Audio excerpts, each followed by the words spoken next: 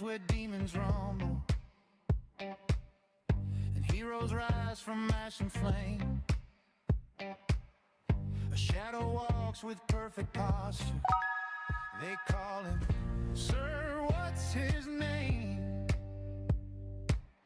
Boots polished like a paladin's pride, cane tapping through the burning plains. Never rushed, he strolls with swagger, unbothered by the hellspawn's chains. His hat tilts just the right direction, feathers dancing in the heat. Every demon takes a step back when they hear that steady beat.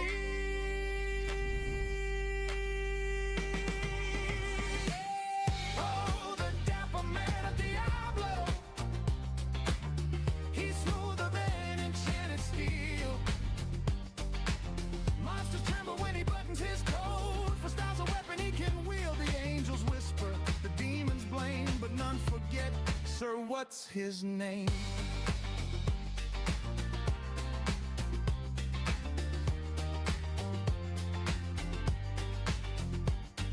He strolls through Act 1 like it's Sunday market, sips a potion like a vintage wine, cracks a joke it on the real's temper, darling venom ruins the shine. Skeletons scatter from his footsteps, goatmen pause to check their stance. Even Duriel, cold and grumpy, feels compelled to give respect a chance. Oh, the dapper man of Diablo, he's smoother than enchanted steel. Monsters tremble when he buttons his coat. For styles of weapon he can wield, the angels whisper, the demons blame, but none forget, Sir, what's his name?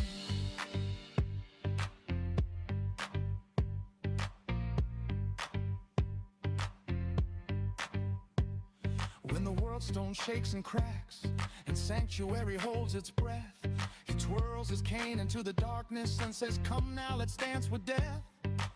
Elegance against the chaos, poise against the flame. Who saves the world with perfect manners? You already know his name. From Lugolian's dunes to Kara's deep jungle, he walks untouched by heat or rain. Demons ask for autographs before they slink back to their plane. The primevals glare in envy, trying hard to look the same, but no one pulls it off quite like the legendary Sir, what's his name? Oh, the dapper man of Diablo, he's smoother than enchanted steel. Monsters tremble when he buttons his coat. For styles of weapon he can wield, the angels whisper, the demons blame, but none forget, Sir, what's his name?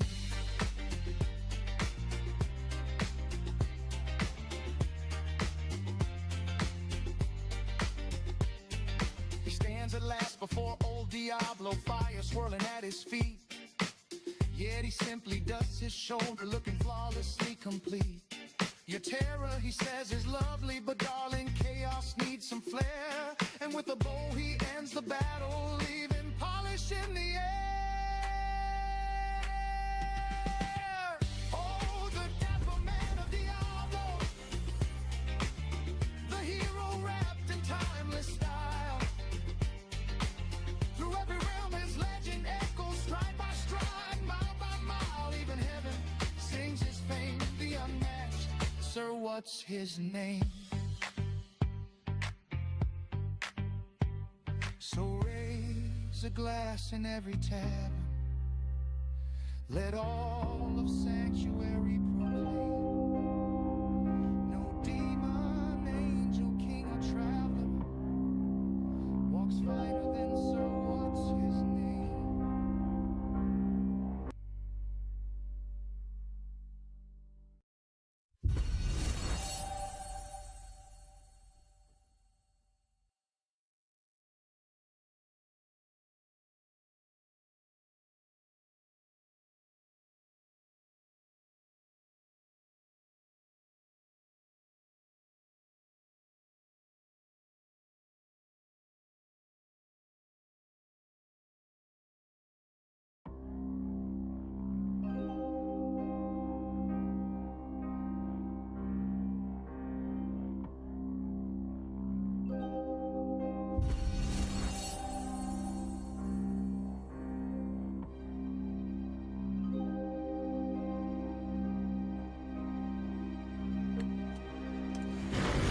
Boys, we are live. I don't need these right now, actually.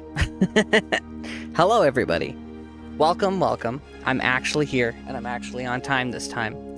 I'm doing a little bit of troubleshooting with a couple of different things and a couple of different things to test. But we have all of our SOJs ready to go. Oh, no, not me. And yeah, we have some things to show you guys. So I got a couple of refurbed PCs. It's not the printer again this time, Dutch. Thank you, Vowels. No, I waxed it this time, so I do in fact smell like oak and not cat food. Primo! Hello, Primo. And thank you for the follows. I'm sorry I wasn't reading. I normally read every single one, but I'm trying to... You guys know the prices of RAM right now. It's very, very high. My PC can run a solid 3 copies of D2 at the same time. No more than that. So, demonic. No. That'll cost ya. Is Cheesecake in the chat at all? Cheesecake won our Discord giveaway. If Cheesecake is here, we could do that right now. Just before we get started, because we have all of our SOJs. Time to get a new PC or other PC. Well, Canister, I have 2 things to show you. Here is another PC. The problem is this PC doesn't have a dedicated network card, so it has to be plugged in to Ethernet. And I can't tell you what this graphics card is. It's something.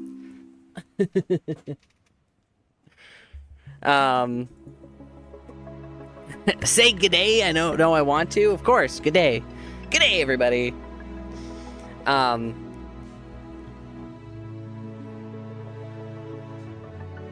no, I have other chats open. Sorry, boys.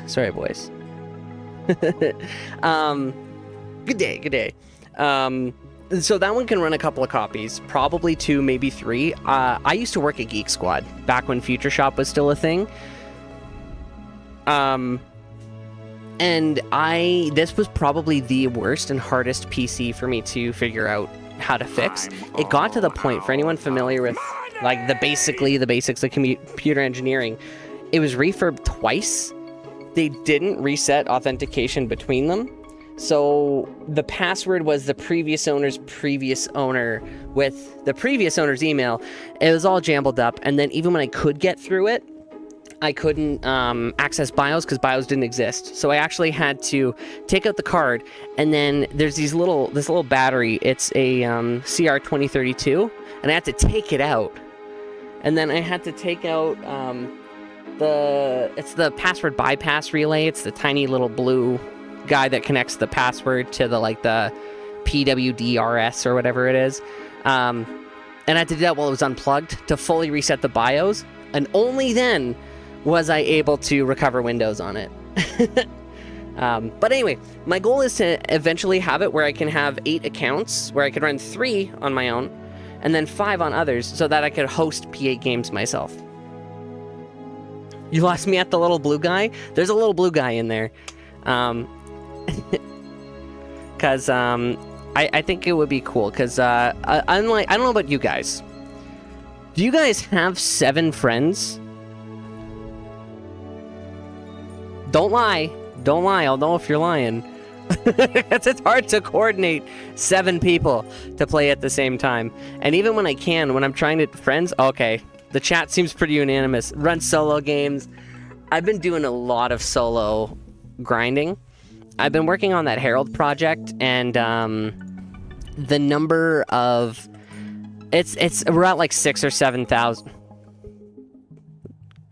6.5 or more, upwards of the number before 8,000 elite packs killed. And doing that P1 to P3, not that good.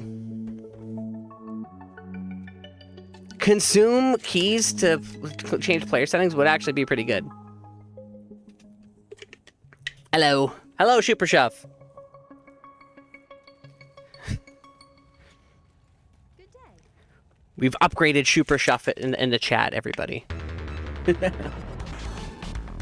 The difference between P7 or P8 and P1 in for Heralds is huge. A P8 Herald has a 1 in 60 chance of actually dropping you asunder.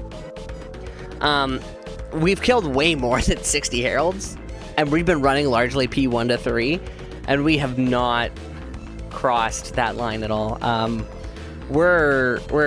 can actually check. I have the table open right now. How many Heralds is this? In the last couple days, we've only killed like 80. So it could be a coincidence. We won't really hit the like. P1 to 3 is awful. It's like 1 in 280. That's why I've moved to computer engineering now. I'm gonna get my other copy open because Horking, if you get a Herald, use the Barb. I don't have the statistical significance I was looking for. There's some stuff I want to share. I've talked to a couple of peeps who are way more ingrained in the stats than I am. And I have one, it's a theory. I call it fishing. So what you do is you have a couple of different people, or you just do it yourself. And if in the rotating tier zone you don't draw the ire twice, you go on to the next game. Because so far, I've noticed my kill intervals have been between when I fish games, when I find those two. If I don't include those two heralds that initially spawn, when I do a full game clear, my interval is closer to 38 elite kills per herald compared to random games, which are usually between 38 to 68. The frustrating thing for me is the one game where I had a kill interval of 153, the average was still 60, because after those 153, the next was at 10, the next was at 16. So I want to have at least 5 full game clears worth of data, so that I can get like the 800 or so elites in each of those, and then compare 3,500 elite kills in fished games versus non-fished games. If there's no difference, then there should be like a less than 5% variance between them. We're doing stats, boys. We're gonna actually run the stats, but I'm gonna run a 2A ANOVA because I want to compare the kill intervals, and the maximum, the min-max, to see if there's a difference. It should be 2%, but everything we know about Herald spawns comes specifically from. It does sound like hell, and it has been.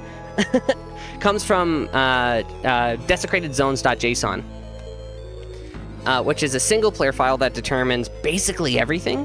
The problem, though, is that Battle.net has had a history of changing things up a little bit between single-player, multiplayer, and if I don't have the data...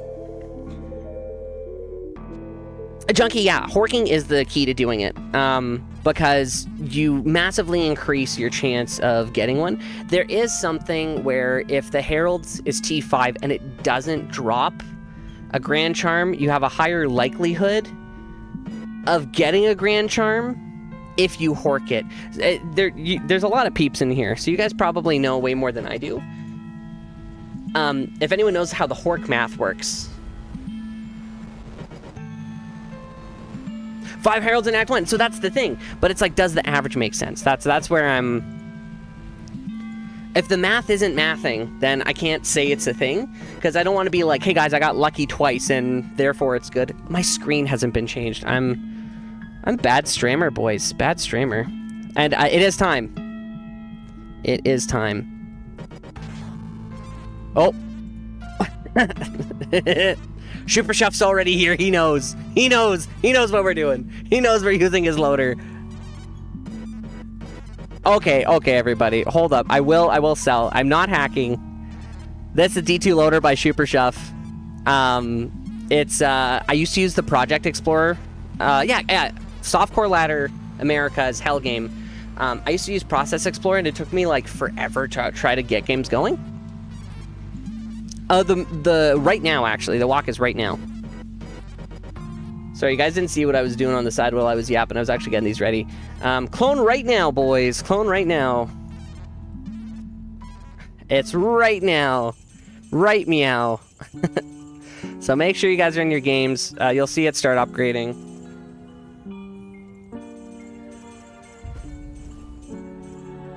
Okay. Terror begins to form. 2 out of 6? Okay, perfect. Oh, you're rushing a new account? Okay. Yeah, softcore ladder NA. Yeah, that's where we are right now. I will pin that, actually, just so we have everything together for you guys. Won't let you player swap. Well, get in your games. And it's Reign of the Warlock for everybody. And NA, I'm just going to put Americas. Even though it's always been... Yeah, ladder. Softcore ladder, Americas. If you guys can't kill it, we have 1,000,001 clone hunters here right now. More than happy to help you. And hey, I'll help you. If I see your PM on time. Canister's game crashed. Get in here, Canister. Yeah, make sure it's not crashed. Terror spreads, and we're at about 80. I'm hoping to get like sub 100, but no guarantee. I want to save as many SOJs as I can. Well, not save. I have a bunch set to arrive tomorrow as well, so I gotta make sure we got everything we need.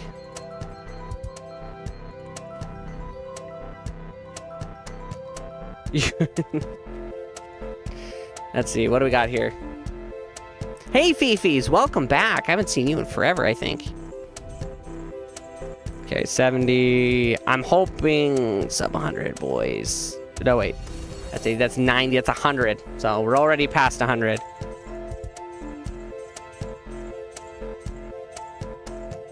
Oh, no! I sold a little bit extra. That's okay. That's okay. How much are the tariffs on SOJs? I solo farmed these. Man, if I solo farm these, there would be no way. That's okay. It's going to the next one.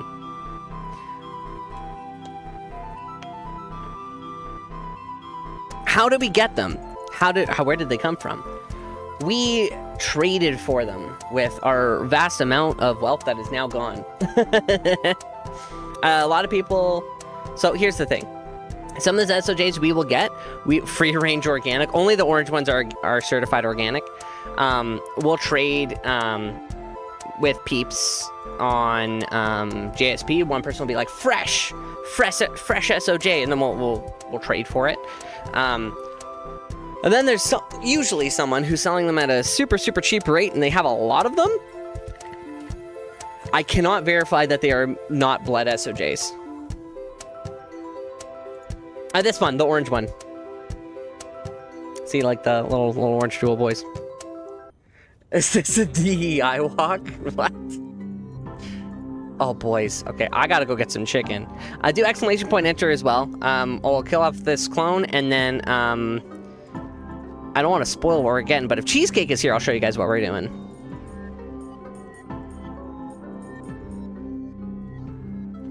But this is also a 1,000 subscriber special, because we actually hit 1,000 subscribers on YouTube. That was our year-long goal. 2019 9 is insane. Congrats. That's huge. Oh, I should use my bow. That's okay. We're fine. We're fine. Dying to declone in front of people never happens. Wouldn't be me. Couldn't be me. On Boazon, for sure was me, but this is different.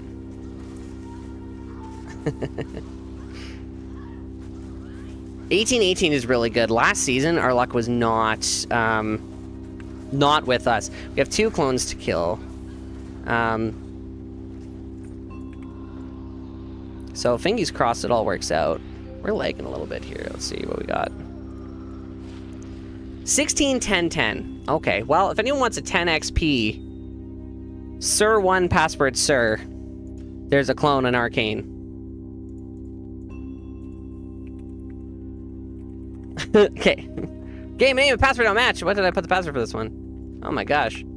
Oh, there we go. Okay, I will be right back. I'll see you guys so close to twinning. I gotta grab the chicken, so I'll be 1 second.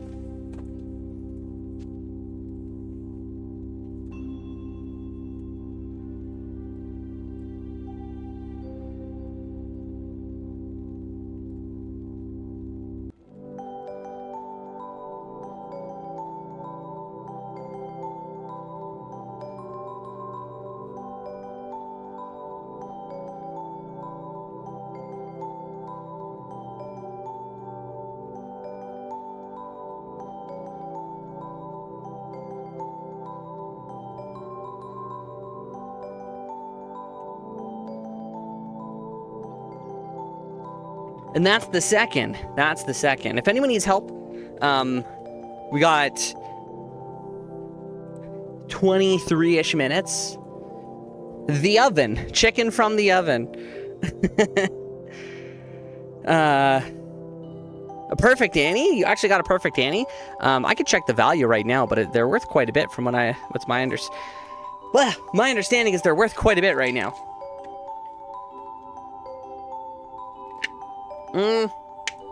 You only get one clone in your game.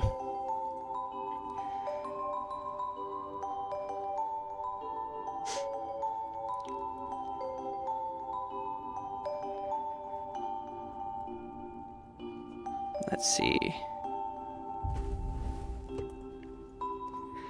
Oh, I'm out of breath. There's so many stairs, boys. So many stairs. Okay, where are we going right now? I got 2 going on right now, so I'm bringing my. This is my Hork Barb. Oh, he's on max settings, which is a problem. He needs to be on very low settings. Very low settings. He's only here to bow and to Hork. A 2029. You guys are killing it with your Annies right now.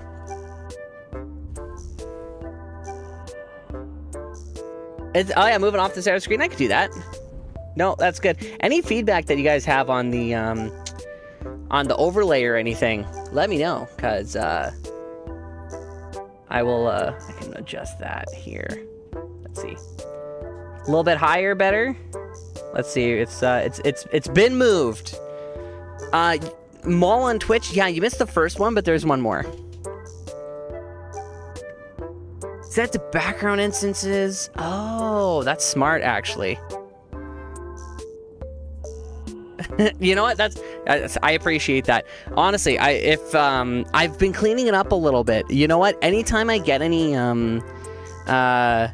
oh, please do. Super Shop, please do. I'll take a look because Reign of the Warlock uses a little bit more.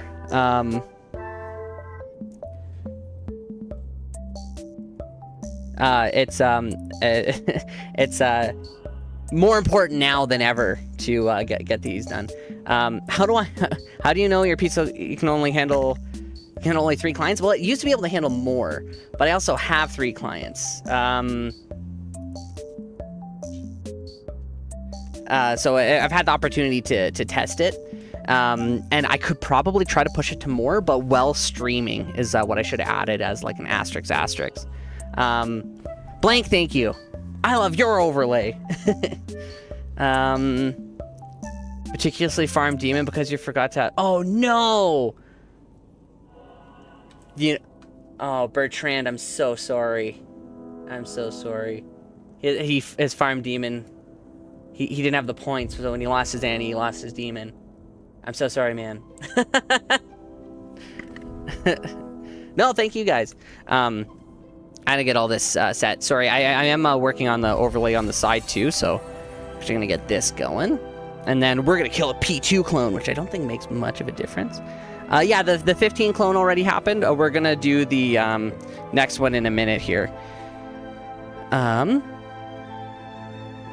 Let's see what we got.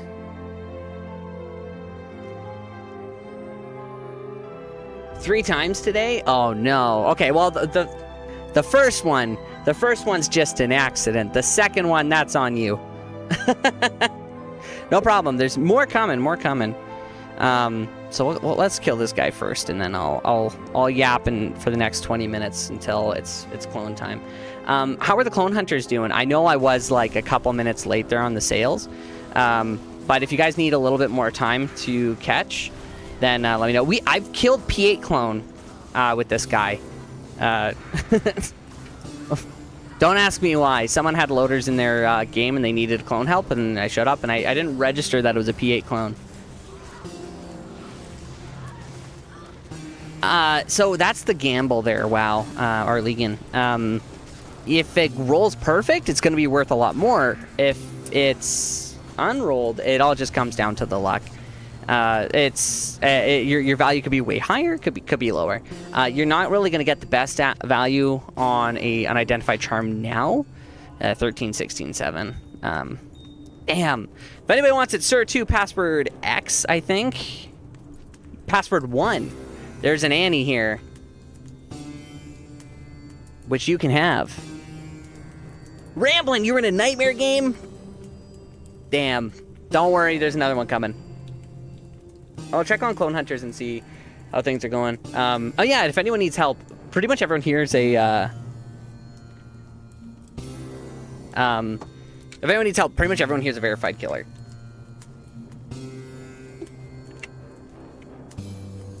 Yeah, Zerdami has been here for a while. Yeah, so you'll need a new game between clones. So, oh gosh, can you believe it? What the game name's gonna be? Wow. And then Cheesecake isn't here. Cheesecake isn't here. After the next clone, I'm gonna go ahead and do a, what's that silly thing called? We're doing a giveaway. Why are we doing a giveaway, you may ask? Assassin is rare. Every season, the chat, it's just the 2 for now. Hippie, for sure, yeah, I'll explain in a sec, too. Every season, the chat votes what we end up rolling for the season. So, last season, the chat voted pretty much unanimously for us to run a Whirlwind Assassin. So, this season, we're running a Whirlwind Assassin. The one before that, we did a Mosaic. Oh, no, not Mosaic, I lied. I'm just reading chat at the same time. We did a Boazon. So, dedicated, physical Boazon. No hybrid, no... It's pretty nuts. No, the ceiling for this is really, really high. We don't really have a Fool's Claw that works.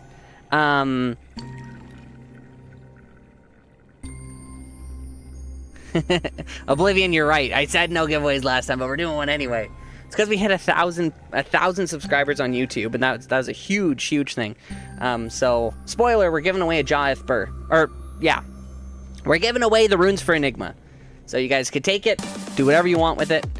And then if we have any leftover SOJs, we'll squirrel those away too.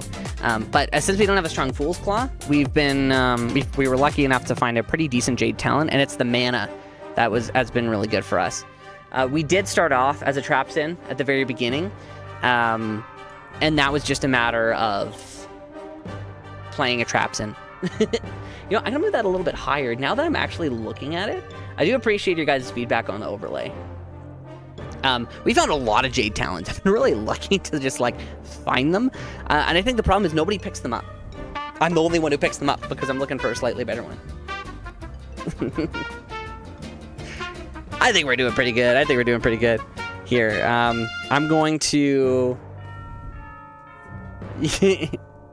You do need IF for the Enigma. Yeah, you guys are getting the IF for sure.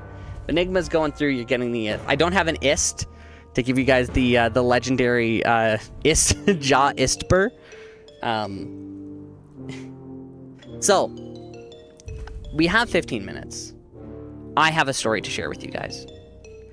My first time actually making an Enigma was probably season 3 or season 4 of D2R. I've been playing this game for like 2 decades. I haven't been playing it competently in that time, and my competent play is only relatively recent, if you could believe it, if you could buy that. That's a relatively recent development where I've actually started learning, you know, why does the 3/20/20 have value? But I was just, you know what, I'm gonna do what everybody online says to do, and we're gonna farm Lower Kurost. We're gonna farm Trav. We're gonna join random games as a Sork, and we're going to clear them, and we're gonna get stuff ready for our pally, and it's gonna be fantastic. It's all gonna be great, and we're gonna have a fantastic time. And it took a while, but I was actually able to squirrel 2 Jaw runes. And somebody was able to trade it for a Sir and a Burr. I don't know what the full value of those of it was. This was after a very long time and a lot of runs. And I had my armor. Okay, I got to make sure it wasn't blue. It had 3 sockets. I put in the Jaw rune. I put in the Ith rune because I knew about the Jaw Ist Burr thing. So I put in a Jaw rune. I put in an Ith rune, and I put in a Burr rune. And it was just a gemmed plate. I'm like, what happened? Can anybody guess what my noob ass did? It wasn't a magic armor. It wasn't blue. It was gray. I see a lot. It was 4 sockets. And I was so bummed. I'm like, what do you mean? I thought the socket just like disappeared. I thought just like evened out. I thought as long as it had at least 3, it would work. Anyway, it was a lot of runs. The number of runs that I actually did, it was a lot. It was a lot. And I was only focused on runes, and I was so sad when that happened. I didn't count them. But it was a long time, a lot of farming. And I will... What did I put in the last socket? Believe it or not, ultra wide, I put a hell rune in there. It was also back in the day where I thought JSP was, I thought it was, I thought it was against terms of service. I thought it was a banned website. I'm like, you can't do that. You can't go there. I've been part of the, believe it or not, boys, I've been part of the community for a very, very, very long time. But I haven't been part of the community. I've been lurking in the background. If you could believe it, I was a squeaker. If you think my voice is high now, this is after the couple of drops. So I would never post anywhere. Big money. The ticket's free for everybody. And then every like 2 minutes of watch time is an extra ticket up to 10. Yeah, I've only officially been on JSP for like 5 years now. 4 years? I don't know what the account says. But we got a couple minutes. And then I'm getting the barb ready. And yeah, we're gonna set. Anyway, anyone else have any super embarrassing stories for their first time messing up? Jaw Ithbur is one of the most, you got a 2010? So many, I'm not getting any of these perfect ones. I'm pretty out of here. But you know what? This 15-2010, I'm really happy with. Daz Romo, thank you so much. Every time one of you guys follows or subs, Insight Runes inside of Monarch is crazy. I have a special place in my heart for Spectacular Trash. Spectacular Trash is what is something that's really, really good, but is absolutely ruined by something about it.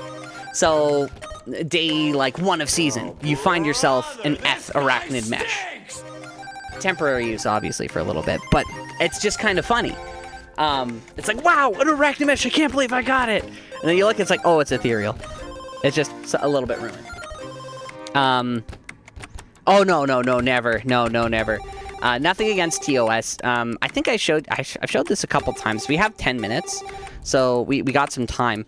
But the way we accumulated a lot of our in-game wealth comes here. Let's open this up for you guys so you guys can see. We got really fortunate when Mosaic was still a thing. Let's see. This is probably the best item I've ever found / posted anywhere to sell. The second best was season 7. I actually day 1 rolled a perfect spirit Monarch shield, and that was worth quite a bit. Let's see if I could find it. Oh, I have GG photos. That's what it was.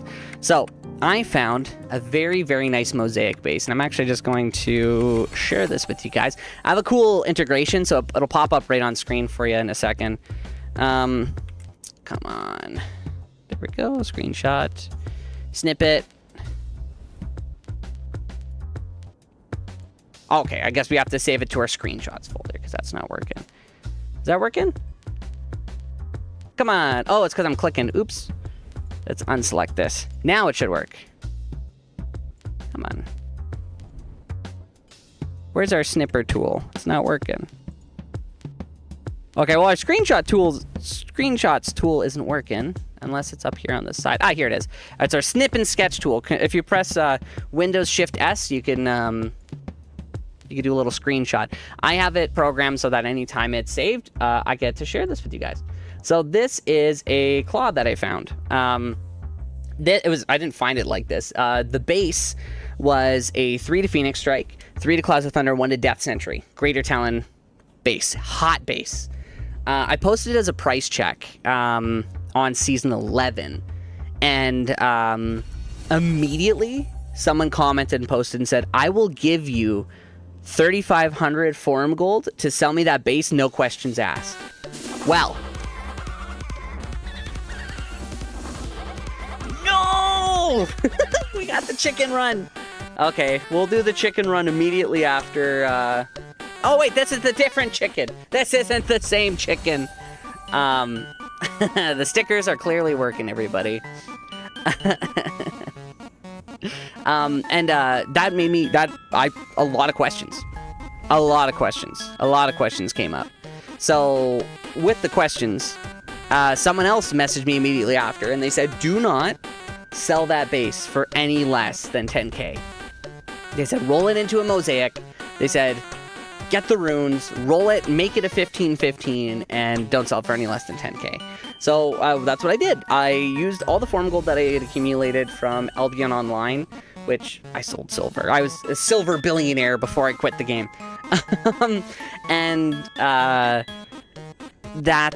I got 100 gold runes, 100 Maul runes, and then 100 AM runes, or I think that's what the makeup of the thing is. And on the second or third roll, I got a 15-15. And then I posted it, and it sold for what was about 100 burr runes at the time, which, all in all, it was about 45k forum gold. And from that, that's how we've been able to squirrel away a lot of other stuff. Moving on from there, it was definitely an insane find. What I did was, I acted as a middleman also.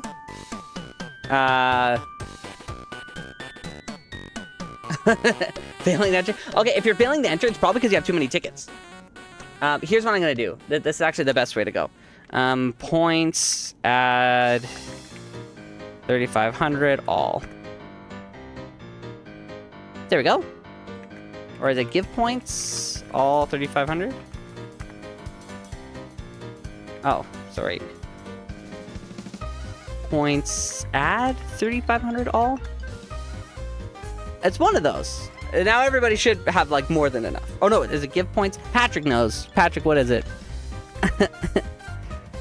Or just go to 4K. Does 4K work? Doesn't look like... Oh, that's a valid username. Okay, so it's, give points, all 4,000. Now everyone should... I don't know what the command is, boys. Oh, there we go. Everyone has 4,000. Now if everybody does enter, or exclamation point, enter, space, all, you'll have all the tickets. All the tickets will be there. You guys listen to me yap for long enough. So what I did is, okay, let's, I do have to hide this because, what I've done is, I use that to further fund, what ended up happening is I ended up working as a middleman. I was doing a lot of trading, a lot of ethical trading, because I was so worried about where SOJs and things like that were coming from, where I would only get SOJs from people selling less than 2, or 2 or less. And yeah, went from there. What ended up happening is, between that and Tradery, I met 2 specific people. One person who was area locked to Asia, and one who was locked to to EU. I don't know why they were region locked, but they knew about each other, but they couldn't trade with each other. One person was selling SOJs for 9 forum gold each. The other was buying them for 15 forum gold each, and they knew about each other. So I did the most disgusting capitalist thing I could do, and that was act as a middleman.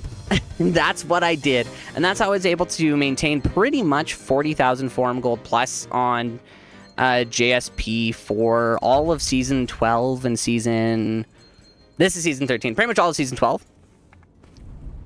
And yeah, that's pretty much all she wrote, and that's pretty much how it how it all went down. It was something. We have people in chat talk about it, where certain countries have you're not allowed to switch servers once you're on one. Yeah, so I kept the 6. That's actually why I have 3 accounts. originally is because, okay, I have 1,400 for, like, SOJs that I have to switch between people. For every, like, 8,000 farm gold. Thank you so much. It was the baby's, and I gave it to her in the car and trusted her. Oh, and no. she dropped a little bit on her seatbelt, and she was so hard on herself. She was so sad. I was like, no, you don't Wow. Patrick is one of my favorite mods. She was also holding it with her whole fist in. Oh, no. Like this. Oh. So I think her fingers were... Oh, no. Oh, that's why there's little fingy prints in here. Yeah. I love fingy print ice cream. But she's happy to her dad. Oh, I'm a happy camper. Never mind the farm gold, everybody. New stream. Let's go. Yeah, so that was it. Blizzard flavor? Oh, it's, that's strawberry cheesecake. What the hell is that? I need mana. Picked it out on more the mana. app? Not enough mana. Picture said she wanted pink. Oh, I wanted the pink one. Oh, that's so sad. My only ask before we walk the clone is F's in the chat for the baby who got some... Oh, gross! What do you mean gross? What do you mean gross? It's delicious. Oh, thank you guys. Thank you for the F's. That's so sad. Oh, she got a little bit on her seatbelt and then was just sad and didn't want to eat it. That's so sad. I mean, we get ice cream now. But yeah, basically I got to middleman, but they were also not on the same schedule. So back in Season 11, for some reason, was just wild when it came to the in-game economy, where SOJs were super undervalued. I'd lick the seatbelt too. But in EU, for anyone on EU, you could probably attest to this. I had to start selling some of these guys. Make sure you're in your games. Get in your games. PMEs were super elevated in price.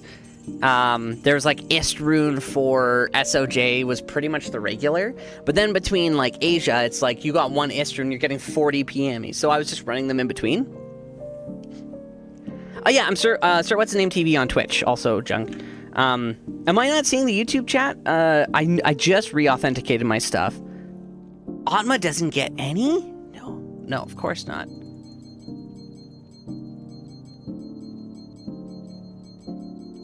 Okay, you guys are in your games, on your accounts.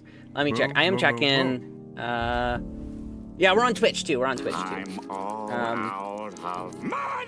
Oh yeah, mosaic bases are incredible to find. So I was really lucky with how that turned out. Drifter Cavern, if anyone's wondering where I got it from. This does not seem like blood SOJs. Well, the thing is, it's like I'm totally happy. There's not many of you peeps on YouTube, that's true, but I love that you guys are here. A small group and our torch farmer. You know what? I'm fully happy to help you guys out with getting them. I've been offered sponsorships from RMT websites already. I'm not very big in the space. I'm just a little guy.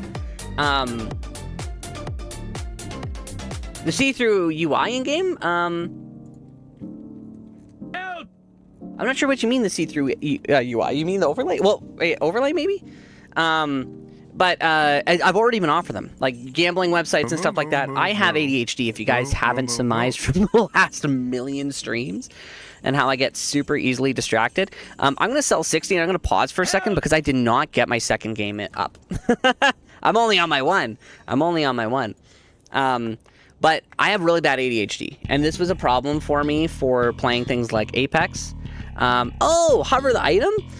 Nutty on Twitch is actually the best person. He actually created a unique overlay where screenshots get saved onto OBS, so it'll project it to OBS for the items to go forward. Yeah, Nutty on Twitch and YouTube. A lot of the stuff that we have is only because of him, like the integrated chat as well, also from Nutty and his Discord. Even the Ocarina. The first one's free, and I gave points to everybody else. So you guys should have enough. Oh, of course, yeah, we're going again. I'm going to finish off this 80. I don't think we're gonna hit it early. And then make sure you guys are in your games.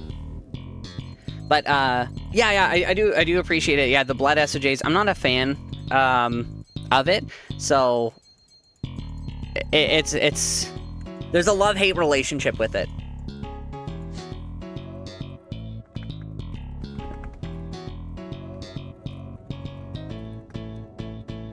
Everyone has 4,000 points. A blood SOJ, it's just kind of like a blood diamond, where it comes from like an unethical influence. So, blood SOJs, blood runes, they're like blood diamonds. We had a vote once where it's like, guys, okay, do we do an ethical giveaway? Because we hit milestones. Every time you hit a major milestone, that's whenever we've done giveaways, even though I say we're not a giveaway channel. We give things away because we have 500 plus people that are all super supportive and amazing. And we hit incredible goals. And I can't update the follow or subscriber goal on Twitch fast enough because you guys keep destroying it and leaving it in the dust. And that'll often lead to, us having stuff. Like, we hit the subscriber goal. And I didn't even say anything to the peeps. And I'm so sorry, because I'm always so good at it. Like, we had 100 plus on the goal, and we're already at 1,200. It's just, you guys are... We're not worthy! We're not worthy! You guys are too supportive. It's like I feel bad. It's like maybe we should have had more than 2 Enigma runes. But last season, Man vs. Stream, a full stash and inventory of Burr runes was what I would owe the chat if I lost. And 437 Burr runes is what we ended up giving away to the chat. So when we had 70 or so people at the very end, we had a marble race, and it was a everybody wins marbles race, and everybody got a Burr rune. That was the end of last season. It was a lot of fun. Okay, let me sell these. But yeah, if it's got blood or oil on it, so if it might come from bots.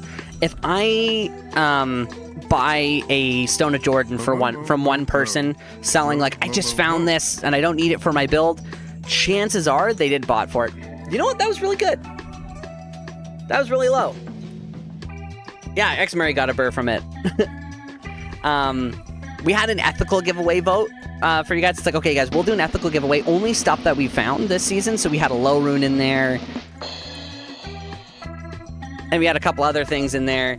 And then the other one was the questionable giveaway, where it's like, hey, this guy was selling 10 burr runes. Did he find them? You know what, Strong Rock? I'm not even looking because I'm a little nervous. Oh, no, I'm spilling the ice cream. Oh my gosh. I've spilled the ice cream, everybody. It's ruined. The stream is over. People are gonna think I peed my pants. I didn't. No, thank you guys. I only have 30 now, but I'll kill these clones and then stick around. Lick my seatbelt. You're absolutely correct. I need to do that. And then, not pee.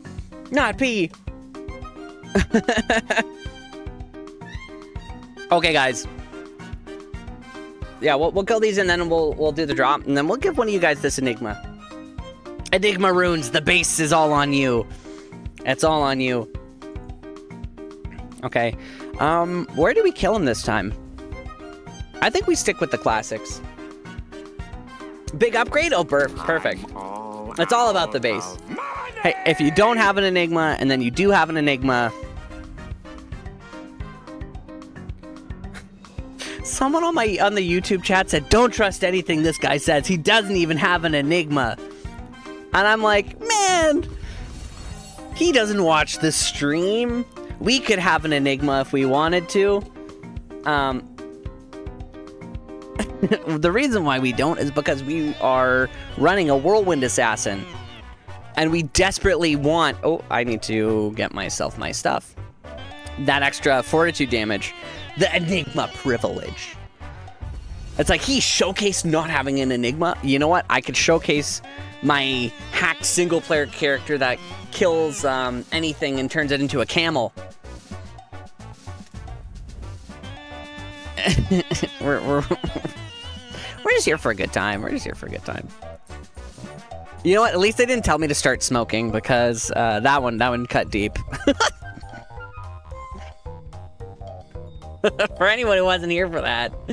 So YouTube comment. So if you guys upload literally anything anywhere, do not look at the held comments, or do. Yeah, Josh should work for YouTube too. Exclamation point enter. The chatbot should work for both. It should pull from both. The benefit is YouTube peeps don't have to use points. They're just pulled in. Oh no, it's everybody. Yeah, no, everybody. If you don't have points, it's just based on watch time. Everyone should have points, though. I've given you guys so many points. If it says you can't enter, but you already have, distracted bonks. You're right. You're right. It's just because you already have the max number of tickets. Sometimes it says points, but usually it's the tickets. That's the defining thing. Why are there so many people here also? We've run clone walks in the past. We did the very first North America clone walk in season 12, and we got like 50 peeps. There's too many peeps here. But everyone's talking, so... Okay, 16, 13, 7. I mean... It is an Annie, but... There's a day for the walk. Well, thank you, I am Moose. It's gonna be in the next like 10 minutes. Wait, what's it say? I don't think he gave. I think he gave 4,000. It says, oh, you know what, Truck? Let me figure this out. Okay, hold up. I'm all out of money. Okay, yeah, there we go. Now everybody has points. I used the wrong thing. I gave someone named 4,000 all of the points. Okay, let's go to the other game. Oh, and right after, I'll explain the fishing strategy. Oh, I made it's the wrong game. I gotta join the Barbarian, not create my own game.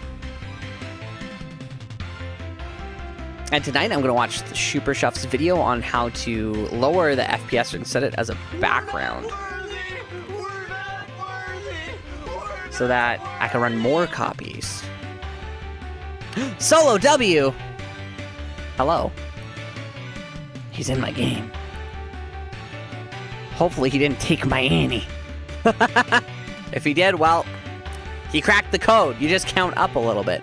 A perfect Annie. How many perfect Annies can you get? You know what? With 700 plus people all looking for Annies at the same time, at least one of you guys, I'm certain, would get... He left.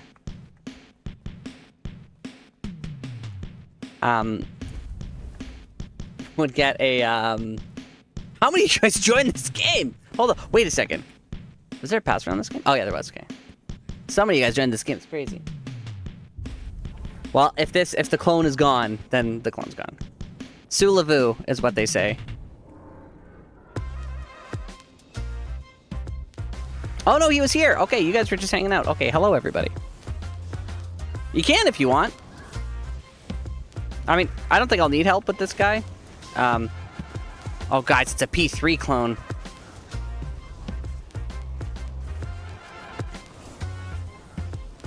Peeing my pants once is bad enough. Now twice.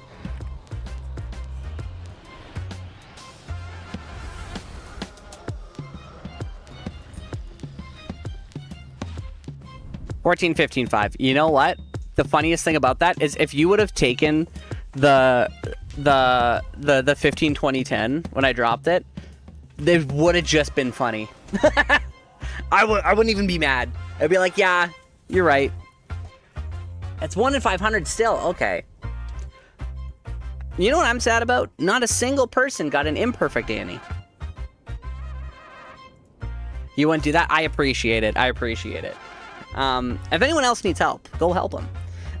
Now, I do have a confession to make. You have one? I love it. I gotta find one myself. I do love seeing them. So you can't give me it. Oh, look at that. Beauty. Beauty. In the game, that's crazy. That's a 10-10-5 if you know, I'll hide my body. 10-10-5. Love it. Don't give me one. I gotta find it myself. It's on my grail. I gotta find one. I gotta find one myself. I love spectacular trash. One of the best spectacular trash items I found was a low-level dueling pally circlet It had... Well, what was it? Max Dex. It was level 29. Thank you for the follow, Daddy. It had the plus to skills. It had the max run walk and faster cast rate. And it was ethereal. And it was ruined. It was ruined because you can't use it for low level dueling. Because if you put a Zod in it, you can't use it for low level dueling anymore. You still don't have any points?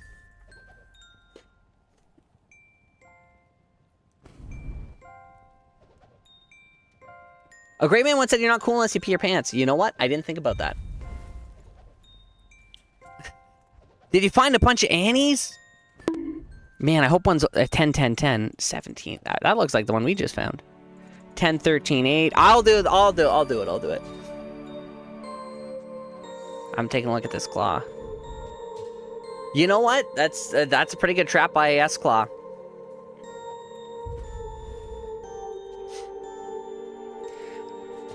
You guys can't give me stuff though. If it doesn't happen on stream, it doesn't count. People will get mad. The axe thing in my stash? Let me see. What axe thing? Oh, this one. This one I was running. It's the Minotaur. I was running it on a Warlock for a little bit. But then I realized Warlocks don't apply Crushing Blow. So I was But I thought the blind and everything else would be good. And I know there's some kind of buff where the more strength the Warlock has, the more damage it does. With certain, like, strength scaling weapons. Mishalama talked about it. Oh, but you know what? I feel like I've never seen it before, too. I don't think it's new. It might be new. I'm pretty sure Warlocks don't apply Crushing Blow. They apply Deadly Strike. But I'm pretty sure Crushing Blow doesn't work on them. That's not new.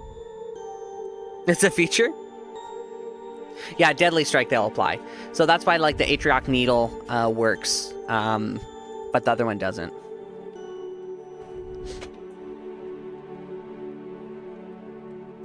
If you use Mirror Blade as attack, does it work if you use Mirror Blade as attack? I'm so out of it for them. Oh, the large millets have the 1.1 scaling. Yeah, you're right. Oh, it works on Mirror Blades. Okay, okay. So it's just not echoing that works. This man is a doctor, an astronaut, a lifeguard, a lemon farmer.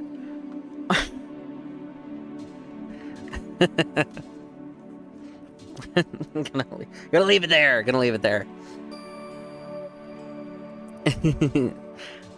And sorry again, YouTube peeps. I keep neglecting you guys.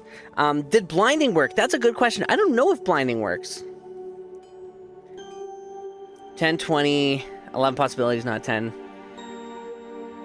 Yeah, it's really hard to get the perfect one. Yeah, one in about 700. And then a lot of people are running multiple games though. Have I found a perfect one? Yeah, we did. We did last season. No, we found a 1920. No, we did. We did 2010. We did find one. We have the clip. But we found the imperfect one first.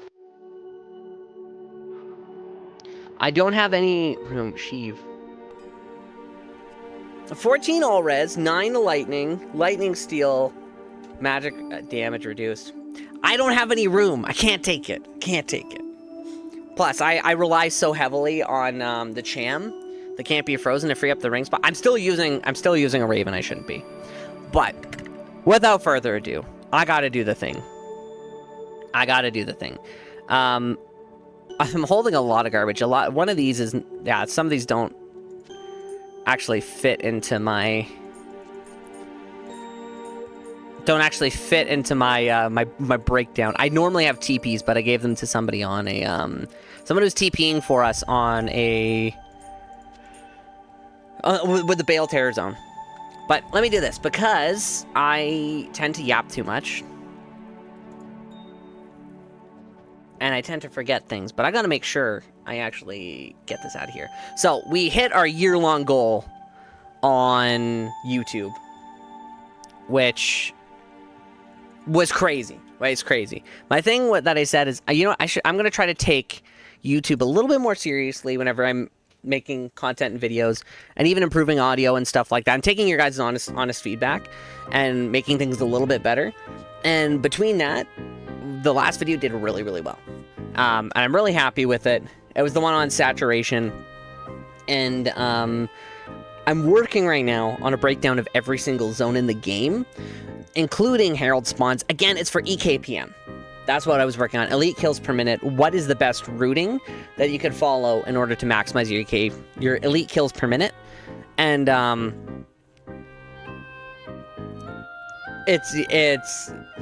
that's what we've been working on. So there's a couple more things I'm adding to it. There's a couple of things that in the testing we've been discovering in different areas. Sir, serious. And it's been a lot of fun. It's been a heck of a lot of fun. We've spent the last couple hundred hours testing different zones, finding different things. Is this screen not fit? Hold up. Oh my gosh, guys, the screen wasn't fit. We were cutting off half the screen. Any more walks? We don't have enough, but we're getting more tomorrow, actually. More SOJs tomorrow. Anyway, hitting 1,000 is really crazy. And I'm really, really happy. And thanks, guys. You know Lord Koros armor stands? I think it is possible. Is it all donations? I didn't see what you said before. I didn't see what you said before. What did you say before? Let's see. Oh, how much do we buy them for? Okay, so there's a couple of different, at most, like, 300 forum gold. Which is not ideal. The least, I traded an Istrun for one on EU. And the Istrun was like 10 forum gold. So it takes a little bit for us to get them all together. But there are a couple of people that supply SOJs quite a bit now.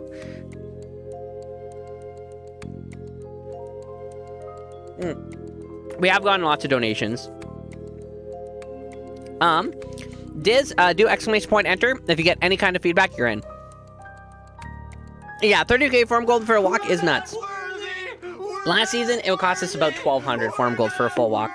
But now, between Randy the Warlock and LOD, both being out after, let's be honest, a couple series of bot bans, SOJs are harder to come by. Asia has billion SOJs. That's actually one of the ways I do it. You go on Tradery, filter by Asia, and it seems like in EU, crafting material seems to be overinflated. In Asia, P-gems seem to be underinflated and crafting material. So what you can do is you can exchange on Asia, acquire as much of the stuff that you can, as much of the crafting material, trade it on EU, and then come back to NA. NA seems to overpay for everything. I don't know if you guys have the same experience, but arbitrage, that's the fancy word for what you could do. The thing is, it takes a lot of time. The best thing we did last season was take a low roll Ethandes and flipped it into a Breath of the Dying. The 3 Jaw runes. It was a heck of a series of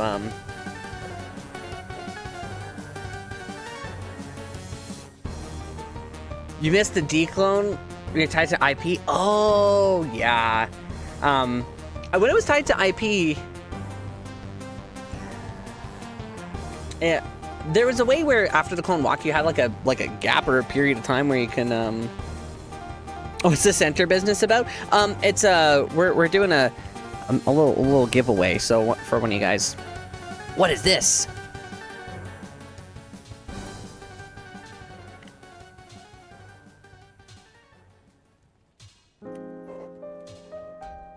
Collecting lots of claws. I've never actually used Dragonflight in any of my goes. For this one,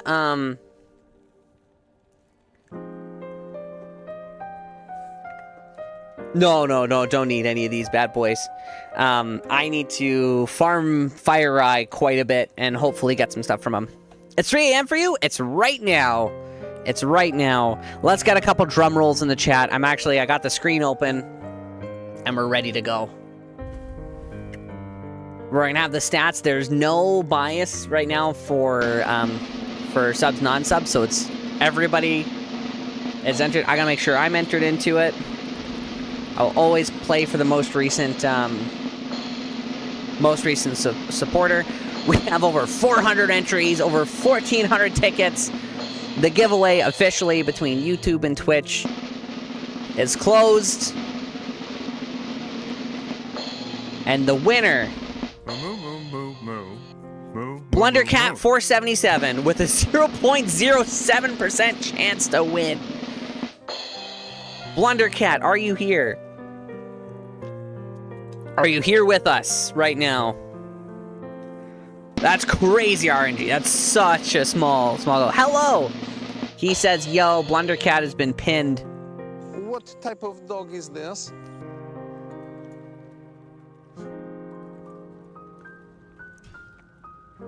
We're gonna do something crazy. So much so. And hide the game. We're demonetized on YouTube, boys! Yeah! You ever feeling empowered by a K-pop song? I know I have been.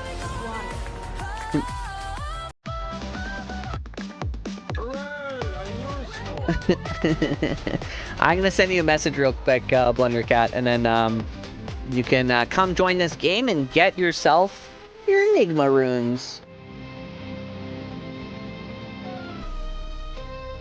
I'm sending you a message on Twitch. And I also gotta make sure I know. So, what did I just name the game? Let's see here.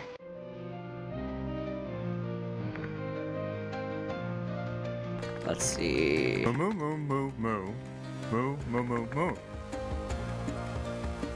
Perfect! You have been messaged. No, thank you for the walks.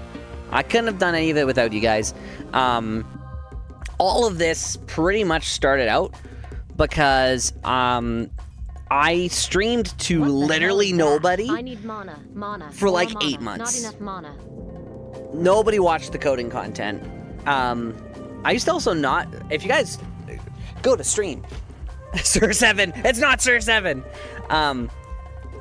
Have the stream on in a set of like headphones so you could hear the audio quality, because my audio quality sucked, so that's probably why nobody watched. Pretty much what we did is we just kind of not vibe coded, but we would do like humble bundle courses and things like that. It was a lot of fun, and it did coding. I made a bunch of different small games and projects. We didn't have anyone show up, and then I gave it up for a little bit. Is this our boy? Your last test, even though I PM'd you the game name, let me know what your in-game name is on Twitch, in the Twitch chat. I gotta make sure you don't get scammed.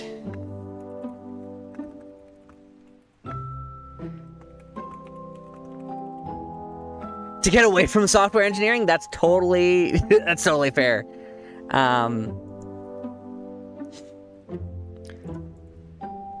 ASMR coding in chat would be like me, like, wait, what the, how, why is, what? Oh, okay.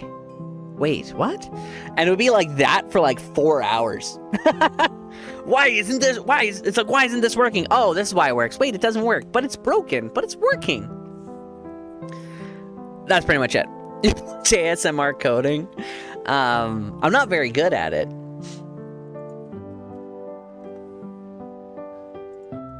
Okay, and then my man is gonna get a burr rune, a jaw rune, and an ith rune. Don't put them in that order, though.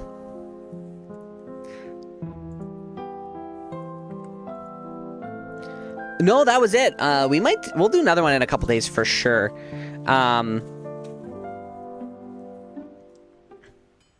Color coding? I'm not very good at color coding. Jaweth Burr.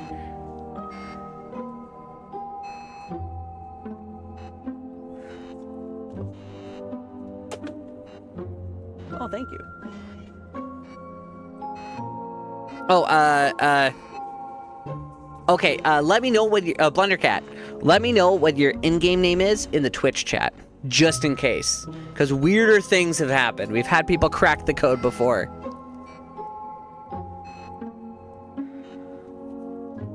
You know what? If Blundercat wants it, that would be perfect.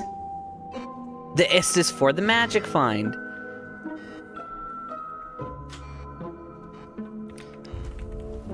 Blueberry. Blueberry. Come on, man. Come on. Wait, is this Battle.net name? It is Blundercat. Okay. Okay. You know what? Did anyone make the name Blundercat and level a 92 in the time that the draw happened? Probably not. If someone did, they deserve it. They deserve the Enigma. If someone was that fast. That was so funny. Pretty common name. Blundercat, it's just, you know, and crack the code. Hackerman Blundercat deserves it. Never mind. Pro strats. It's happened before with like level 1 ones, which is pretty funny. In 10 minutes, it seems legit. It's the Uber AFK. XP is back in Reign of the Warlock, you know.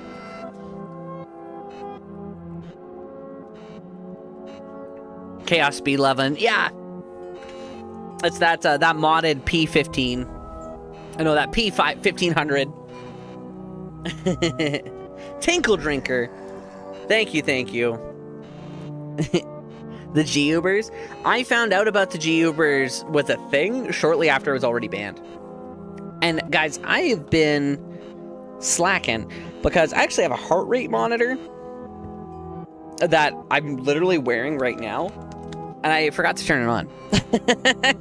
You guys can't see how excited I am. What is a name even? Yeah, I miss the level, like a lot of the like stuff that I did back in the day when we played is I used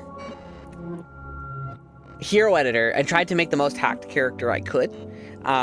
Like I did the reverse hex code to give myself bail skills on the hotkeys, where it's like it would be a blank box in the corner because the bail skill didn't have an icon. Or you would like program the bail laugh in one of them, hold the right click, and it would just be Bale's laugh over and over again. So much fun. So much fun. You would break the game a little bit, because if you would like get Kane's cage as one of the one of the characters, or like the reanimates as like Kane's prison or whatever, Kane would come out of it, walk away, he would take a portal, go back to town, but then Kane would be gone from the game. But it would say he was there. It would say you beat the quest, but then Kane wouldn't exist. There's like weird sequencing you could do, so like NPCs wouldn't have dialogue anymore. It was a lot of fun. One of my best characters, his name was Free Hacks Please, because I couldn't look at half of the items that he had, because if I did, my game would crash. There's nothing to do about it. My highest level was level 127, because you could hack 127 as a character. Oh, of course. The Aussie rings and, what do I have here? I have a couple of them.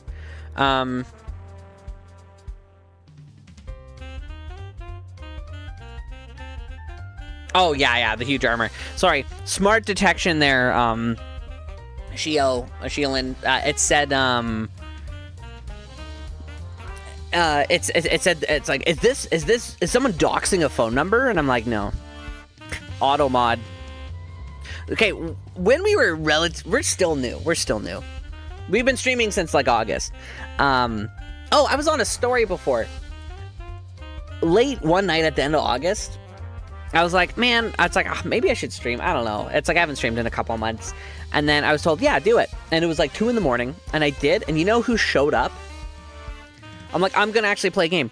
The Diablo 2 Australians showed up. And everything blew up from there.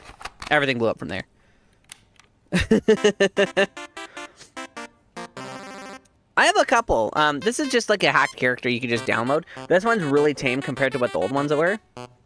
Oh, those guys are a hoot. We talked about coffee. The hacked High Lords. These hacks don't like are whatever. One of my favorite things to hack is negative XP charms. This is one of the things that I don't know if you guys have seen this before. This is if there was one hacked item. Oh, I won't forget. Oh, fishing. Someone pin fishing. Pin fishing. Hacked charms. Oh, no, they're not. They haven't been converted yet. I'll convert it real quick. Who was it who had it? Tester. I think Tester had the negative charm. He'll get converted because I can just make more. I'm just going to move this over to the shared stash. Unless Tester didn't have it in his inventory. Where is he? Oh, so the negative XP game. So you need a couple of them. So we're gonna do 3. I do love these, the Transformers. If there's one hacked item I could bring to BattleNet, it would 100% be the negative XP charm. Now you might think to yourself, why would you want a negative XP charm? Because the game breaks when you gain negative XP. Let's get 3 of these. We have negative 150% XP right now. Instant 99 is exactly it. You can't go any higher than that. If you want 127, you do have to hack it. But I'll show you guys. I don't know if you guys have seen this. Obviously, this doesn't really do too much. It's underflow. There we go. And we are level 99. World's fastest, level 99, single player, self-found warlock.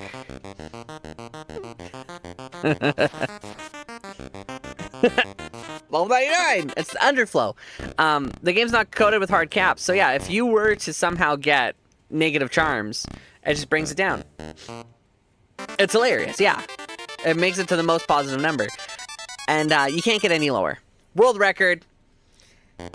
See, this is why I don't compete with all the other streamers, because it just wouldn't be much of a competition. Oh yeah, you get the maximum possible skill points. You get everything. Congrats on world record. Congrats. We did it with gear on. We did have 3 charms. You're right, but it was P8.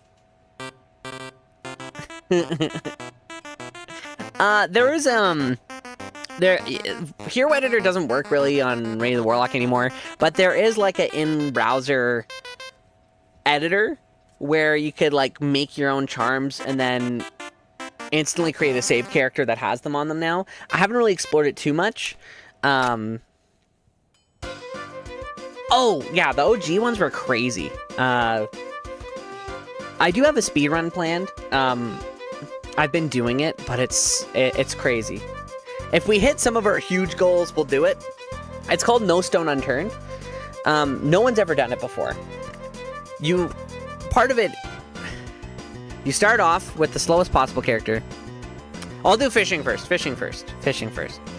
So, fishing. What is fishing? Fishing is a theory. It's a theory.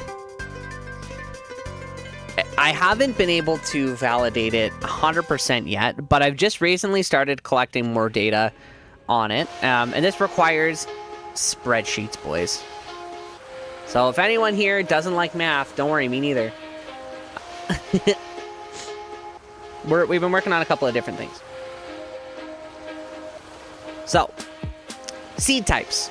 My theory is that Reign of the Warlock doesn't truly have a 1 in 50 chance of drawing the ire of a herald from happening on a kill.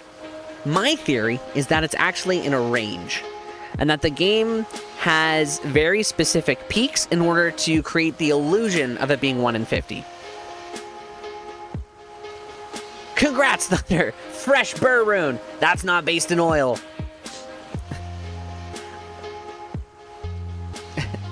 The higher draw does seem really weird. It's supposed to be 1 in 50.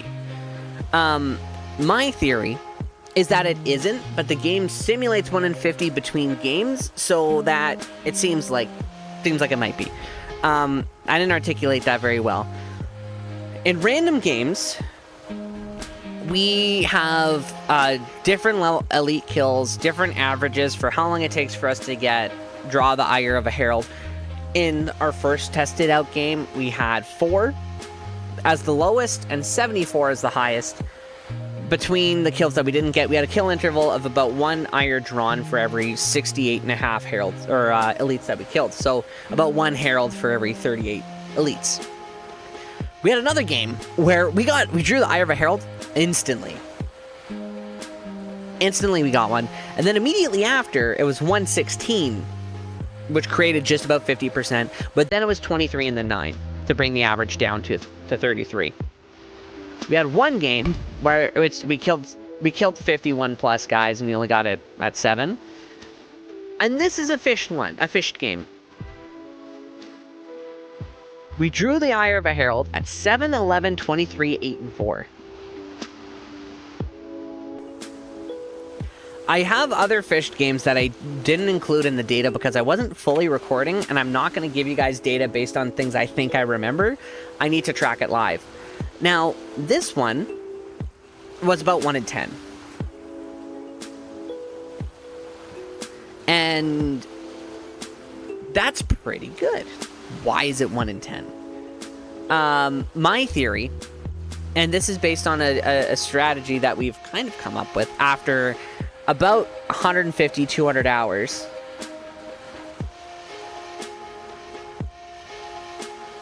Wireshock, this is all online.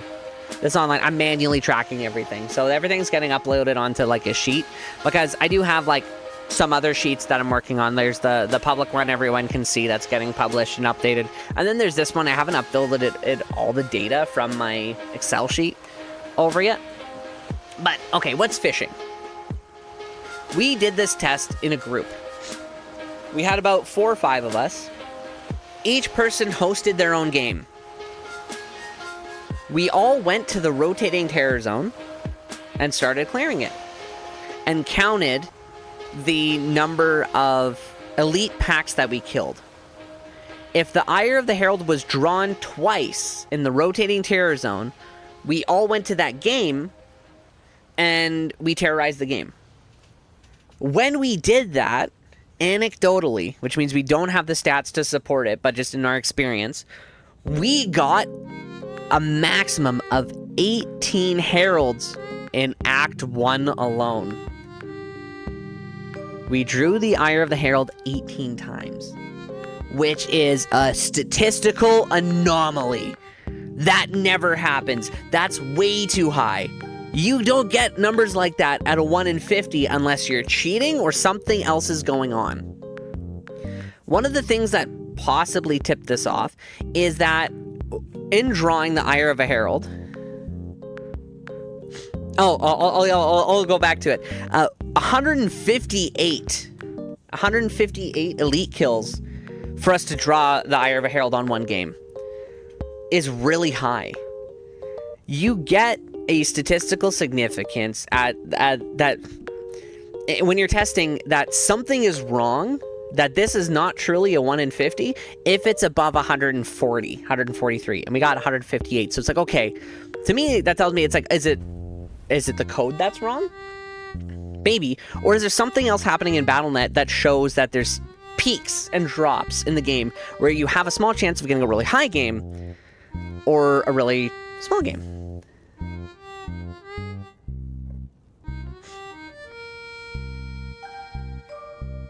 Subsequent observations of a game would be censored. You know what? Actually, Science Plus, I do appreciate that, actually. What we did is we didn't include the 2 drawn ires in our calculation, or in our testing. So if a game was fished, we didn't count those two first heralds in the count because we only used it as an indicator that this could be what we call a hot seed or a hot game. We can't look at packets because that would be cheating. So we can't. So our theory is that there's something a little bit different between each one. So we were counting the packs, and then we had these clears. So we had different games where we cleared Act 1, 2, and 3 completely, and we got 2 heralds. Which is insanely low for the number that you would actually get. Talking to some people, you have about 800 or so elites, 800 to 860, including super uniques throughout the entire game. So when you terrorize a full game and clear every single area, you have about 860. On average, if it was truly 1 in 50 in a complete and total game clear, you should get about 17 heralds. So getting 18 in one act alone is a statistical anomaly. So I've been on a quest to record it and replicate it. So what we did for fishing, our theory was that for us to get more info or more data, we need at least 1,000 plus elite kills in fished games.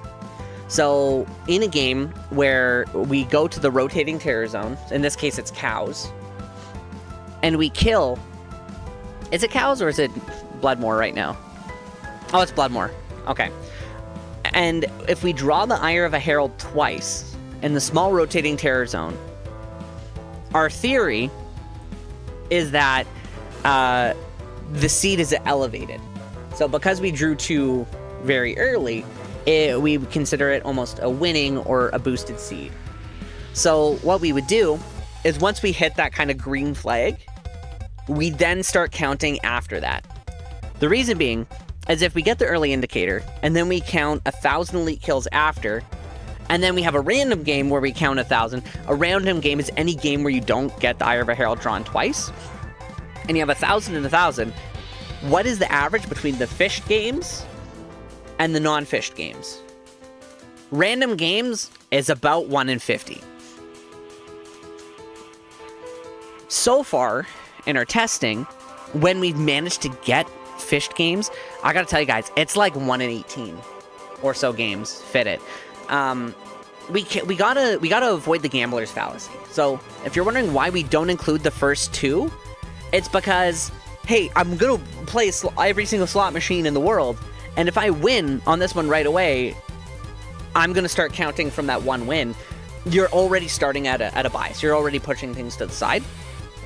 But what we need is more data. Any rotating terror zone, in theory, you should be able to fish. Any terror zone at all, actually.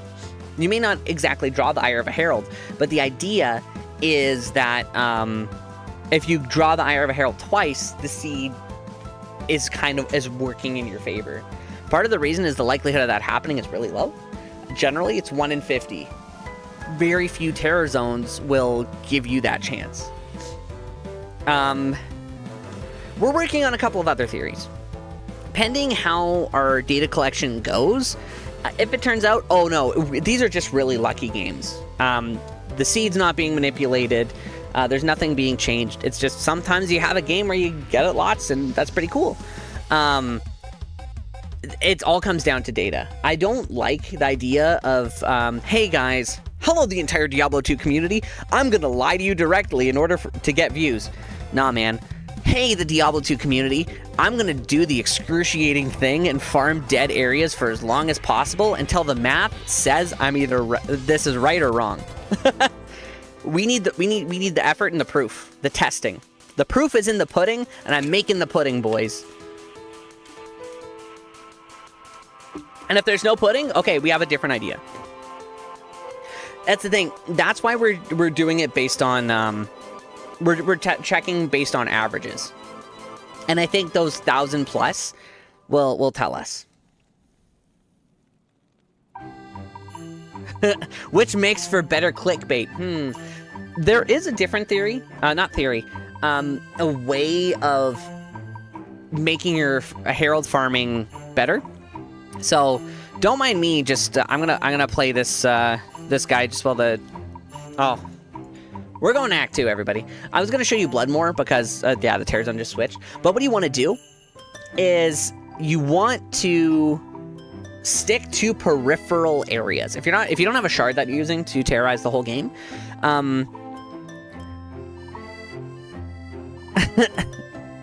Wait, hey DT community, why does my microwave light go on sometimes and spin without heating up? It's because the door's not fully closed, but we gotta figure out why. Yeah, blank. It would be like 1 in 10,000 runs for it to fit the stats. But if we're able to replicate it reliably, then we would have some good. Yeah, crowdsourcing data among uncoordinated parties would be a nightmare, which is why I've been solo running it.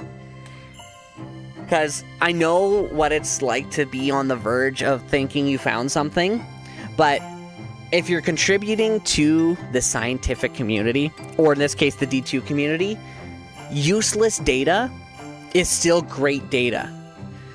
Data that proves, hey, it's actually 1 in 50, even though it seems like it's something else, is just as good as, hey, this is actually broken. Because then you could focus less on trying to farm for magic map seeds, and more so on the most efficient ways to optimize your elite kills per minute. That's my thought process. I'm making Pudding Boys a Diablo story. I've talked to a couple people already. To Science Trap, man, I was thinking about, okay, how many bookshelves do we need to farm with max magic find before we get a unique book or bookcase? Yeah, so, I am a published scientist in real life, boys. In real life, yes, I do. I am published. I'm not sharing it with you guys. But there's one thing you learn in science communication. You can tell from the mustache. He knows. Science Plus knows.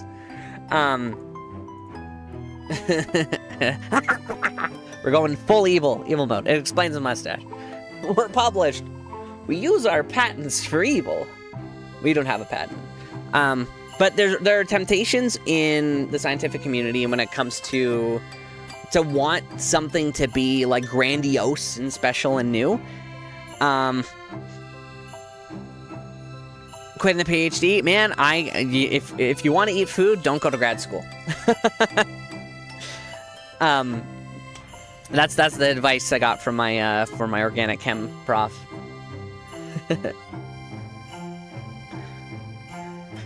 That was exactly it. Yeah.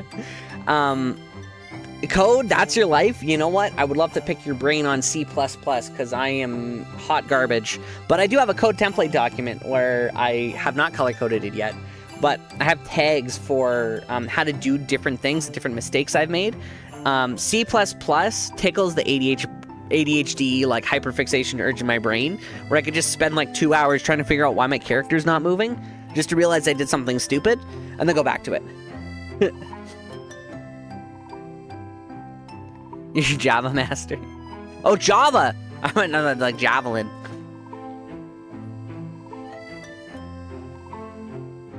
The richness of spirit and the wealth of knowledge, the more ingrained you get. The pudding was published. Well, I don't even remember what I was going to say. The deeper you get into it, the more you realize how much you don't know. And that's something I've learned very early on. Boys, I don't know shit. But there's so many people that have dedicated even more time and energy, and more passion that they know. Oh, I did this wrong. Okay, so what you want to do? Oh, did I do it wrong? Fire Eye, you can technically saturate this area because Fire Eye is a super unique and he's guaranteed to spawn. And you have a predictable area for where the entry points are. So if you start on the top and work your way down, what you could do is enter in for Palace Cellar level 2. No problem, Silo. Don't go near the center. Hug the edges. And try to stay as close as you can to the bottom. It depends on the seed. And then what you could do is you can actually kill the champions and the elites that spawn towards the bottom. And then eventually what will happen is whenever you circle all the way back, because Fire Eye, if he spawns up here especially, if he doesn't spawn in right away, you could circle around, and then you could actually get him to be counted in at the very end. So you get +1 on the elite pack number. The disadvantage is that I've had better luck in terms of density with in harem level 1 or harem level 2, because they're newly explored areas and they're really small. Things tend to spawn all together, so you're more likely to spawn a herald in those areas compared to these areas. So you're split between higher elite kills going from top to bottom, but lower chance of spawning a herald going bottom from the top. But faster elite kills going bottom from top. So you're kind of in the middle. Going to Palace level 1 is probably best, but because the waypoint's in the middle, you got to do a full circle in order to get all the elites. So we're still working on that for what... Yeah, any shard could drop anywhere. Is that correct? Or am I wrong? I'm pretty sure any area can drop any shard, unless I'm totally out to lunch here. I can rely on you guys to prove me wrong. I've just been kind of YOLOing it. It doesn't really matter if you spawn a herald right away. Whenever I'm doing like the fishing strategy, my goal is, okay, can I draw the Eye of a Herald twice in the one like short terror zone area? And then monster shrines don't count towards the elite pack counter, so you could actually get an extra bonus if you happen to find one. And that's the first monster shrine I've found pretty much like in a while. This guy's not very fast. He can kill anything pretty much, but he's not very fast. Wait, what's he doing here? Okay.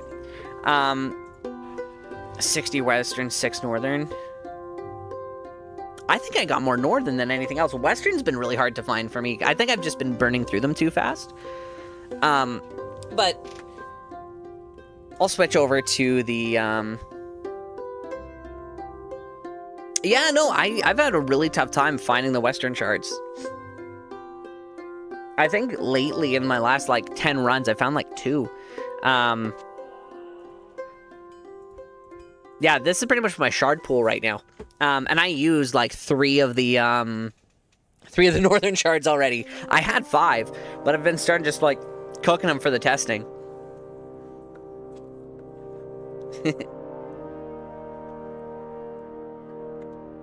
How many trial runs and bail games until Enigma? Okay, so you play solo to a level? Could be. Okay, Chris is way more, I think you guys have more data. I think I just got luckier with the earlier ones. 8 heralds in 1 and 2, I'd say that's pretty decent. It just depends,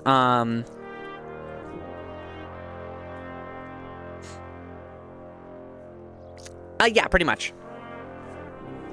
Yeah, it's, every time you draw the Ire of a Herald, I probably should have started from the very beginning.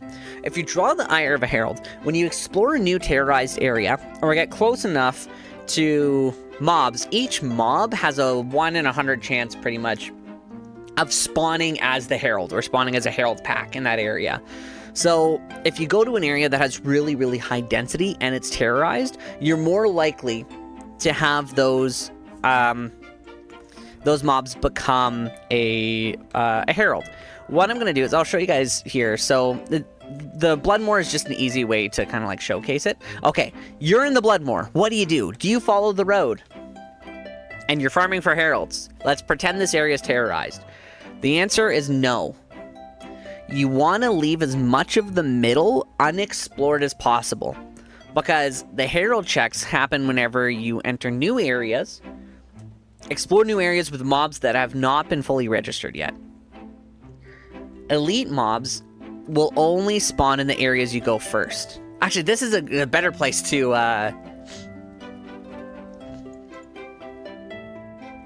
A ghost herald is interesting. I haven't considered that infamous. And you know what? Bring a Hork Barb too and double your chance.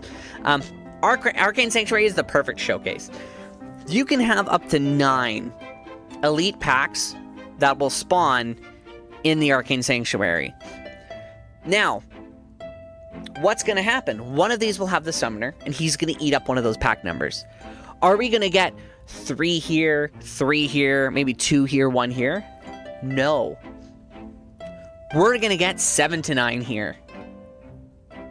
The first area you go, and the first few groups you go to, are where the elite packs are going to spawn, or like become initialized by the game. So I'll show you here. There's something that we have where it's I call them bail points. Bail points is like you're assigned to get out of there.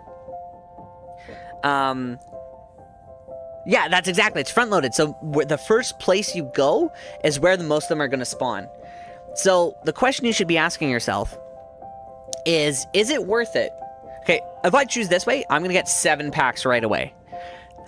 If I don't get all of them, there might be 1 or 2 packs along these other 3 lines. Is it better to do the next game, the next 3 games, where you pick 1 path, or stay here the whole time for a full clear? Water. So 4 times the time for a quarter of the packs. Water. It's not worth it. New games. New game. That's exactly it. Now, things have changed a little bit since Reign of the Warlock. That's true. We actually had it so... You got Act 5 shard and Act 1, so... Okay, so it can drop anywhere. Okay, it's just the rarity. Thank you, Rai. I entered in Tower Cellar, like, before level 1 through 5, and my Herald spawned in level 1. Before I even went there. So there is some preloading for zones. I know Durance level 1 does that as well. That was back whenever, like, the Hydra glitch was still a thing, where if they would cast the Hydras and it would be on the next level. So, let's go through here. We're on P1, so we're not too worried about it. And we'll just count packs. I won't even kill them. I mean, maybe we will. Okay, nothing here. Nothing. Watch me be wrong. Okay, so this is 3. This only counts as 1. These guys only count together as 1. Because 20% of the elite pack number is going to be... are going to roll as champions. Do we want this rune staff? Maybe. We'll hold on to it just for fun. So that counts as 1. So there's 1. Nothing here. Sometimes they don't have anything special about them. Nothing here. Watch this be the one time we do it. It's actually nothing. Nope, none here. Imagine if that's what happens. Weirder things have happened. Okay, so this is a pretty big group, but there's nothing here, which means they're probably all going to be clustered together, is my thought. We've never had a showcase not work before, so this would be a first.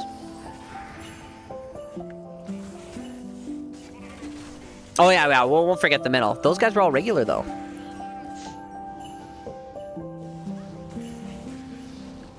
We just got those. Okay, so here's another one, and then there's 2. Okay, so there's 2 here.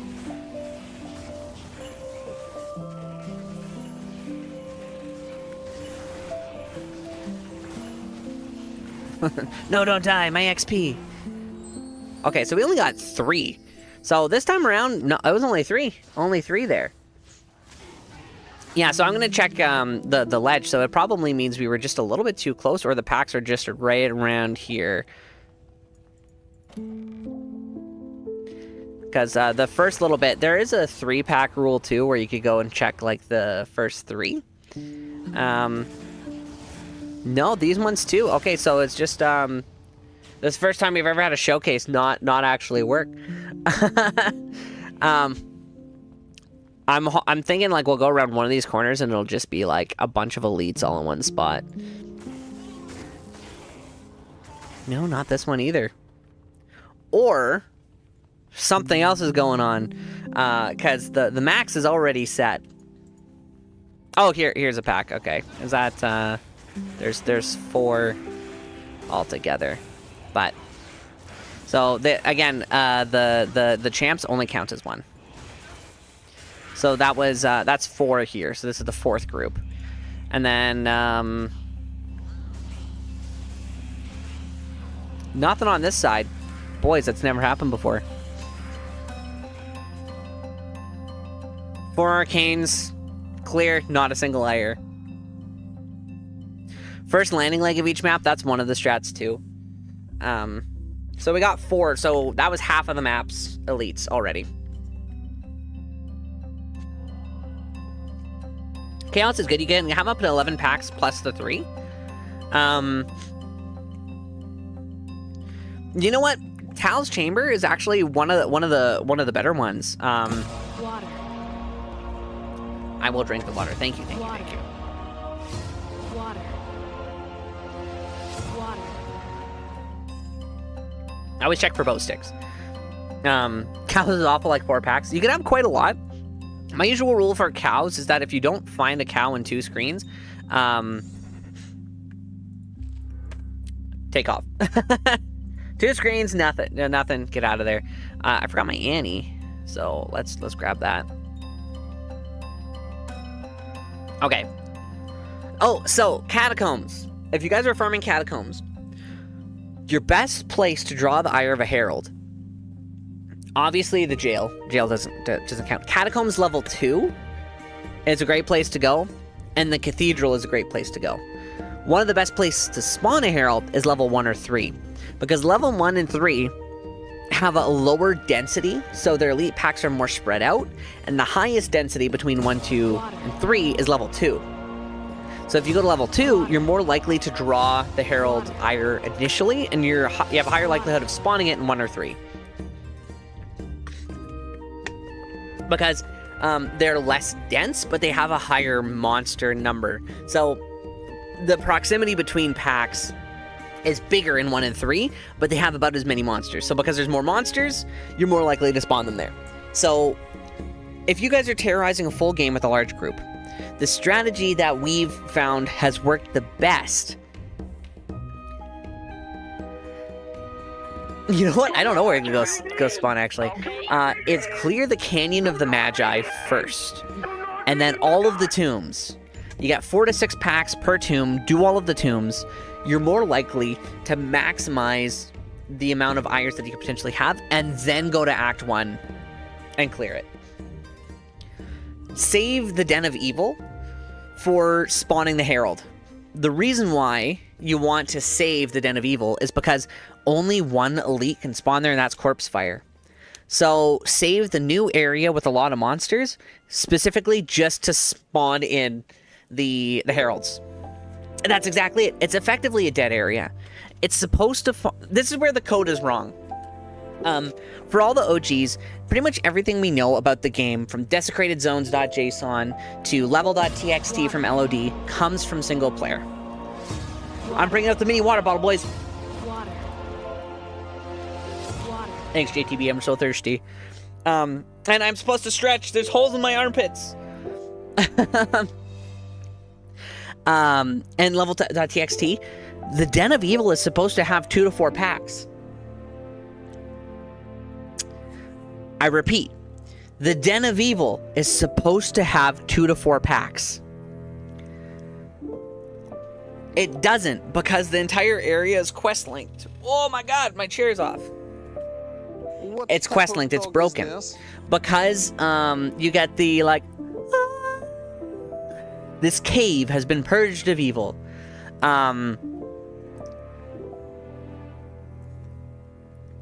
You go through the. You swear it used to. I thought I remembered it having things like. I thought I remember having champ guys there. There was a period of time I thought where the Den of Evil wouldn't spawn and a cave would be there. But guys, I was running chickens to Blood Raven, so I wasn't paying that close enough of attention. I wasn't doing what I should have been doing. What do you mean you weren't buying land? Water. I fell in love with the game in other ways. No, I remember it too, but that's the thing. I don't have any evidence. And why would I have evidence? Because, what do you mean? You want me to download a copy of Fraps that doesn't work in 2004? That's pretty much how it was. Has anyone done a speed run of chickens to Bloodraven? Mr. Llama had a video of him and a couple of people running it, but chickens are client side now, which is unfortunate. My chickens aren't the same as your chickens. So I'm gonna try this one more time here. We've done the showcase before, but the fact that it wasn't working now, it's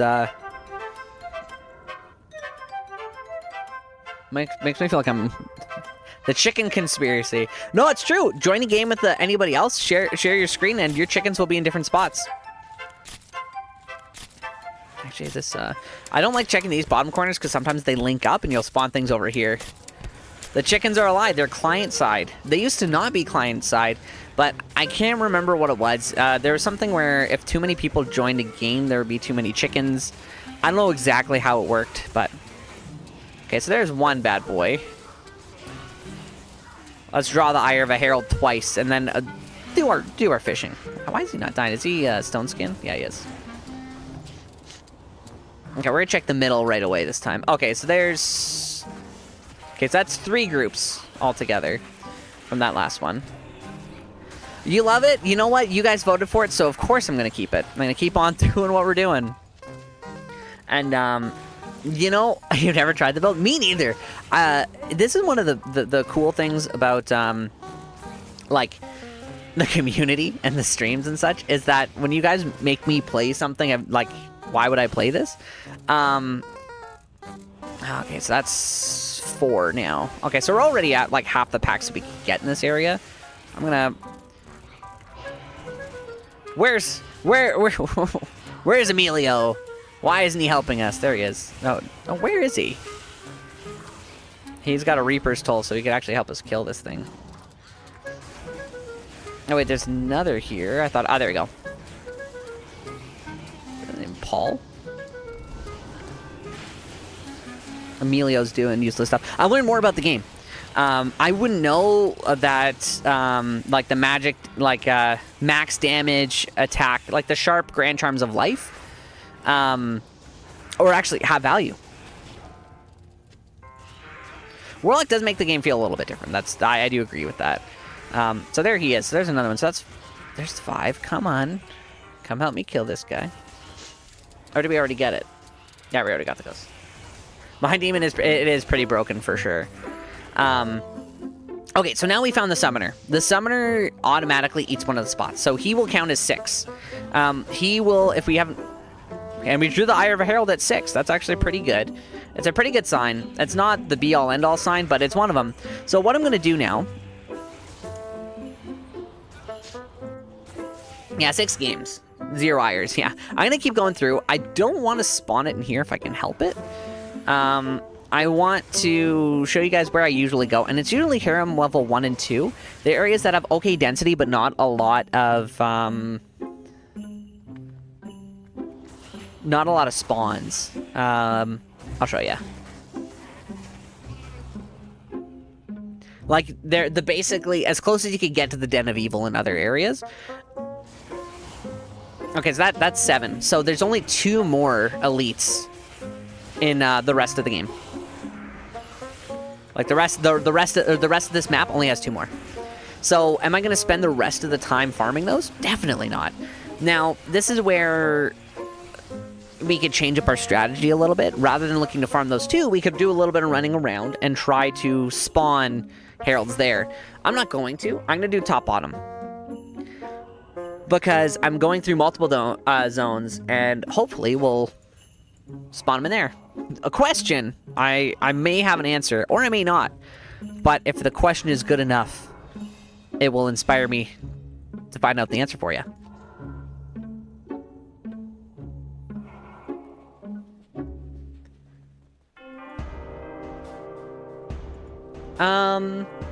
If you tell it to be quick... Oh, like the elites?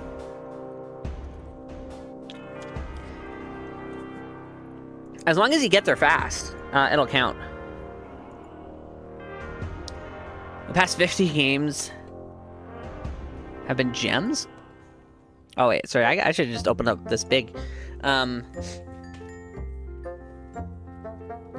gems in a shard, so you know, D2 slot machine.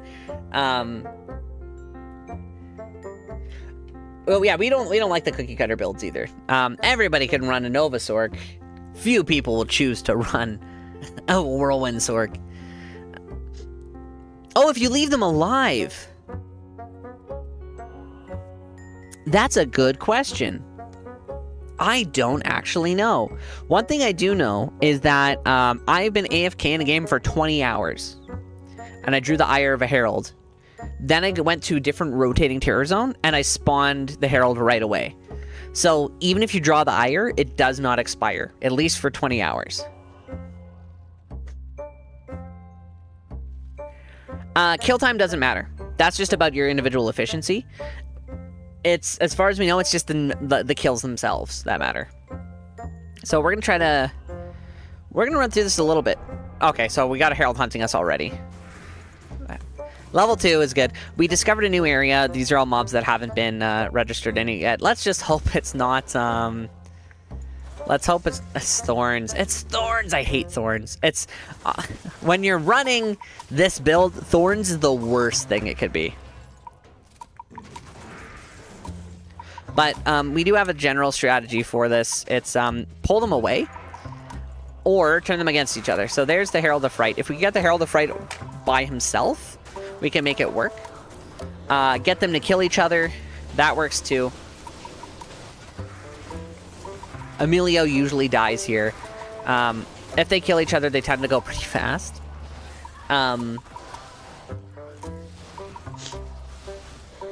Oh, it says Drew Disconnect. Yep. I've had a game, drew the Ire of a Herald, left, came back to the game hours later, and still been able to spawn the Herald on a different character. So the Ire isn't exclusive to just people in the game. It's for the game itself.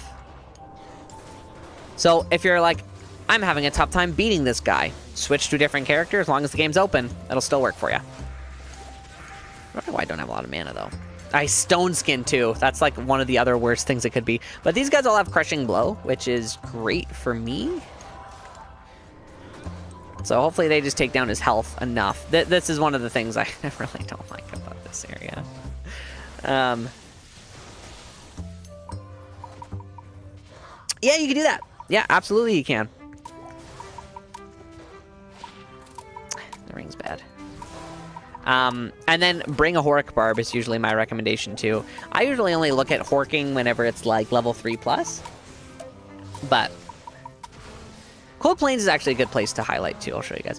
One thing I've done also is once I've turned these guys against each other, if I could bop the Herald out of the way, I can Whirlwind him individually. And make sure everything around him is killed too, because he is absolutely terrible. Usually if I am able to convert all of them, it's the multiple thorns that absolutely sucks. Also, you don't have to kill a Herald.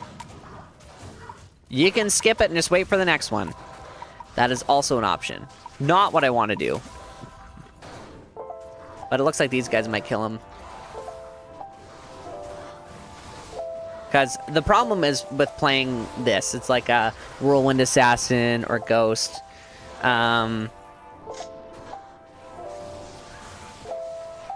Favorite class? What's all-time main favorite class and build? That's a great question. I have a very special place in my heart for the Boazon, because I am an ultaholic. I will get a character to level 80, and once the character is level 80, I will delete the character, not delete the character, I'll make something new. I'll do something else. I'll go do something else. Not that I get bored, but I'm like, oh, cool, that was fun. Time to make a Zerker Barb, play him to level 84, and then go off to something else. That's kind of like the way it goes. But I had so much fun playing a Boazon. Like, it was, it's the first character I actually hit level 99 with. You worked at Shamroon, lucky. But this time it's like, and now I'm playing the Ghost Assassin. When it comes to PvP and PKing, my favorite right now is actually the Whirlwind Assassin. I've had people jump into games to try to PK me. Some people joking around on stream, obviously. But then I've had like regular people try to like crash our chaos games because, you know, PKing. They teleport in front of me and then I just do this and they're dead. This has been the class for that. Oh no. The problem is I do so much physical damage. I am Ghost Assassin killing myself. Which is also not good. So this is where things get like, man, this really sucks because I do a lot of damage. So I need to constantly heal myself when it's Thorns. Thorns is just like what Iron Maiden was back in the old Chaos days. Okay, we got him. We got him. We got him. I need obviously to drop anything for us. we're gonna stick around this area because we did spawn a couple of things in, so we do need to see if there are any other elites that we can quickly kill to get potentially draw ire again. From the Iron Maiden sound? Oh, 100%. I'm like, why do I keep dying in Chaos Sanctuary? I don't know why. I hated the Poison Dagger Necro. I turned into like an off Poison Nova Necro and I could not get it to survive long enough to like hit level 93. It's still here. We still have it. He's naked now, but terrible. Couldn't do it. Terrible. But maybe next season. We'll see.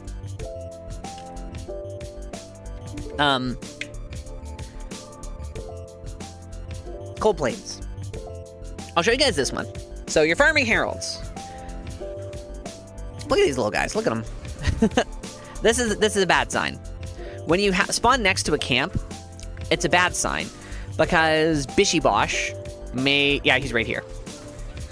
He always spawns in a camp, and the second he spawns, it's a problem because he eats a elite pack number. So there's going to be one less elite in the area, even if the native cap rolled high, because he spawned right here. So short of, even if we walked, unless we came from Stony Field, we were going to hit him anyway. So that's just bad luck on the RNG. 6 to 8 packs can spawn in Cold Plains. We're lucky enough that we're right here in a quarter, and we know that this area is open. The cave is a great place to spawn heralds and to draw the ire of a herald. What we want to do is we want to get as close as we can to the max area spawns without wasting time. And to do that, what we're going to do is we're actually going to work along the perimeter of the map. So we killed that one guy. That's 1. So we're going to hug the wall. If you ask, why are we hugging the wall? It's because we don't want to discover as much of the bottom parts of the map as we can.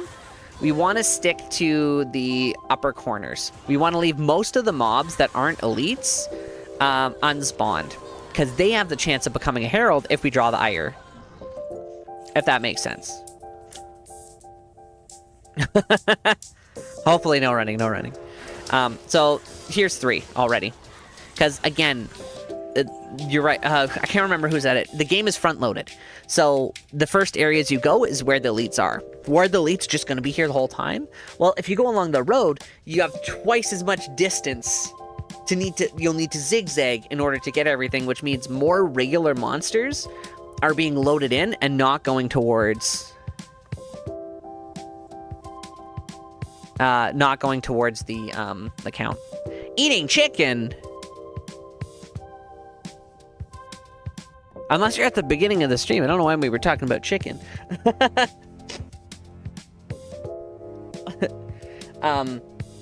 Edges all the way for most maps. For most maps, yes. I usually try to stay away from the road. Who doesn't love chicken? It's true, chicken's great. But the reason why I'm on the edge here is because, look, I don't have to worry about this area. Only what spawns in close proximity here. So it's sticking to the perimeter. I do have bail points for EKPM. This isn't the most efficient for EKPM, but it is the most efficient for saving regular mobs for potential herald spawns. And that pack only counts. So this is 6, actually, now. Because that champ pack counted just as 1. So that's 6. We're already at 6. Technically, we can move on to the next zone if we were worried about efficiency. We have the potential, if the native cap was higher, for this to be 8. And we're going to have to run to the cave anyway, but I just want to try to leave it potentially for the very end, because we're running it. We're running it. More likely, it's going to be on the right side because of how close we spawn to that far side. If we notice it's been more than 2 screens and we haven't spawned anything that's a champ, the reason for it is that that's probably going to be over here because we were just visually closer to here. So yeah, here's 5. So we knew he was going to be here. The reason why we knew he was going to be here is because look at how close we were on this side. So that means if the native cap did hit 8, it'll be a little bit over here because it'll be in that one of those areas that we already loaded.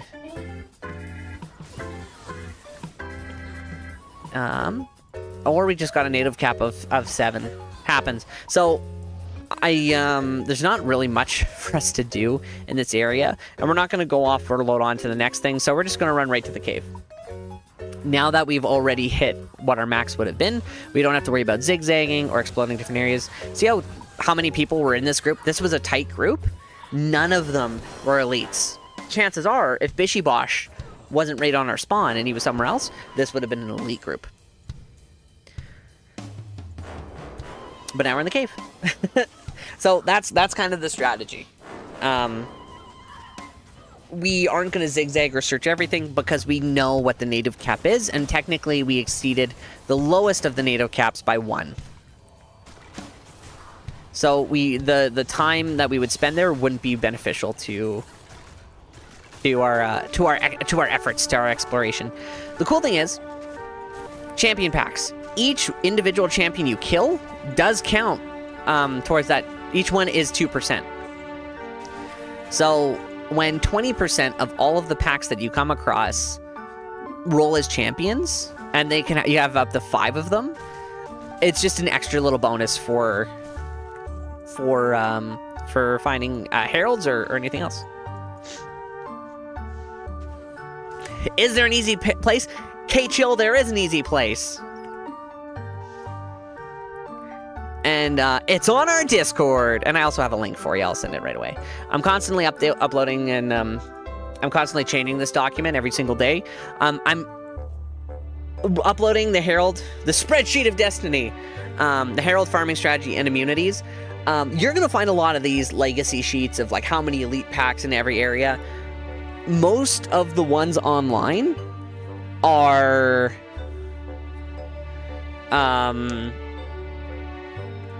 pulled from level.txt that you can access as long as you have a copy of LOD and you look at the files. Those old ones, you will know it's an old guide that hasn't been verified if it says Den of Evil is 2 to 4. Because it's a lie.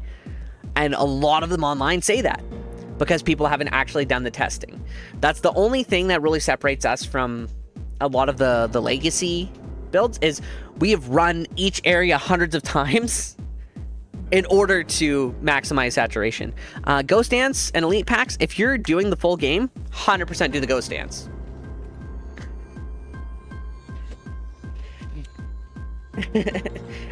There's more getting updated here. I don't have the immunities set yet, and I'm just now changing the bail point best practices and Herald strategy in between each other. It's the pudding. I've been really focused on the data collection for how many things we're actually killing. Teo on max roll. You'll know it's Teo because it'll say his name's Teo and he has 1,000+ guides and like builds. He actually has an individual area guide where he has each area, immunities there, and he has a general best practice for farming routes. It's not consolidated together, so you do have to search specifically by the area to find it. My goal is to put things together all together. I want the immunities uploaded with the different kind of monsters, so if you have a herald of that kind, it's probably going to be immune to that thing. So if you're farming and you're using all fire, probably best not to summon a herald in an area where it's all fire immunes. Or, God forbid, quill rats. Physical resistance, and you can't leech life from them? Disgusting. You know what, KHL? I appreciate it. Of the, like, thousands of comments of support we've had, we've only had 3 or 4 that were, like, really mad about us doing this. Like, really mad. Okay. I've shared this a couple times. The Countess. This is where useless data comes in. I hope our science friend is still here, because useless data is still data nonetheless. The Countess is quest-linked. Quest-linked super uniques do not count towards the area's elite pack counter. So, the seal bosses, for example, they're just bonuses, bonus packs. So if you get your 10, Scotty, thank you, Brussel, Linth. I don't know if the Ghost Dance applies for everyone in the area. That's a good question. I don't actually know. I know it applies if they do it to you, but I don't know if it applies to the group. That's worth testing. You drew hire from Bale? I love that. Okay, sorry. The Countess, level 5. She is also a quest-linked super unique. So she doesn't count towards this counter. So if you go to tower level 5, and she spawns in theory, her individual spawn will not count towards how many packs will actually spawn in the area. Here's where the useless data comes in. The Countess does count.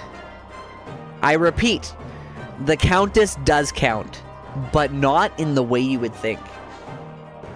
The Countess counts because of her pack size. Because the area density is so low, when she spawns in with a large pack of, like, I don't know what they're called, of, like, the like, dark spear ladies or whatever, their spawn interferes with the spawn of normal monsters in the area. So because they're forced to spawn, less monsters will spawn in the area, which means less elites will spawn in the area too. So even though she doesn't consume an elite pack number, her group consumes the density of the area. They overwhelm the density of the area, so nothing else will spawn. You've probably had it if you farmed for keys, where sometimes if you get to level 5, literally nothing spawns except for the Countess and her pack. That's because in certain seeds, the entrance and her spawn location will be too close together. So her pack will spawn as a priority and nothing else will spawn. So, most of the time when that doesn't happen, if you take a slightly wide arc, or do a quick, like, side teleport or check before going to her, then you're going to maximize the elites in the area, and you'll get those 2 to 3 extra packs. So, crazy. Useless data. Is that going to change how anybody farms for keys? No. Saying she doesn't count, but she does count, just treat it like she counts, and then you'll be fine. But that explains why some of the time she'll take up a spot. So that's some of the stuff we've been able to uncover with our testing. She is the Countess. She is. Useless but interesting. It's nifty in a conversation. And this is the thing where this game has been out for decades. Playing solo but online, what would you roll to get loot quickly? Horker or Sork? Something else? Honestly, if you roll a Warlock, you can get really overpowered really fast, kill everything in the game, and use that to farm anything. I usually skip a Horker unless you can fund gearing it. Because I have a Whirlwind Horker, and he has a lot of good he has a lot of good gear, but he still struggles. Even though he gets me a lot of gold, unless it's a gambling season, or I'm just spending all my time gambling, it's fun, but it takes a little bit. Sorceress could be good. You start with the lock, still no Enigma, so he feels slow. Use your not mirrored blade, the teleport blade. It feels a little bit different. Get some run walk charms if you can find them. They are pretty cheap. People do trade them. Once you get like 14% plus, it does feel a lot better. Blade Warp, yeah. It's good for herald hunting, but might be useless for farming keys. That's some of the stuff I've gotten on YouTube that's been like a lot of the negative comments. Has been like, this is totally useless. I only farm tokens and gold. I'm like, well, yeah, you don't care if 2 extra packs are gonna spawn in Tristram if you only farm tokens and gold. I mean, it's like, oh, what was it called? It's called like the bean salad phenomenon. Go to TikTok, Instagram, or anything. Look at the comments when someone's making a bean salad. 50 comments like, this is terrible. I hate beans. I would never make this. It's like, well, chances are the bean salad recipe isn't directed directly to you. But you know what? I'm having fun. And if you guys are having fun, my whole thing is if one person is having fun, it's been a success. We did it. You know what? Eclipse, we were watching, I was watching, is Kano or Gymnasium? And he's like, the keys this season, they gotta be really low. It's like, there's no way we're getting it. And he got 2 keys off of the summoner immediately. As soon as he did that, it's like, well, never mind. I think it was Kano. It was Kano. He was like, as soon as I say it, there's the keys. And then he killed the Zubers right away. It was good. It was good. It was good. You're rocking a Nash Staff. Nash Staff is really good. The temporary teleports go a long way too.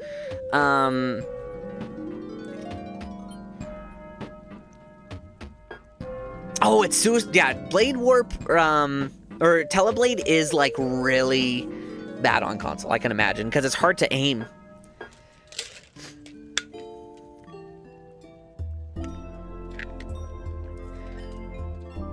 You know what?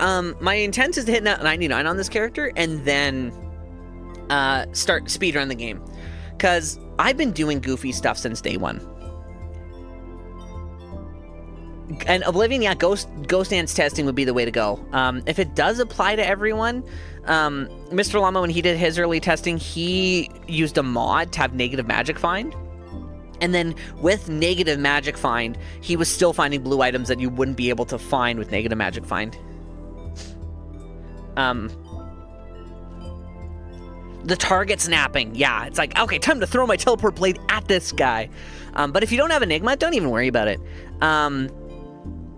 It sucks and it feels slow, but it's an opportunity to try different things in the game, actually using run walk charms, or testing different boots or pieces of gear, and try things you wouldn't normally be able to test out. And that's what I love about the season reset, is it gives me the opportunity to start from the very bottom. Yeah, the thing is, nobody would really want a Souls glitch magic finder, like infinite magic find, when you can only farm one area that's terrorized and then go off to the next. Saturation, for example, like all of the the spreadsheet and everything around it, doesn't really matter if you don't have a reason for it. Like if you only have one terror zone and that terror zone is Tristram, okay, then you know what, it could work because you're getting 50% more elites every time you run. Or if you're doing every single area in the game, it's not going to be like, well, the best place to run is Travancore. You're running everything. You're running the useless zones to maximize your elite kills. So this is where things start from the bottom, now you're here. That's exactly it. That's how it goes. Couldn't do it without you guys. Also, I got some feedback in some of the comments about the stream that people said the UI was just bad. So what we did is I got rid of the background on the chat. I made things a little bit smaller, and I added in I moved the Warhammers up, the counter, up to the top. Is this better? Do you guys like this better? Any complaints?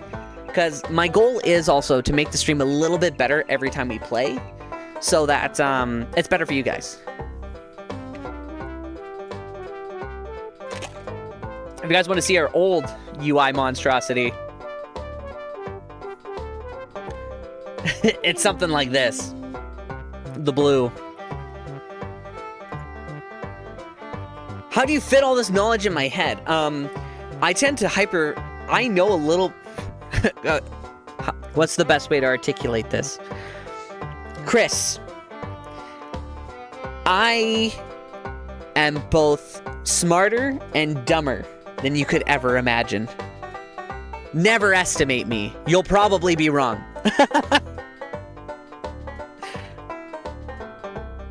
Yeah, the blue one's a bit distracting. ADHD hyperfixations.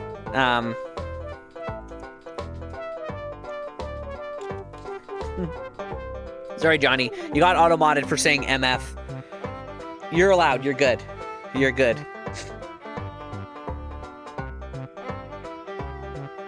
Yeah, it's like you decent MF for some reason. Yeah, no, you're good. We had one chat where somebody said, she's effing nuts, referring to the Valkyrie. And we allowed it. But, well, no, we didn't see it in time because it was one of our first streams where we had, like, a lot of people. And then they immediately jumped to being mean and racist. And we're like, whoa! What happened? What happened? Where did that come from?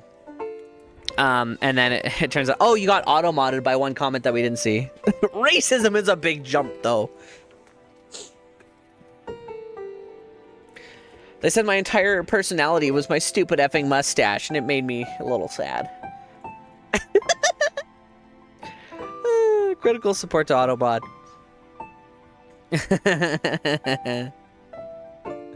A great place that helps a ton. You know what, less worthy? Vivans till I die Vans is usually how it goes. It does help. It does help. But also, you know, once it's in the dome, it's in there. 100% fun. As long as it's fun. As long as you guys are having fun. That's it. And then, I'm going to be honest, boys.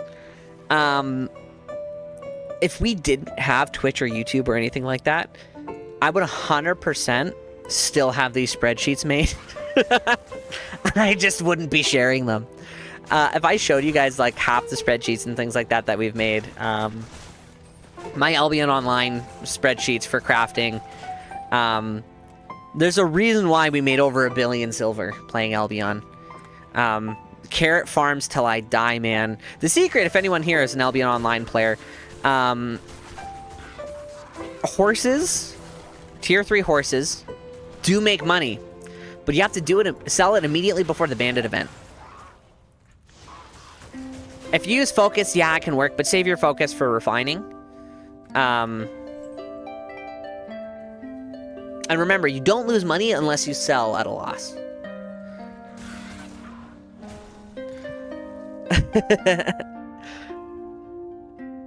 IRC channel if streaming didn't exist. Oh, probably. You guys would have seen it somewhere. SWG crafting? Maybe.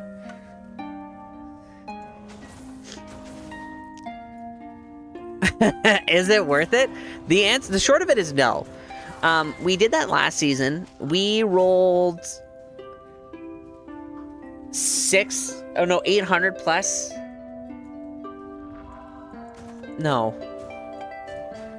We had a goal. Re-rolling every type of charm until we get something good. So we did a GC. We did a lot of GCs. We did a few small charms, and we did one. We ended up getting a 413 charm, so 4 all res and 13 life. And we're like, you know what? That was worth keeping. But it did take like 400 plus rolls. So was it worth it? Technically, no. What did we get for the large charm? Well, we got a 45 lifer martial arts charm. And that was worth it for sure. Wow, that was definitely worth it. Are you guys familiar with treasure classes? And you guys probably are. Treasure classes and like area levels, like monster levels. So different elite bases can only drop in specific treasure class areas. So TC 87. Elites can are up to 2 levels higher than an area. So if you take a treasure class or TC 85 area, so like the Swampy Pit, Sewers level 1, any of the areas where you don't get quite the same drop off, you have the potential of all the monsters being level 85. And then whenever you have a champion, it's 1 level up. When it's like a Berserker or like a Ghostly or like Fanatic, whatever, it's like 2+ levels. They are something called TC 87, Treasure Class 87, meaning they can drop any item in the game. So they could drop the highest of the elite bases and everything. Terror Zones change that because once you're level 85, every area is a like Treasure Class 87 basically. Because once the zone is 87, everything's 87, anything can drop. That's pretty much how it works. Most, if not all of the data that you can find on efficient ways to run routes, immunities, and full integrated like tables, like legacy information on D2, that'll have like a lot of this, will be specifically for those 85 areas and above. No one's doing it for Bloodmoor or for like Tristram or the Underground Passage level 1, maybe level 2. That's where a lot of our like testing and stuff like that comes in, because a lot of those areas just get neglected. Because why would you look at those? No one farms those. No one's farming Swampy Pit. Well, some people will farm Swampy Pit, but Macro Bio Boy had a video about Tristram. Hello, Baby Ute. We missed you.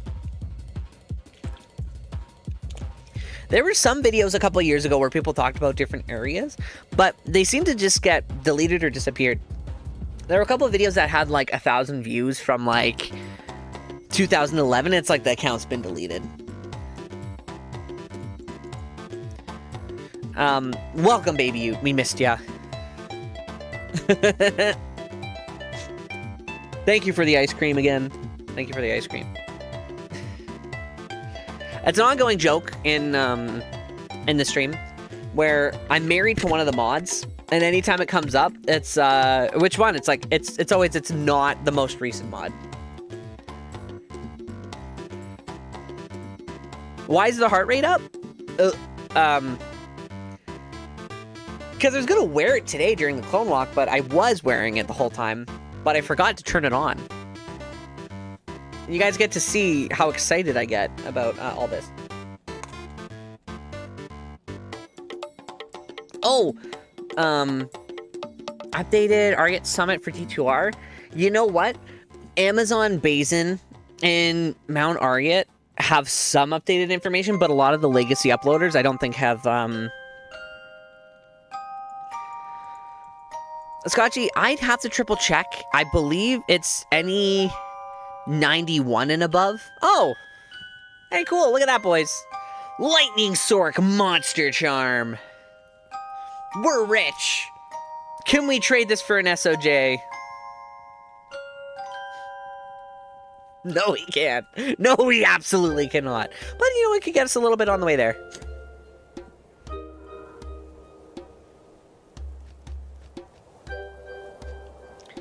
Look at all this. Look at all this. Wow. Yeah, level 91. 91 and above. If it's level 91 and above, keep it to reroll. Because they could roll anything. It's there's a cutoff where it used to be Diablo, Neelathok, and Bale automatically, because Terror Zones didn't exist, had that higher treasure class level. But now that Terror Zones exist, you can get those highest treasure class levels on them, meaning that they can roll 451 poison small charms that normally can't roll anywhere else, or 45 lifers. So the reason why you want to roll charms that are higher is because they have a chance to also roll with 45 to life. So huge life and desired skills is awesome. Now, did we get a 45 life Barb Mastery Grand Charm last season? Yes, we did. Did we get a 45 Curses Life Eye Grand Charm? Once? No. Twice? Yes. Curses 45 lifer with the I like GF graphics twice? Yes. 91 and above. Yeah. You're told it was 90? Okay, so it can be 90, but there's something weird about treasure classes that depending on the mob that it drops from, it could be up or down by a couple of levels.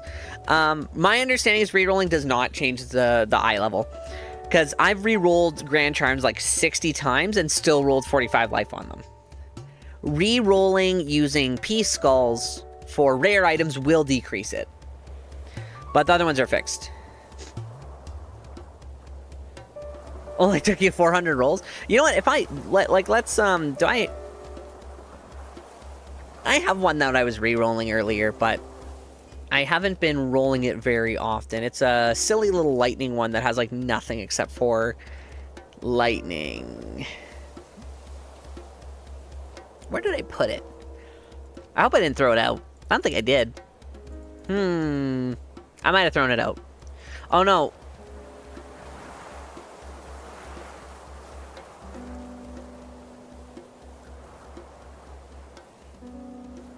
I think it ended up being this martial arts one. We're not doing anything with martial arts right now, so let's roll this one. Let's see if we can get anything cool. I do like keeping some of this stuff. Oh, pro tip for anybody who just saw what I just did and was like, "Whoa, how did you get all three at once?" Control Shift right click. Control Shift right click and you'll get 3 of that thing there. Control Shift left click, it'll move it up automatically.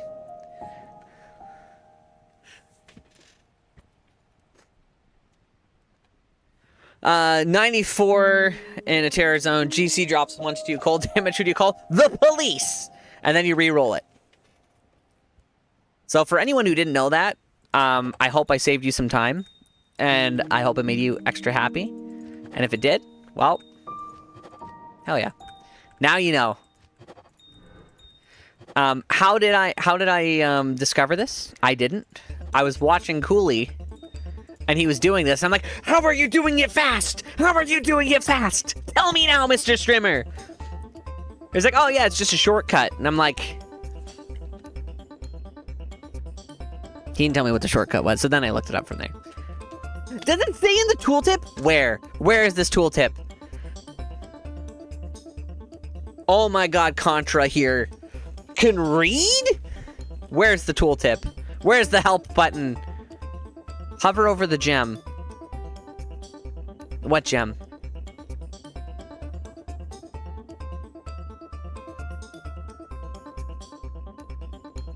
Wait, guys.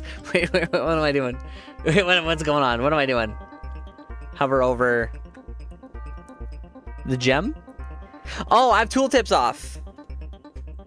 Oh, maybe there's tooltips? Where's tooltips? Where is this? There are item tooltip prompts? Oh my god! I can't believe this!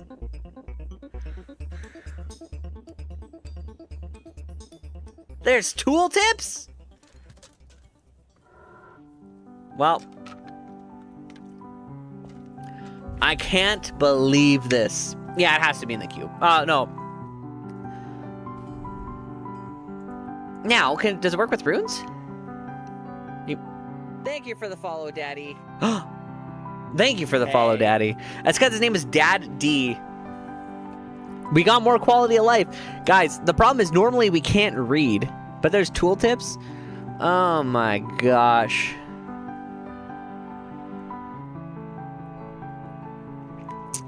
Can't believe this.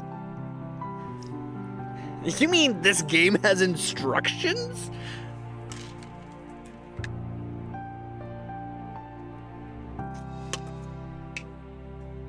Oh my gosh. The tool list of tips. Oh man. Oh, there's compare? Yeah, hold shift and you can compare. Man, every stream I learn a little bit more. And see, here's the problem. This is where I learn of how bad I am at this game. Okay, well, this is the one I want to roll. Anyway, We'll do these, because I'm not making hair power gloves. Scotchy. I appreciate it. Faster hit recovery? Hell yeah. Now... Oh, I did the wrong thing. Stamina? I don't even know if this is a good charm. Wait, control shift click and put in the cube instead of moving it to your cube? Oh, yeah. Low rune and trap, congrats. I'm not making blood gloves. I'm using the skull. Okay, faster run rock. You know what? We'll keep this for the barb. Worth it enough. Keep it for the barb. This is my ear. Someone was PKing in Chaos games, and I decided to hunt them down and fight them. But then one of the times when I was buffing, they got me. Honestly, a lot of fun anyway. I counter PKing, being the police. Wee wee. It was a lot of fun. Wow. Well, tooltips. Who knew? I certainly didn't. I don't know if Cheesecake is here, because Cheesecake did win our other, oh man. I'm checking the Discord too here. The red-haired Shanks wants to add us. The red-haired Shanks? Papa Shanks? No mutual server. Oh, mutual server though.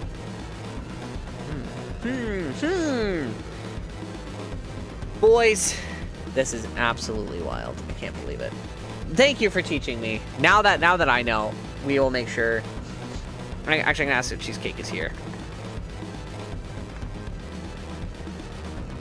Okay, we're asking if Cheesecake is here because we do have a Discord giveaway.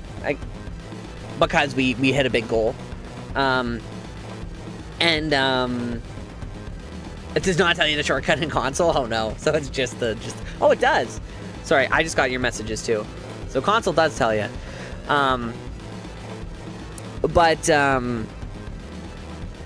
We have a Discord giveaway. So if you guys join the Discord, sometimes in the giveaway, what we'll do is we'll have Discord exclusives that'll go out to peeps who enter. We usually have about 12 to 20 or so people that enter, but it is a bigger chance than 0.07% when we do have a big stream. Big stream. Okay, where are we right now? The Hole! The Forgotten Tower. Forgotten Tower is a great place to actually run. Just waited just long enough for the thing to go. If you guys are just slow, or just like vibe playing the game, you can just stay in the game forever until the rotating terror zone goes through. And then just kill things. Well, we'll bring Emilio back. We'll bring him back. Most areas in Act 1, it's the same thing perimeter. The cool thing is that don't go into the Forgotten Tower until you draw the ire. It's usually my go-to. Reason being is that once you enter in that first area, you can actually have the chance to spawn... Oh, it's because I repaired. Or draw the ire of a herald. Summon a herald in that first go. So as soon as you enter, you can summon a herald on level 1 just by entering into the tower. I don't know if it preloads or if it rolls twice. The way to test that is if it doesn't roll or doesn't summon the herald when you first enter the tower, but if it does summon it when you enter level 1. That would be a good way to tell. Most of the time, it's going to be in the proximity just around the waypoint. But we still run around the edge, because we want to get all of them, or at least as many as we can. So we're at 2 so far, which isn't really that much. Is there 3, or is it just 2? And this is where Death Sentry comes in, because it just blows them up, and then we're good to go. But this is pretty much... I always gotta check, because the one time I missed it was actually a unique ring, and I want the sling ring. We haven't found one yet. Save up those TP spots. Spam the TPs. Be as toxic as we can be. We're not there yet. We're not there yet. But if you guys like, too, we could also, like, I do a bit of knowledge. 87 for Gambling Coordinates. Oh, yeah. You know, season 8 was the first one season where I didn't actually focus on leveling or anything. All I did was level up a gold find barb, and all I did was gamble.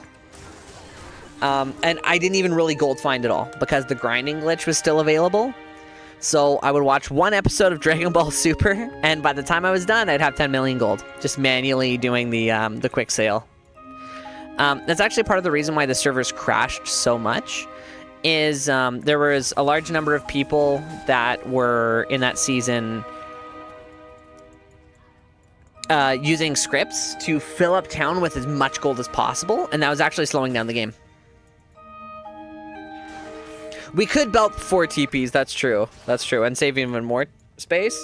But God knows I need my sips, my potions.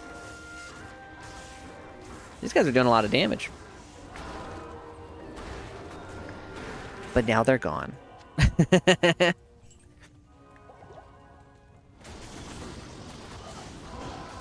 So yeah, this is actually pretty decent density here on this side. For the hole. The hole! It's like the Pit Junior, and we found a Warhammer. For anyone who doesn't know, Warhammers, every time we find a Warhammer, the goal at some point is to find 40,000. 4 of the purples you never use. Yeah. Yeah, I got 4 purples that I never use. Sometimes I keep them for emergencies. But this is where the overlay comes in also. So, we haven't died, which is great. Good for us. Good on us. 59 deaths. 50 or so of those on the climb up. Hell Trav was rough. Our reset group this year, we did our best. It was not that good. we struggled. But now 39,604 more Warhammers. Once we collect 40,000 Warhammers, yeah, baby, we are. What I've been doing is I actually leveled up a Warlock, and a Barb, both of which I'm using right now in trying to farm for Sunders while data collecting, because I can definitely get level 95 if I do, like, I think I need like 100 more P8. Let this man take his time. Like Bale games. But the area where I'm struggling the most is I can actually level up really fast in somewhere like Tombs. No, this isn't alcoholism. This is actually all specifically funding. I'm not slipping. This is specifically to try to farm more Sunders. So data collection is one thing, because I struggle with a lot of high XP areas when they're terrorized that have physical immunes. So every time I try to like do tombs or terror tombs, it's been really bad with like the ghosts and everything else. Or like stone skin. Generally I just skip the stone skin games, but it's excuses. I can't kill him with cold swords. Yeah, that's fair. But it's like if we have that, it could be a little bit better. One thing I want to do right now, which I'm probably going to do after... I want to draw the Ire of a Herald at least one more time so I can kind of showcase some of the spawning methods, is... It's been a while since we've gotten one. If we don't get one soon, the seed wasn't that good so far. Normally, I would be counting... But I should be counting them, but I haven't. It wasn't a good game. Going in between them and flipping has been better, but it's about data. Atmas would be good, actually. I think I'm using High Lords right now, but Atmas would be good, actually. My mercenary has a Reaper's Toll, and when he gets Decrepify on them, easy peasy. The physical immunities don't really matter. The problem is, Emilio, I call him Emilio because he's usually Emilio, but it's Hassan this time. He's not that good. He dies a lot. He's about as sharp as a marble. Another way to, his brain, it's smooth like a water slide. All the good ideas slip right off. Right off. You know what I haven't? I didn't actually know that existed. A ring with lethargy charges. Bound Might Ismail. Yeah. Or Ishmael, not Ismail. Bind a demon with a cursed assassin. It's just gonna bring it bind demon, yeah. I want to avoid the trap of, like, look at this. Technically, my poison does work on them, but it's really slow. Wait, hello? Where are these? My usual strategy for this area is just to keep going, but the problem is that I see the aura, which means that the mob is here. My goal is, once I do hit 99, is to get into speedrunning. Do speed runs. Become proficient enough at the game to speedrun. And then continue our, maybe if we hit our goal, do our No Stone Unturned challenge. For anyone who doesn't know, No Stone Unturned is something nobody in this game has ever done. No one has ever done, because nobody would want to do. Start with the level 1 character.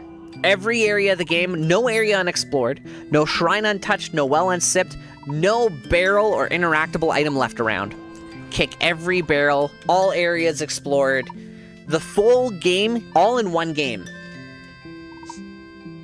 So we want to have a full normal map, start to finish, everything gone, nothing left. Oh, it is a nightmare. Johnny, here's how it gets even better. Every piece of accessible dialogue accessed. That means when we do it on normal mode, we will talk to Kane first, after we rescue him, and then everyone else. Because everyone else's dialogue on the search for Kane says, it's Kane is a wealth of wisdom, but I believe Akara has a reward for you. If you talk to Akara first, they'll be like, I can't believe you've done it, but we need to speak with Kane to... What is it? To seek his wisdom. If I could do that, can I terrorize the whole game? That would be hilarious. But here's the thing. When you have branched dialogue based on who you talk to first, that means... No tip unread? That's so funny. That would be hilarious. Then on Nightmare, you have to talk... If you know, you gotta write down all the branch points and talk to the other person. The only exceptions is you will never get the introductory dialogue for classes that you aren't playing. You will only get the Barbarian Gossip from Charcy and the Barbarian Unique Introduction. And if you didn't know that, different characters in the game that have unique introductions to you will have unique specific gossip about that character. Charcy gives you some unique lore that she's like, oh, I actually, they say my parents were barbarians before, like, I was orphaned or, like, whatever. Before the sisters rescued me or picked me up. I'd rather nail my hands to the table just so I wouldn't have to do this run. How many different NPCs talk trash after? All of them. Every single one in Act 2 has it. No, Natalia has nothing special for the assassin. The only special dialogue for assassin or druid come in Act 5 in the form of gossip that's unique to them and a unique introduction. But the unique gossip for the necromancer doesn't come from Neelathok, from what I recall. Oh, Dutch, we're gonna speedrun it. We're gonna do it. But the thing is, we've done some of the math. Can I say can I? I'm not gonna ask you guys permission. Let's see, where's our No Stone Unturned document? I'm gonna open up my Word, because what we did is we wanted to... Where did I put it here? Zones with guaranteed champions, video. Might be under video, we'll see. It's on one of them. The thing about it is, it took us 28 minutes to do the Darkwood. Because No Stone Unturned means no mobs, no chests. And when you're playing a barbarian at the very lowest of the levels, you have to zigzag. You have to do absolutely everything. And that sucks. It is awful. Especially when you start off on level 1. Because there are videos of, until you get leap, yeah. Mr. Llama did it on an old video, kind of, where he made sure there were no monsters left and he kicked some of the barrels. But he did it on like a level 70 Oridin or Sork or something like that. So he did kill everything. No body unhorked. Well, I want everything in the map to poof, so there's no... Sorry, I just heard that audio again. So that there's nothing left. And the reason why I want to do no stone unturned with these no dialogue unlistened to is because it's going to be like a 23+ hour run. Because you got to do everything. The dialogue is going to be the hardest part. The dialogue takes up a lot of time. The search for Cain, it was like 48 minutes going back and forth. Because whether or not you have the Scroll of Inifis, whether or not you've been to the tree, been to the area, who you talk to, and after you turn it in, each NPC has a different piece of dialogue about it. About that. So it's crazy how much in depth. We want to experience everything the game has to offer over like a 20-hour stream. Maybe we'll break it into like normal Nightmare Hell parts. But the thing about it is I'm confident no reasonable person would ever want to do that again. So if we do it, we could say we did it. And then we could have the claim that nobody on pooped. Kano, Gymnasium, Mr. Llama SC, the OGs who have helped make the game what it is, have not beaten the game before. Have they killed Bale in different ways? Yes, they have, but not like this. I will be the first person to truly beat Diablo 2.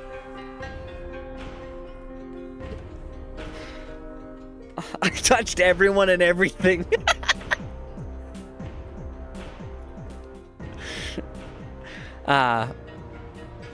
Man, the clickbait potential is unlimited.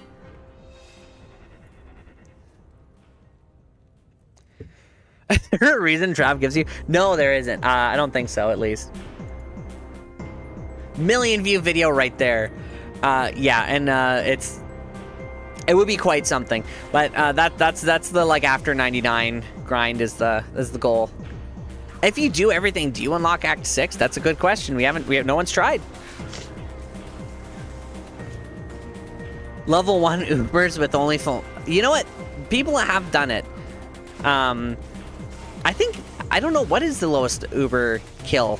I think it's 9. Someone did it really, really early with a lot of gear. I didn't see the video, but potential for getting canceled. Are you even really playing Diablo 2 if you haven't maybe almost gotten canceled?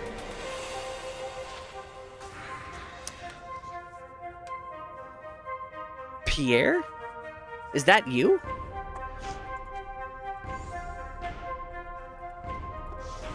What are you doing here in Diablo 2? You're supposed to be on the Joe Rogan Experience. Sorry. Let's not get political, guys. Come on. Come on. Everybody calm down. Everybody calm down.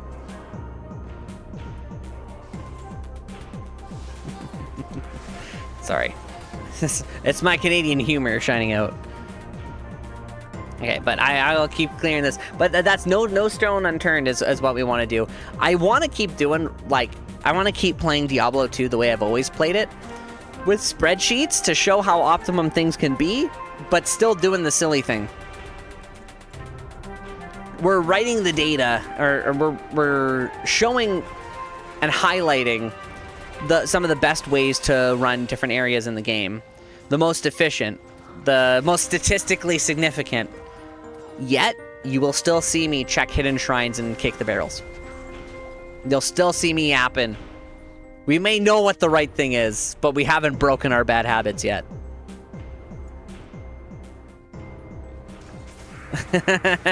Thank you. I appreciate it.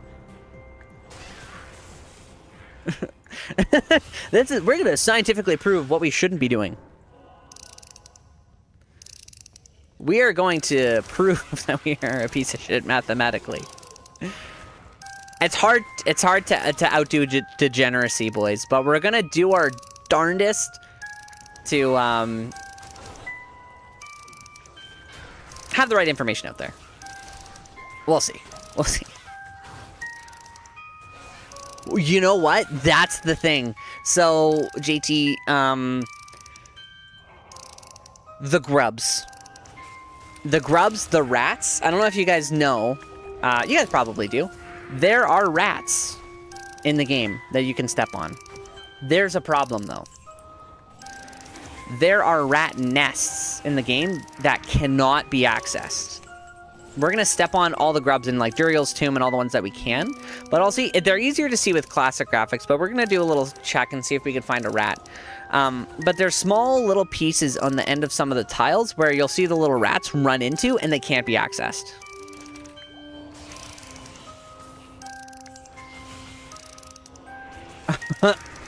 Resetting the grubs. Yeah, I don't know fully if the rats. I know that there's places that they could go to where they're locked. It's basically soft locked. You can't access them.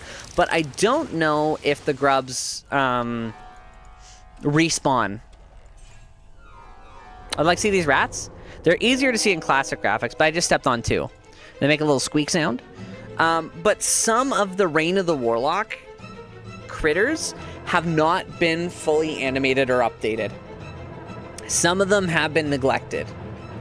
I believe there's some in Act 3 that you walk by and they just freeze, and they don't update their animation. I don't know if they've been fixed, but some of those background ones never got the love that they deserved. And they're harder to see on non-classic graphics. On classic graphics, you can see them like running around. Unplayable game, I know. I can't believe they've done this.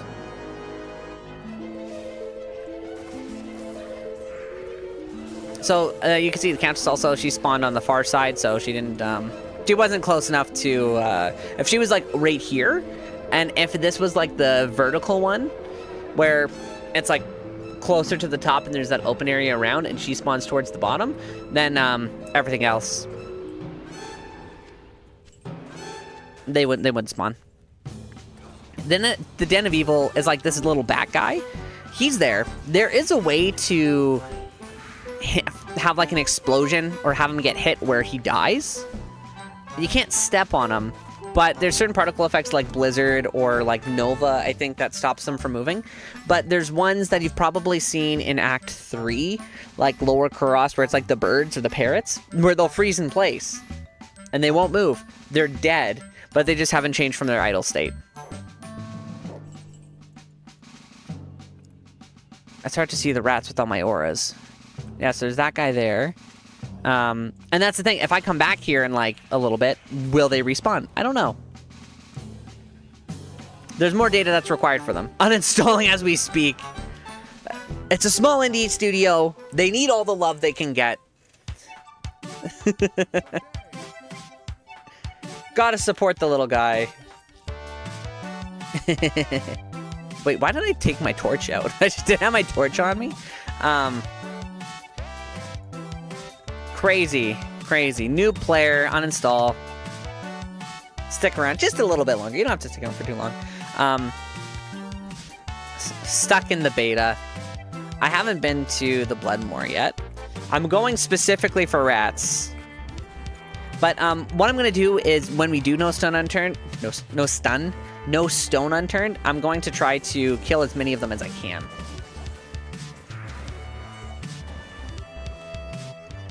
So let's go to the cave.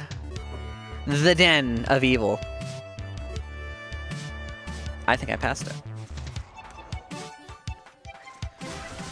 But we've killed a lot of elites.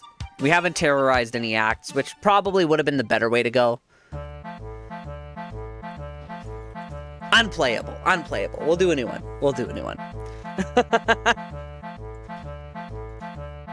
That's why you always follow the road. But here's the thing, even if you followed the perimeter, you would still get a lot to spawn.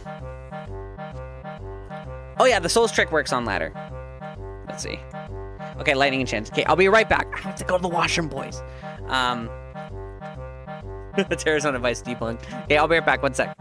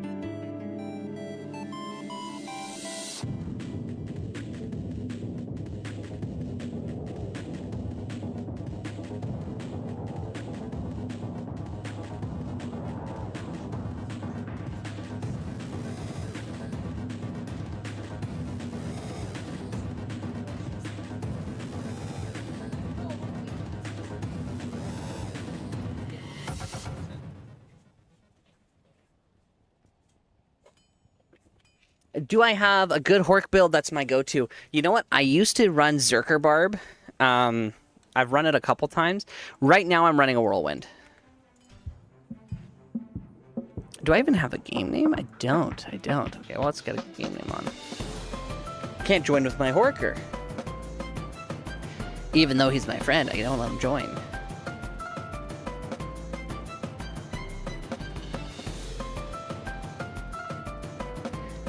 Yeah, I've been running a Whirlwind. I could show you guys in a second. I just for fun. I don't like the shout playstyle. You shout lots and then you wait for your mercenary to slowly poke him to death. It wasn't really that fun. Teo has a Goldfine Barbarian build list that you can follow, and on it he has different versions. So he has like budget, he has Horker, Singer, and Whirlwind all together. Right now I'm running a just a Whirlwind Goldfine Barb. So at the max I get like 1700 gold. The reason why he wanted a Goldfine Barb, not to detract or create a new alt or anything like that or go too crazy, is because the amount of gold and Ort runes I go through on the Whirlwind Assassin is astronomical. We go through so much of them. So he's got lots of Lem runes. Goldfine Warlock this season, is it comparable? You know what? I haven't thought about that. I guess if he has a super, super high clear speed and it kills everything really fast, a Goldfine Warlock would actually be the way to go. So you're taking advantage of the kill speed over the Hork. Lower extra gold, but higher Goldfine. Oh. You know what? That makes sense. 6 PB we could do. Oh, higher magic find? Oh, higher kill speed. Yeah, the kill speed. So when it comes down to like elite kills per minute, the reason why Barbarian usually has the advantage is because, well, you can Hork. So in my case, a 48% chance of getting an extra... He needs more levels of getting extra items. But if you're killing it 2 or 3 times faster, another class that has comparable would be better. So yeah, that's definitely the way to go. That makes sense.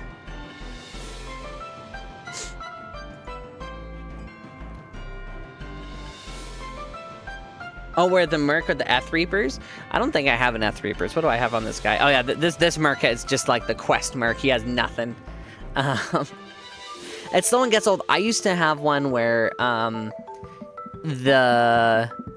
was using a Crescent Moon right now because I find mana is such a huge problem with Whirlwind. And it was the same with the Whirlwind Assassin. So that's where like, not High Lords comes in, but oh no, that's where the Jade Talon comes in, just for the extra mana. That's the main reason I use it, not even for resistances, but it's just the mana steal. The dual leech ring does fix that. I only have the single leech ring right now because I just haven't found one. Oath Berserker. Yeah, Oath is a good one. Zerker was just fun. I just love zooming around everywhere. But because I'm going Whirlwind this season, Whirlwind's the way to go. Yeah, Super Chef's Loader is amazing. S tier. How many times did the stream crash because I was fiddling around with Process Explorer whenever we were first starting out? The answer is a lot.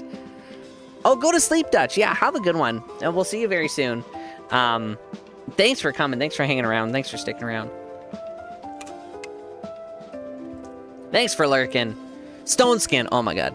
Okay, I immediately have to leave. Stone Skin is just so... It's like pulling teeth on... It's like I'm pulling my own teeth, and it's just the worst. There is a way to work it with a Rune Master. I know a lot of people run Rune Master. I think I have one actually from this season. There were some budget versions. Did it rate go up when I mentioned Process Explorer? It stressed me out, man. Let's see. Let's check out Rune Master because I have it here somewhere. But oh yeah, here it is. Oh yeah, the can't be frozen is good, at least, because then you could free up a ring slot. You don't have to worry about having a Chamrune or a Ravens. So if you're getting frozen. But the problem is, if the council is freezing you, it's because they have a Holy Freeze aura, and you're getting frozen with it, even if you have can't be frozen.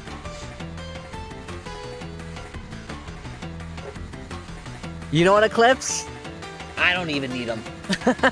I appreciate it. We can use some of them for like pre-buff, but mine are just sitting in storage because everything I need comes down to the same as the Boazon. It's the max damage, attack rating, and life. Okay, we didn't get Stone Skin again. Cursed isn't that good, but we're gonna do our best.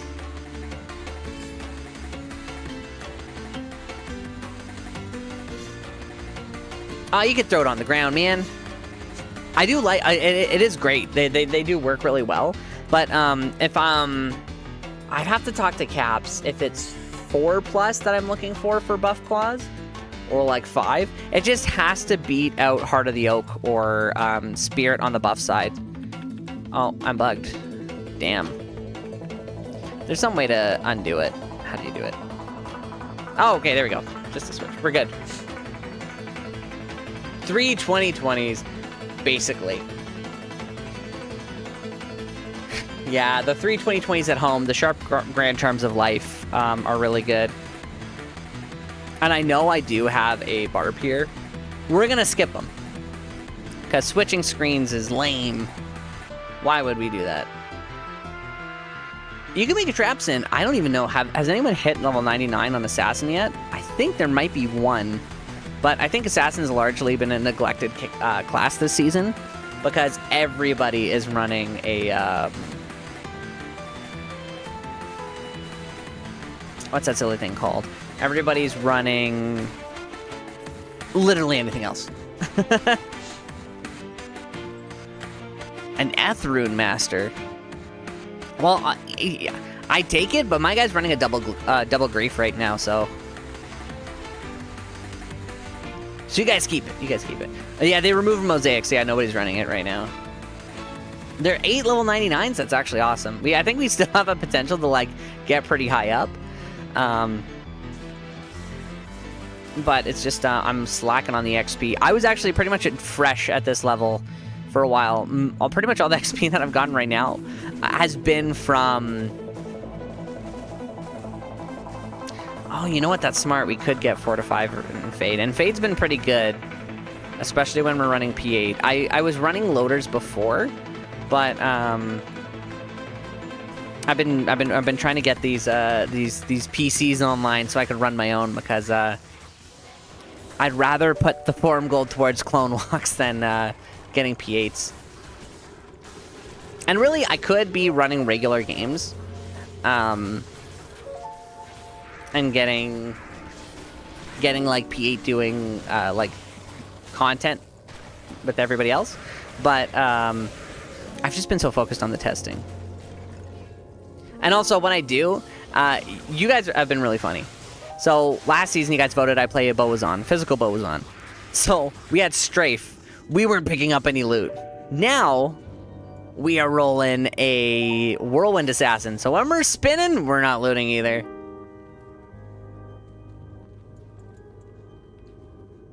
Nothing's coming our way. Oh, Cheesecake's here. Okay, yeah, let us know when you're here, Cheesecake, because you won the Discord. The Discord go. So we have some stuff for you.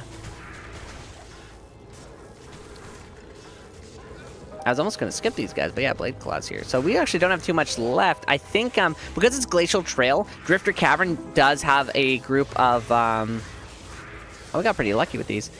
It does have a group of elites. And then, is there a super unique here? I think there is. What is his name? What is my name? You know, I was thinking about that too. If I could find, I think I'll change up the build a little bit if I can get a really good dual leech ring that has like a decent amount of mana. If I could justify getting rid of Jade Talon. Because the resistances on it are nice, but that mana steal is just really nice. And we have freed up a slot. Yeah, okay, so this is the super unique. What's his name? Bone something? I'll just get this guy here and then get them to charge each other. Yeah, here he is. So he's a super unique. So Glacial Trail actually has 2 built-in super unique-esque guys that count towards the elite pack counter. But if you get a good amount of elites before getting to them, you can hit a double saturation or super saturation. Bonesaw Breaker, that's it. Bonesaw Breaker, and then the Drifter Cavern Guards. I think we've actually hit saturation with how many we've gotten so far. So, based on how big the map is, if we go right to those guards, if we don't find anything else, we've actually gotten 2 packs higher than what the area would normally allow for. It is kind of RNG based on where you go first. But if you're smart with it and you clear the areas just around the waypoint and it happens to not overlap, then you can get that double spawn. I don't know why I checked there. It was clearly a dead end. Bonesaw ready. Bonesaw is ready. I love that. Clue reference to Tobey Maguire. Or Sam Raimi Spider-Man. So, I have a story about that. Okay, there we go. So, perfect. We actually were really fortunate with this, where the guard pack is on the furthest area. So, if we fully clear like this, we've hit saturation, and we've kind of done it naturally. A Frozen River is a great place to hit saturation because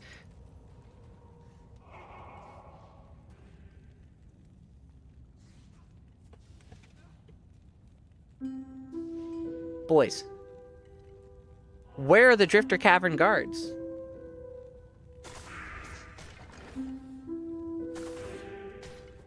Was that the group of snakes that came all the way around the corner?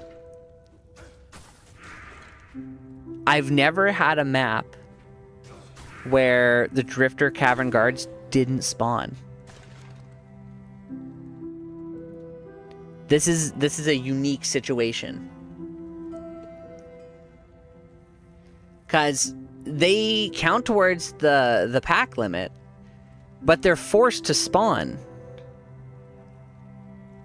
A perfect Griffins with 200 defense is wild. Man's rich. Mooseby, they have to spawn, yeah. They have to spawn. They're just the same as a super unique. How many packs did we kill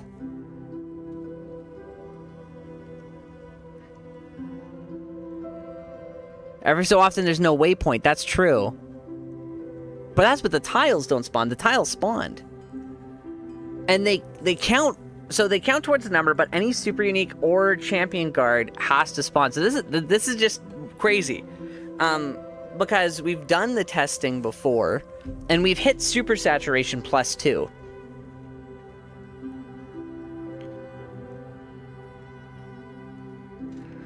Evil urns do spawn across the map, that's true. But evil urns also count towards the elite pack number. So you could, if sometimes you open an evil urn and nothing spawns, it's because they don't, it's because they eat a spot. I'm thinking what may have happened is those 4 snakes that we killed on the far side were the actual counter. Because how many packs did we get? Or were the actual drifter cavern spawns? I'm thinking it's less likely that they didn't spawn, and more likely they spawned on the wrong side of the map. Because there were 4 of them, so they did hit a high number. That's the most likely. I'm actually just checking the spreadsheet right now. Distracted bonk is not as justified, but we'll be right there, Cheesecake, also. Because we are in Glacial Trail. You know what? The Glacial Trail is 6 to 8 packs. Then there's Bonesaw. We did hit 10 packs. So we did hit super saturation. But it seems like the guards didn't spawn. So, what's more likely? The map glitched and we got a higher number than what the native cap allows for? Or, for some reason the tile made them spawn somewhere else? I think that's more likely. It's more likely that they warped over to the side of the map than it is something else. Or there's some other tile-linked champion or super unique in the area, in which case we got some more testing to do. I'm gonna go back and look at the clip and watch it, and then see what we can find, or if we can get an explanation for it. But bug maps do happen. But it's extraordinary claims require extraordinary evidence. Oh, no problem, baby Ute. No problem. Welcome back. A greater talent. Come on. Big money. We want cunning, claws of quickness. 2 to fade. I should have kept it for the money.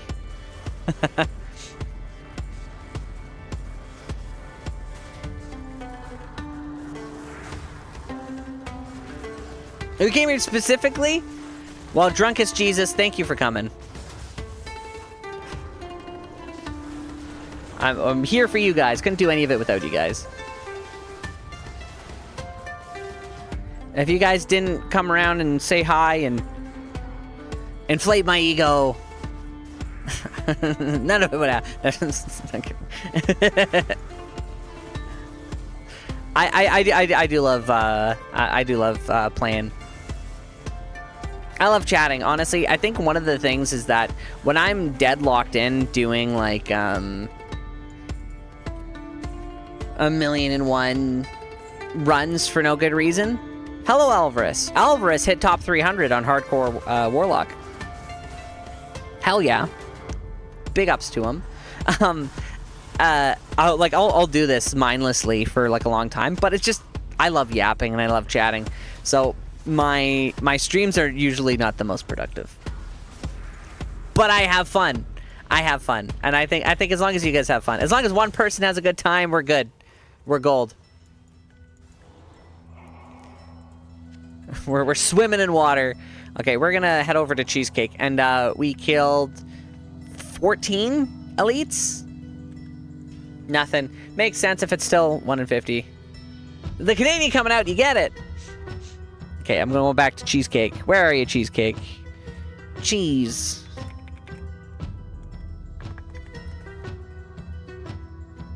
Us Canucks skinny app. That's true. That's true. What do you mean you don't have any friends? The streams are my friends.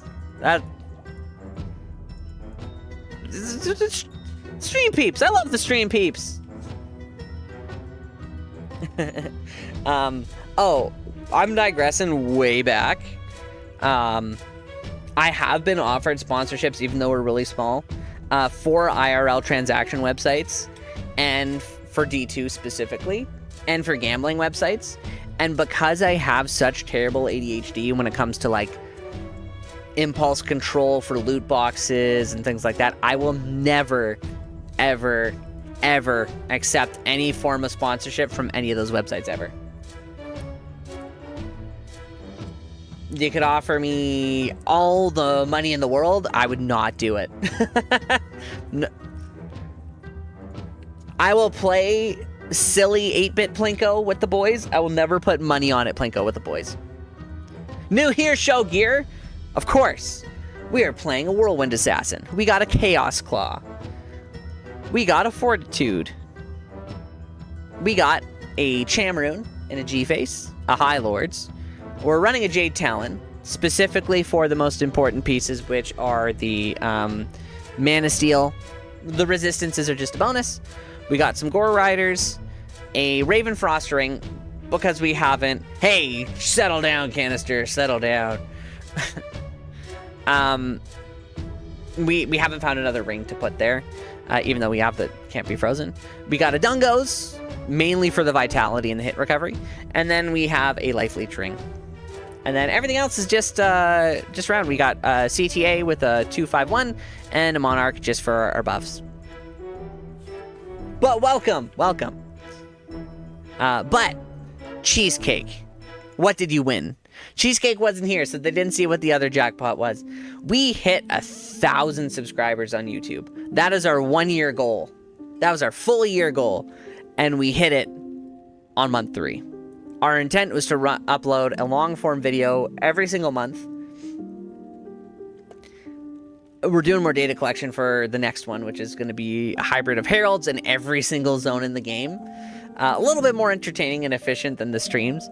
But if you guys had fun, you'll have fun with it. And what did you win? What did you win? You won a Jaw rune, a Burr rune, I said those in opposite order, and an Ith rune. You got your Enigma runes. Cheesecake, are you stucky? Just confirm in chat real quick, just in case. Because I only have one Enigma rune set for you. But congratulations on winning the Discord giveaway. Only 12 entries. The random draw for us was 0.07% chance of getting it for how many entries we had, and they got it.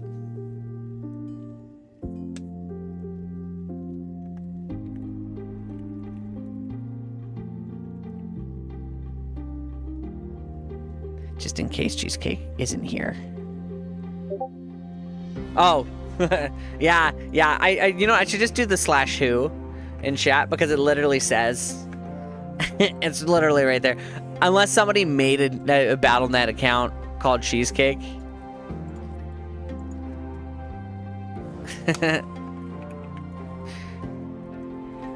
Thank you, Cheesecake.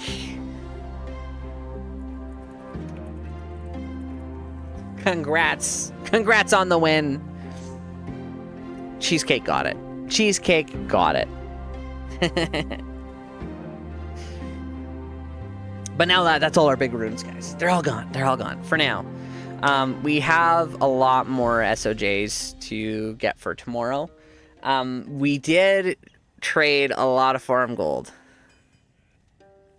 Oh, this is Reign of the Warlock. Yeah. ROTW. Toads! Get out of here, Alvarez. Crazy. They haven't been confirmed yet. Yeah, no, it's me.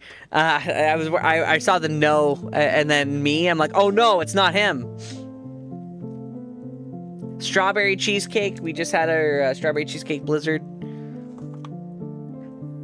Hello, Tasty. Tasty Terpenes. We've already spent the farm gold, but we are getting like another 100 SOJs for tomorrow. So, surprise, surprise, we're gonna have more SOJs. So, we're gonna have to pick a new day to do the next walk. Might pull it on a Wednesday. Who knows? I'm not too sure yet. It all depends on how things are. What the community wants. What do you guys want? What days works best? Was this time good? Was the later time better? I'll pop it up in the Clone Hunters Discord, and then you guys can let us know.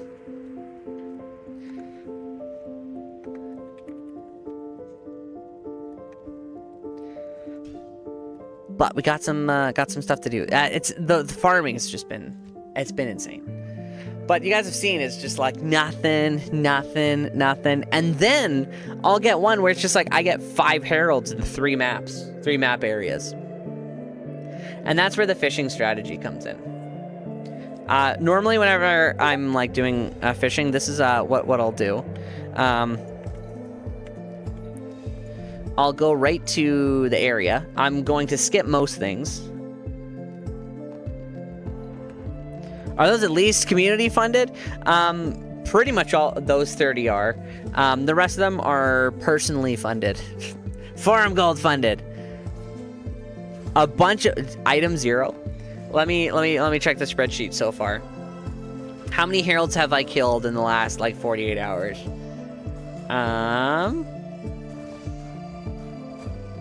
Not that many, only about 28. 28 in the last 48 hours. We took a little bit of a break yesterday. Nothing. I think we're at like 80 or so, 87. No senders. Not even a Geeds.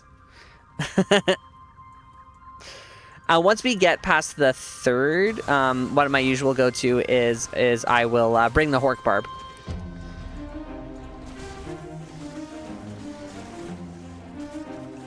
The corruption's all but dissipated. Hopefully it's somewhere cool like the Bloodmoor.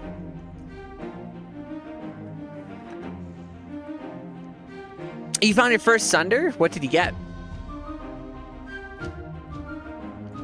And is it on hardcore? They might. On P8, it's different than P1. All of my testing has been basically on P1 to 3. 5 Heralds in Act 1? That's awesome. So, the fishing, how many games did it take you before you got a really good game, or good game? Because my difference has been, I think it's been about 1 in 8, 1 in 9 to 1 in 18. 18 games, yeah. So, when I'm lucky, it's about 1 in 9. But the reason why I've been doing it is because I'm like, okay, I will wait until if I get early indicators, then I will terrorize the entire... Ooh, that's not good. Level fanaticism on these guys is never good. An Ancient's Way, Icy Cellar. Okay. Well, let's see how many of these guys actually spawned. Probably not a lot. Okay, cool. So he's actually... I thought he was Bone Ash. It's Ash Skin. Different. He's different. Oof. He's got doing some damage. Oh yeah, and then these are just regular guys. Bone Bang? Bone Bang. Sounds like a, sounds like a Baki character.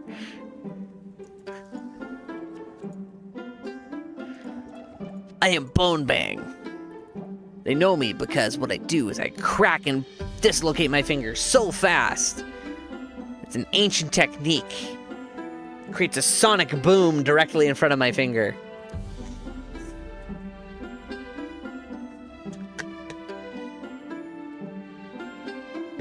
Tier 5. We have the Ire Pop and Arcane Sanctuary. The ghosts have less chance for other items. You know what, the King? That's what we were thinking, actually. Is trying to target heralds that have lower pools. Oh yeah, Matt, that was us. Yeah, that was for us. It was at X15 and X45. Yep, 2 clones. And we got a few more SOJs left to pop, but we're gonna save them for the next walk once we collect some more things, more data, more SOJs. The poison one. Oh, that's so sad. That's really sad. I'm so sorry.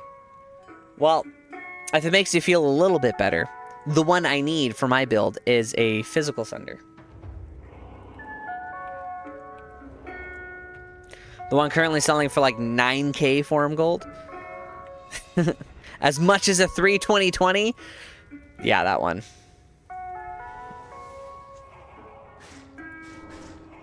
And here we are. Oh no. So, problem here, the Quill Rats. They're cursed, double damage, not good. Also, you can't get life off of them. Oh, no problem. No problem. Hey, feel free to stick around. We're celebrating 1,000 YouTube subscribers and having a good time. You know what, Canister? Actually, that's what I was gonna do is farm Ubers. Start focusing on farming keys. What I really wanted to do is not die. I was gonna skip. We're just changing directions. Not a fan of the Quill Rats right now.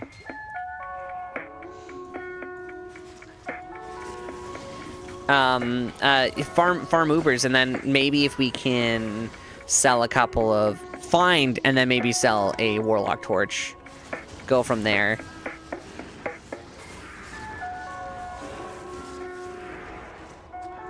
Bartex? Yeah, I have like 3 or 4 of them right now sitting in my inventory. My luck with claws this season has been really good, and I think part of it is just people don't pick them up, and nobody's been picking them up, and I think that's been a contributing factor. Because if nobody's picking them up, obviously I'm going to be able to get them. That's like people are like, ooh, a unique wrist sword, I don't want this. I'm like, ooh, an upgraded Jade Talon. Let's check it. That's been part of it for sure. 3 traps and 1 to Death Sentry. There is a way to do it where it's like I could just stick in town and do the like farm Anya. To hopefully get like a Cunning Claw of quickness or like a good like pre-buff claw. But if I'm gonna be doing that, that is all I'm gonna be doing. And it's gonna be like that for most of the season probably. It takes a lot to get that to work, or to be lucky enough to get a claw. Oh, want them all? No, you keep them. Yeah, that's the thing. It's so heavily RNG. I know Cooley had a video about him doing it. There was one of the streams I watched him, and it was like a straight 5 hours of literally nothing dropping. Nothing at all.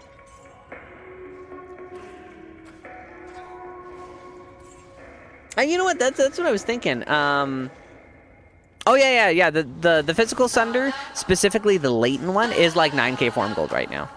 It might be 3 to 6. It depends on what it rolls. But the last one I saw posted was 9k. Hork a T4 Herald. I'll hork it. Tell me the game name.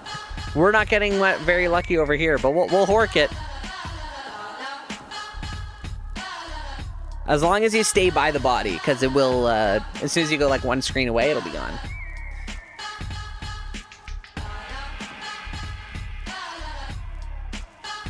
If, I'm gonna see if you send me a message on, the Twitch or the Discord. Oh, I see it.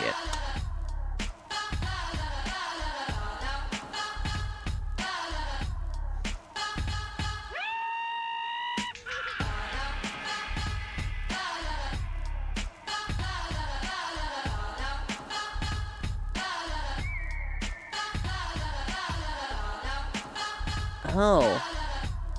Is the YouTube a black screen right now? If anyone's on YouTube, could you...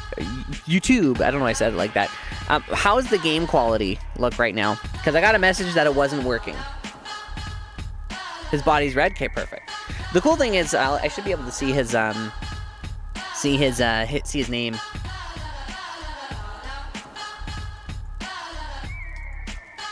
If we get a Sunder, we'll take the clip. You take the Sunder. If that's what happens.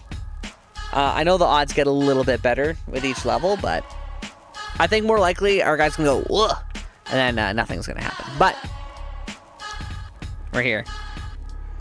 Gotta get the skills up. You ready?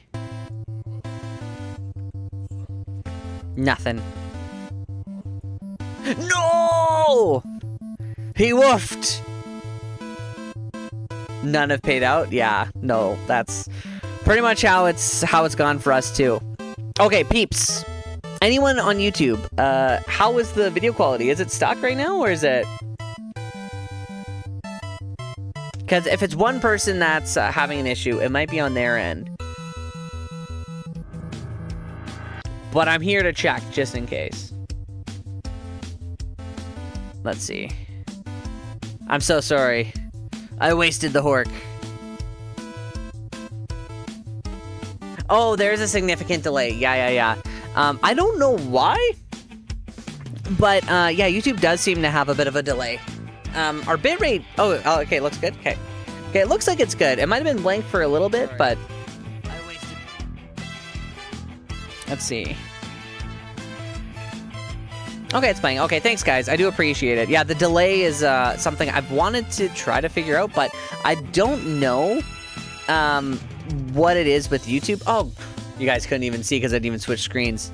Can't believe I did this. Okay, we're going to try a little bit of a change of pace real quick. Ooh. We're going to see. I might not have the waypoint. I hope I do.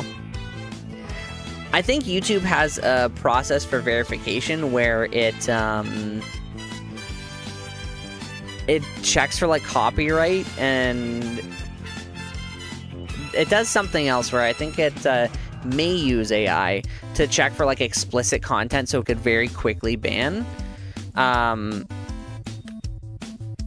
think it's has to do with like advertiser friendliness. I'm not exactly sure. I might be talking out my bum, but that was my understanding. Was it had some... The mustache! Thank you, moderately skilled.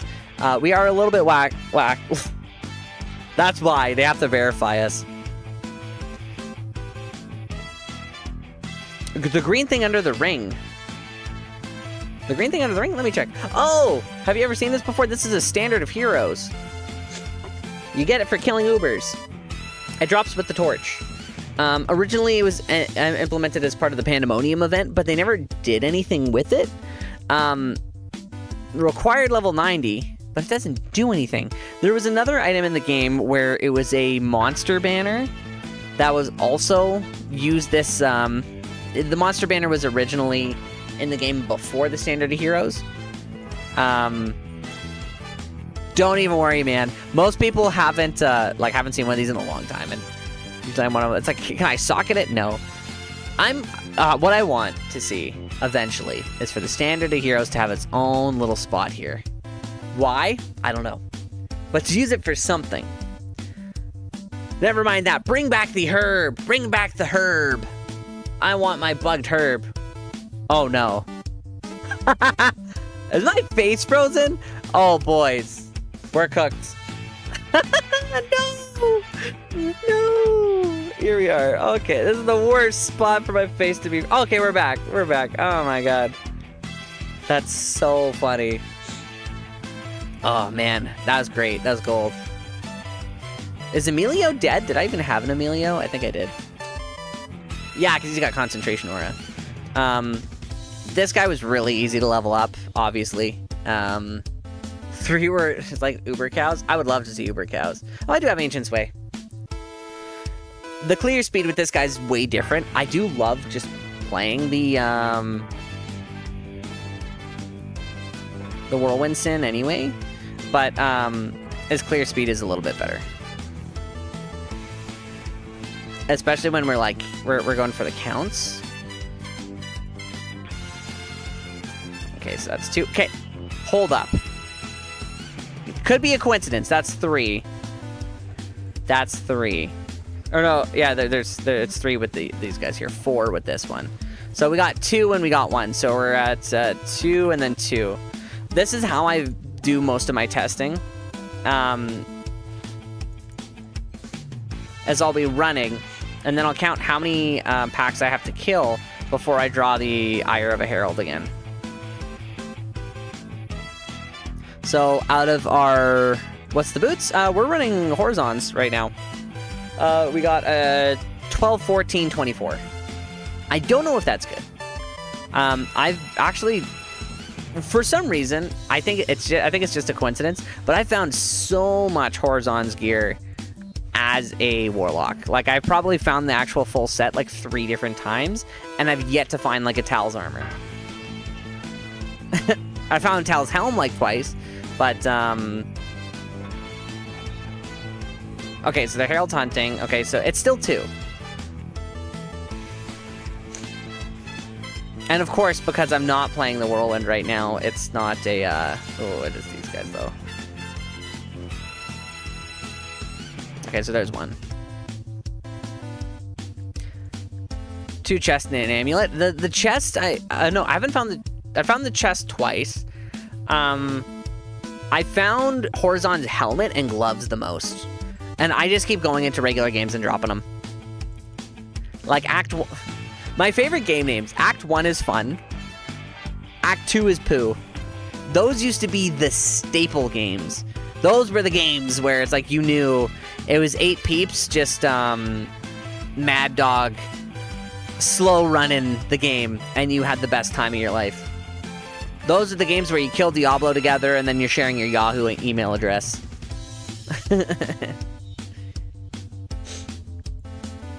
You found full training set? You know what? I've just found the basic training pieces. I haven't found quite a lot of them.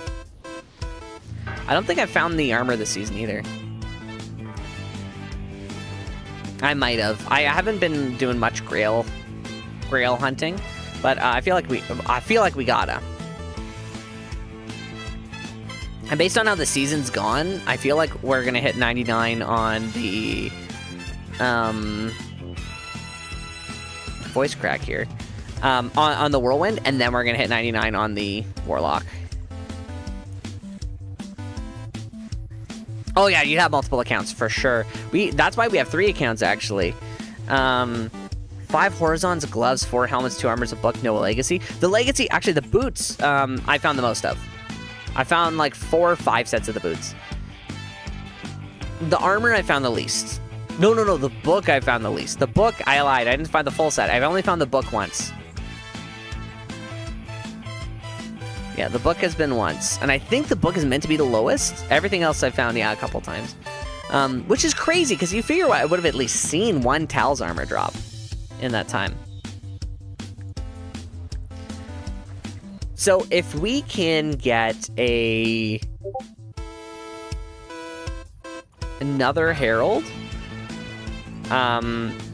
Ire to be drawn in this terror zone, I will terrorize this game, because the idea is that 2 is what we're looking for.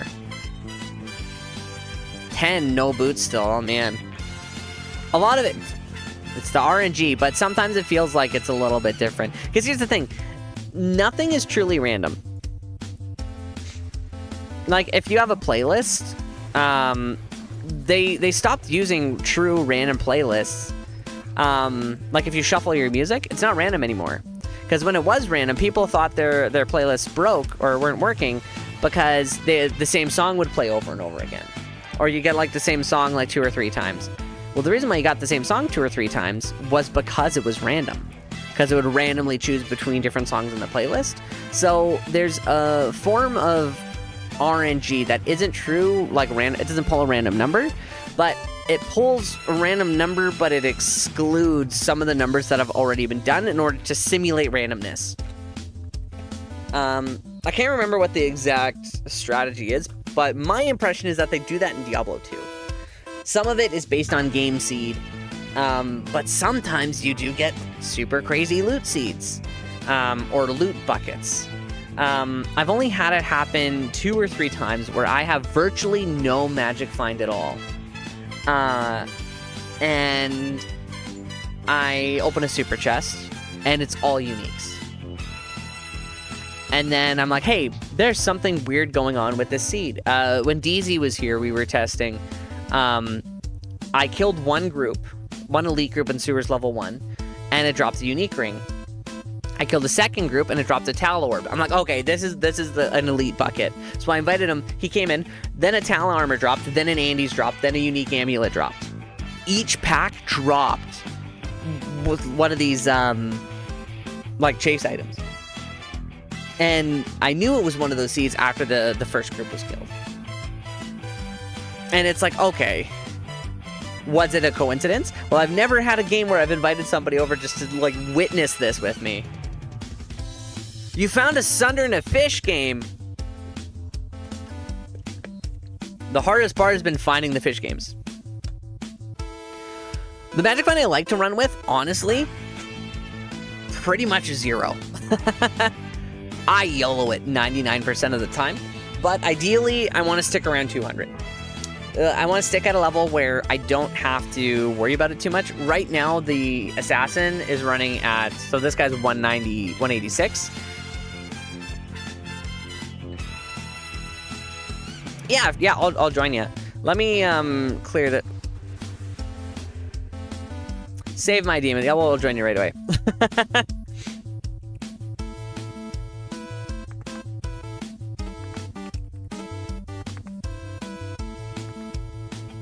Oh, it's a no password game. Wait, am I? Hold up. Spelled fish wrong. I'll join you on the Warlock. All acts popped. Act 2 just started. The usual strategy, yeah, was popping the 2. Did you get the 2 Eyres on the rotating zone first when you were fishing for it? Or were you just terrorizing all zones? Okay. Latent Crack of Heavens? Nice. A 71 too. I know they roll perfect whenever you roll them, but I know Lightning is a pretty good chase one right now. See if I have this. My usual strat, if you haven't already cleared Canyon, if you go through, it looks like it's been cleared. You didn't do any tombs? If you do the tombs, what you can do is clear, or you have a higher chance of popping Ire in this area, because it's a 46 uniques per tomb, or 46 elite packs per tomb. Like there's 2 already, and then usually when you get like 4 to 6, you go to the next one, and then because you get a high number of elite kills, the high EKPM in this area, you're more likely to draw the Ire of a Herald a little bit faster, and then you can move over to other areas to spawn it. So like the Den of Evil, for example, is a great place to pop it because high density and no other elites really. Oh no, it's like Loricated Mail. If it was the plate, then that'd be a Tal's. Unless I'm totally wrong, in which case we just left it. But also, we just sold 200 SOJs. I'm not running for what's it called? I'm running for the for loot. Loot exists. It's a bonus. That's for other people. It's Nats. Oh no, Nats is pretty good. I don't think I have that on my I always forget about the super chests. Running an assassin. I don't know if anyone knows this. Most of you guys probably do. The assassin. I have the heralds getting drawn pretty fast. Not a lot of people in tombs. The assassin has infinite keys. Oh, it was eligible for my chronicle. Well, there's Nats. There's Nats. Oh, no problem. No problem. I don't know if that herald's got killed. Probably. The herald's hunting in tombs. Not this one. Oh, I don't have it. It's not on me. Not on me. I'm still looking.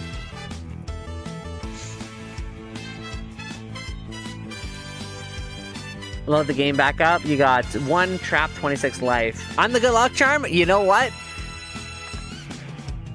Okay, these heralds are being drawn pretty quickly. Now, the benefit is if you have multiple people farming multiple areas. Oh, that's a good luck charm. It's hard to tell. Because if I would do the solo, I could have the elite kills per minute. I could track it exactly for how many it is. Are you guys clearing a lot of elites really fast? Oh, yeah, Trunks, the elite... Or, sorry, it happened,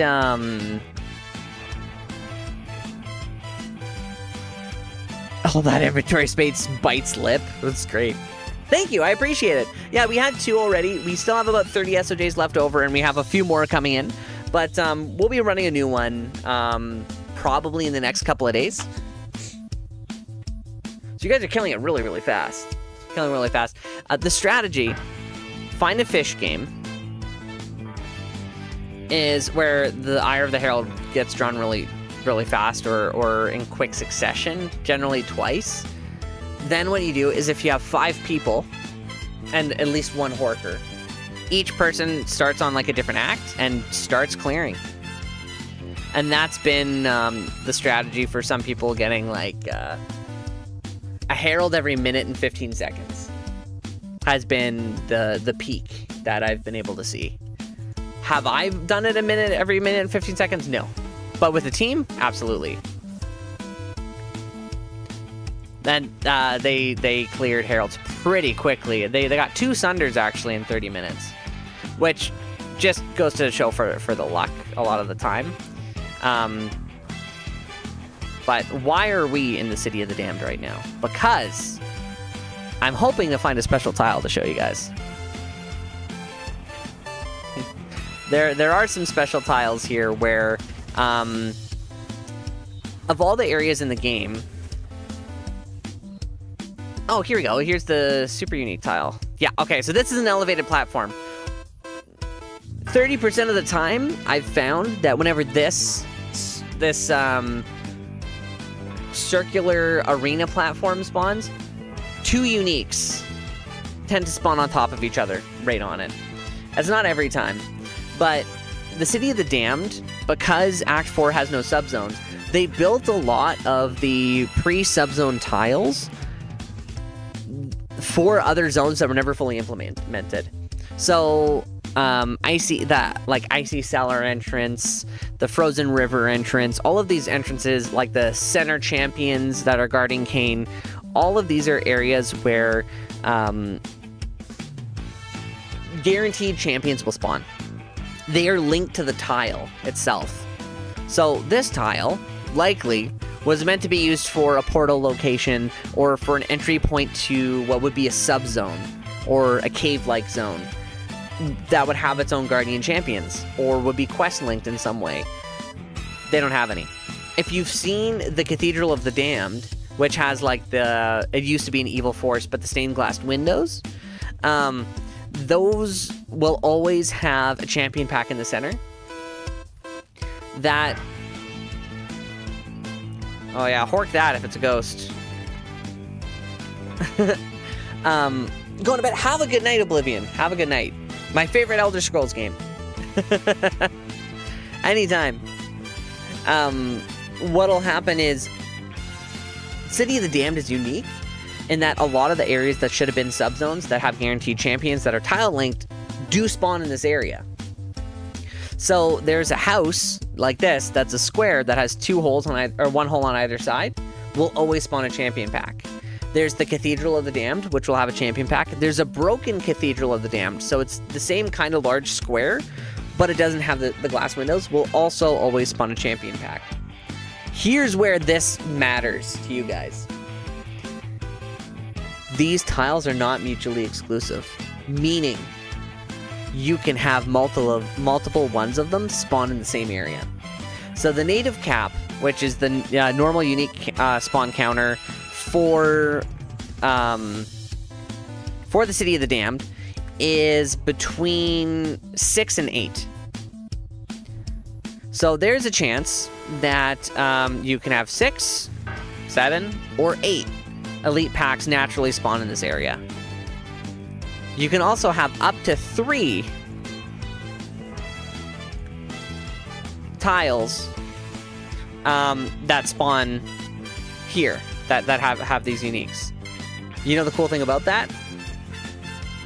You can actually push it to a super saturation of up to 12 packs. The problem is that you also have to make sure your pathing is correct, where you don't load in those areas too early. There is a new tile set that I think they had like the framework for a tile set, but they didn't fully implement it. I call it the Void, where there's a very large central void in the City of the Damned. There's always one champion pack with a Berserker in it along the side. My theory is that they had a tile ready where they were going to build something on it, and they never did.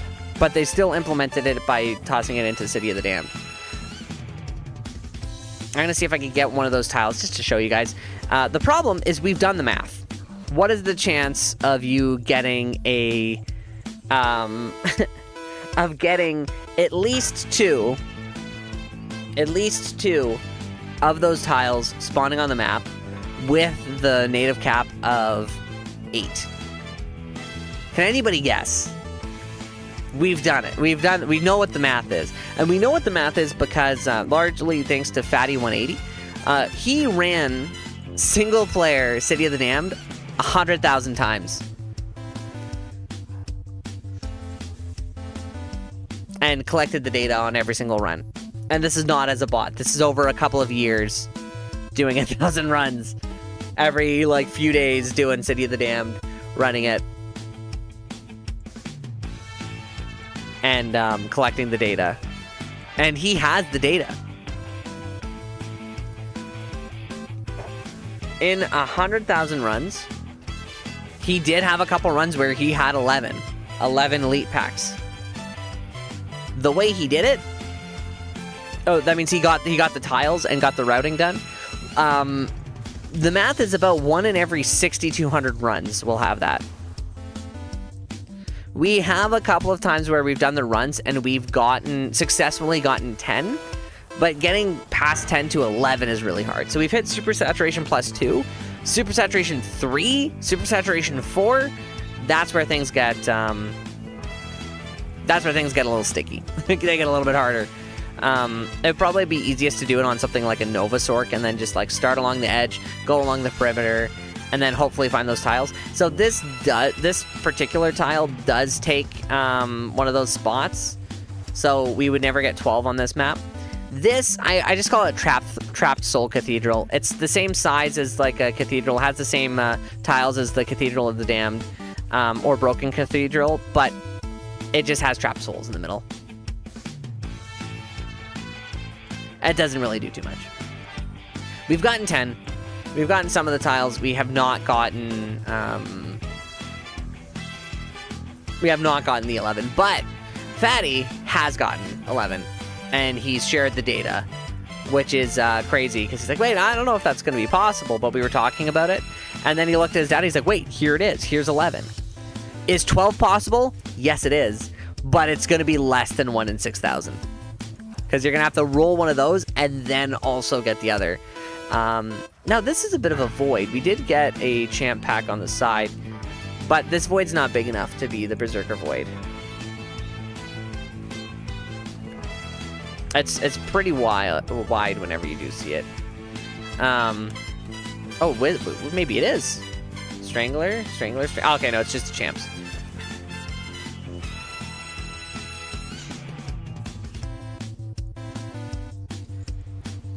But what I've found is even if you only get one of the tiles to roll, I can't explain why. When you get Cathedral of the Damned by itself, not any of the other tiles, you can still get 10 champions to spawn on that map. Worldstone in 30? That's actually pretty good. And thank you for the follow, ABX. I'm gonna have to level up this, whoa! My stuff's falling out behind me. I have to level up the WWSin.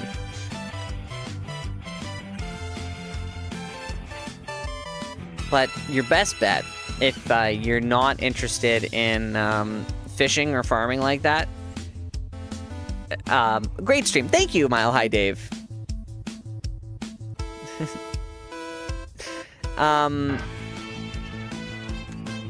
Your best bet is to try to hit saturation where you can. And farm in a group if you can, and then have an agreement. Boys, if this special thunder drops, you can have it. If this one drops, work together, and then just try to optimize your time. If you're farming solo for it, it does take a little while so far, but it seems like fishing has been the best or most fruitful of the strategies. But again, I don't have the confidence to put the stats out yet. Actually, I had I had a short video explaining exactly how to do it and how it works ready right away. But I never uploaded it. The reason being is because I thought about it and I'm like, you know what? There's a heck of a lot of people that tend to upload things on like D2. I don't want to lead you guys astray. Just buy 8 computers. You're absolutely correct. Never mind everything else. 8 computers is all you need. Where's my, Oh, there we go. I totally skipped it. I don't want to lead anybody astray. And it's like, if it turns out it's just a coincidence, I don't want to have a video out there where it's like, hey, remember Sir What's-His-Name who said this thing was the thing and it was wrong? I'm not going to get into YouTube drama, boys. But there were some videos where people did, I don't see the videos up anymore. But videos were uploaded where people talked about different ways to farm Chaos Sanctuary to get more packs. And they showed that, oh, well, you actually get more packs if you check out the corners first before spawning in the seal bosses. But the seal bosses are quest linked and don't count towards the number. So when they showed their data that like one side was like higher than the other, I took their data and I ran the stats. And there was no statistical significance between them. I didn't comment it. I didn't say anything. I let it go there.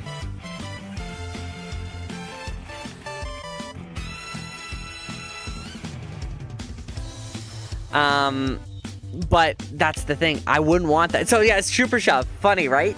It's not like I was looking at it, I'm like, oh no, there's no statistical significance here. But I'm not gonna comment that on someone's video. But I know there's no statistical significance there. And that's part of the problem.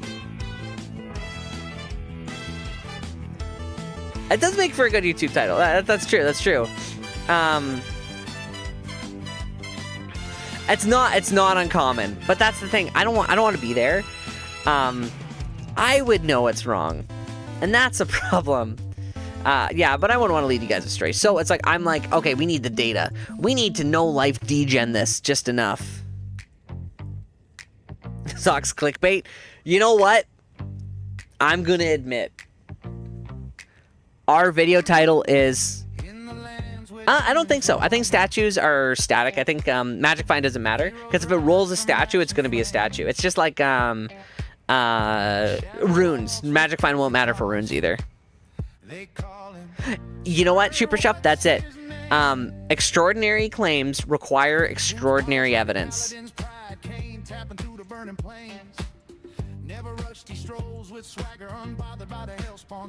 J-Mom, Jeweler's Monarch of Mana. Okay, boys. I'm gonna be the first person to admit.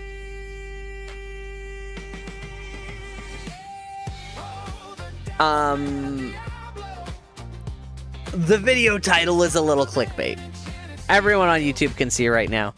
What's our video title right now? The saturation glitch that's breaking Diablo 2 farming? You know what? I think it's reasonable. I think it's reasonable.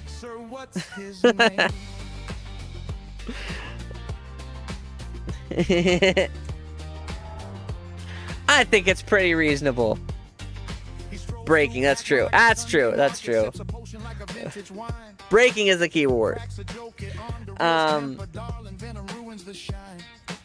A trade. Nat's boots. Oh, I don't have room. I don't have room. I don't have room. Here, let me toss it this way. Let me put these things away. The Nat set busted, OP. No. When he buttons his coat, for styles of weapon he can wield. The angels whisper, the demons blame, but none forget. Sir, what's his name? Oh, need me to hork? Okay, yeah, sure. I can pop over. I do have that. That's full Nats, I think. That's full Nats. That's full Nats. Nat Shadows right here. Ooh, maybe we could try a full Nats set. I know that's one of the build variants that that peeps run. Oh gosh, what was I even using here? Okay, faster run walk was in there for sure. We're just gonna toss all the small charms and hope it sticks. Oh, we can't. 2018-9. We'll go the 20 all res because that was oh no, the difference is just too high. Wasn't collecting. I appreciate it. Thank you, baby. You. Yeah, no, I could come by on the Horker. Am I still in the game? I am still in the game. Nice. Okay, I'm gonna switch the screen over. But they're all light immune. Oh no. Are you in Far Oasis there, Canister? Because I have Horizon set, it's plus 30. And then probably not on the assassin because I mainly rely on the fire and physical damage. And I just don't have enough room. Oh, do you need me to kill this guy, or do you need me to? Because I can kill him probably, or just hork him. Oh yeah, I see him. Let's see what we can do here. Oh, he's up. Okay, well let me give you a bow here. Now we gotta find the stairs.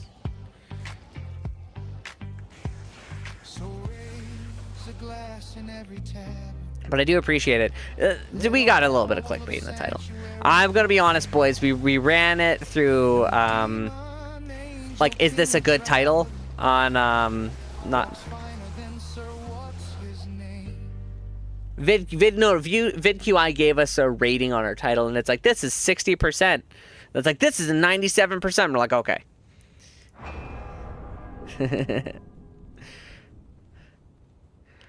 I ran to your death, pretty much. Yeah. Pretty much. Hey, this Barb, he's doing his best. He's level 77.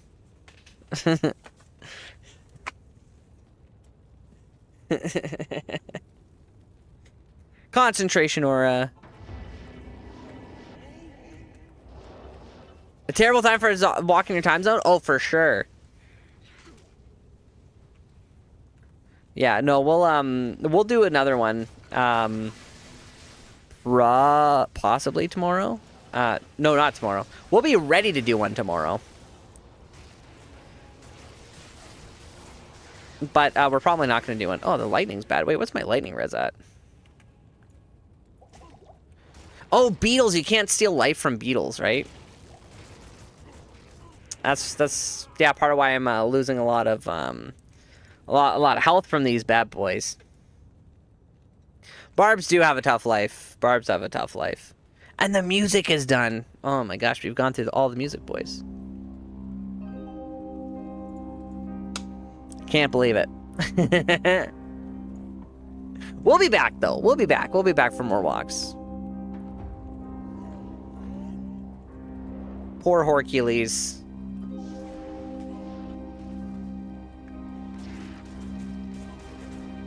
He's not doing a lot of damage either. It's like he kills Council pretty easily, but...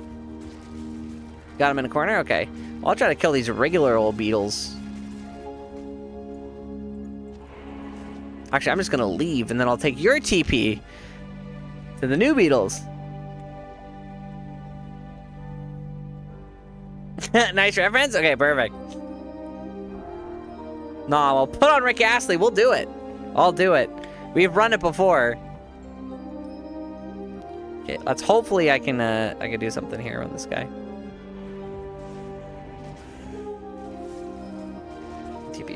Oh, he hits hard. You know what? I have an idea. 50% chance of getting a barb? We're no strangers to Rick Astley, yeah. What's this one? Okay, what I'm gonna do is I will come back. Actually, no, I'm rejoin as this guy. We're gonna do a little switchy switch because I have an idea. I'll be back to the fish game. You guys, tons of heralds getting spawned here. This is the easiest strategy. Dare I say, one of the best strategies.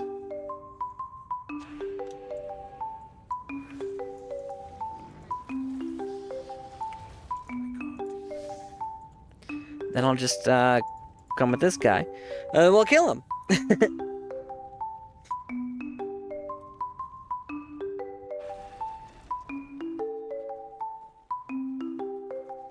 Pelta Lunata. I don't know what that means. Where is he? I have cold on Warlock? I don't think I have cold on the Warlock. I have cold on the, He's good, he's good. We're good. Holy Freeze on the other guy, but I'm using fire damage anyway. My impression is that if you have fire damage, with cold damage, the fire damage takes priority if you're enchanted. I might be wrong. I might be making that up. But here we go. Let's see what we get here from this Herald. Nothing! He horked nothing. Honestly, it's not unusual. It's not unusual.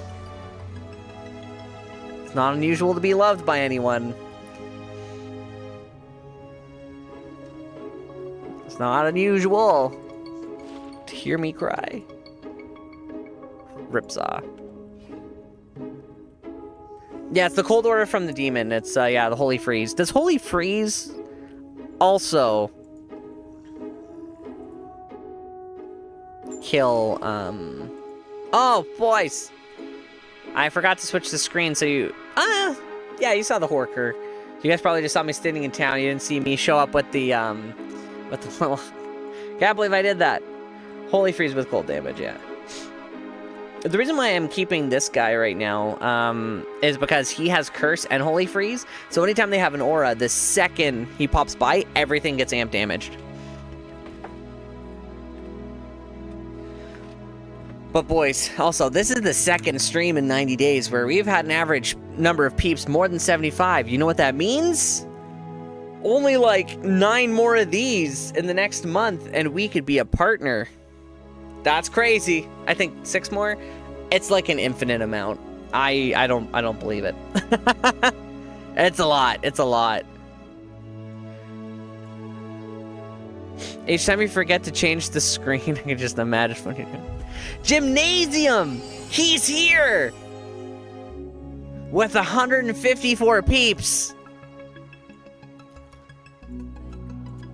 You know, I thank you so much for bringing all the peeps.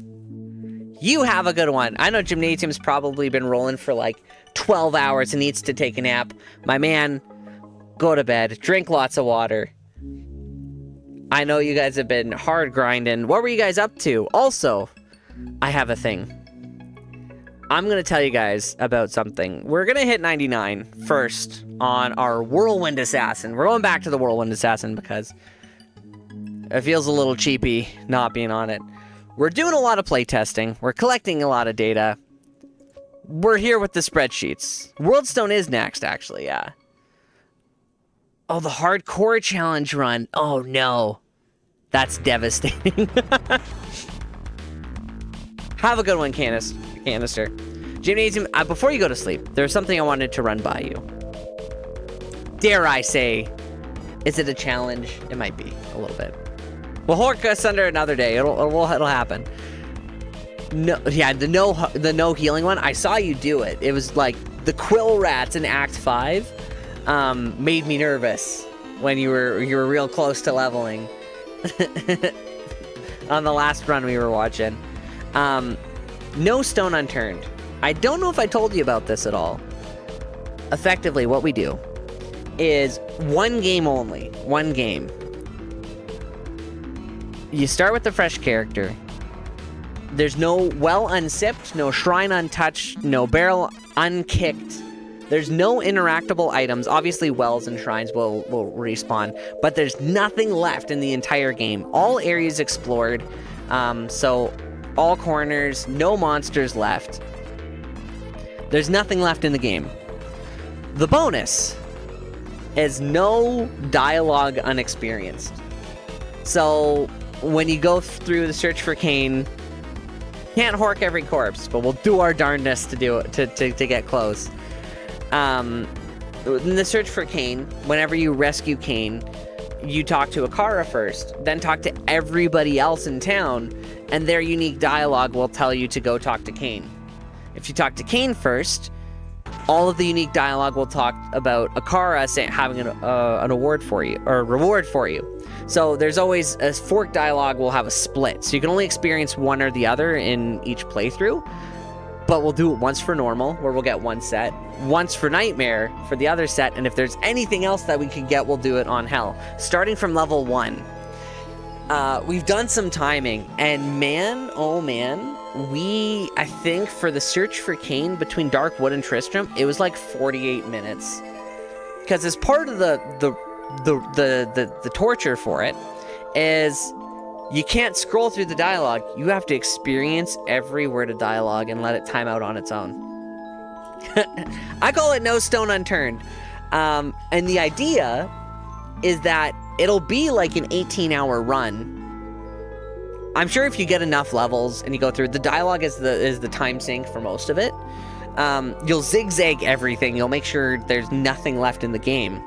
Start from level 1, go all the way through. It'll be tough to get the gear and leveling because you only have it on one game. The idea is also if people join the game after, once they have the name or password, they can verify that everything's been cleared. I had this silly thing. Oh, I know, 100%. So to do it all in one sitting makes it infinitely worse.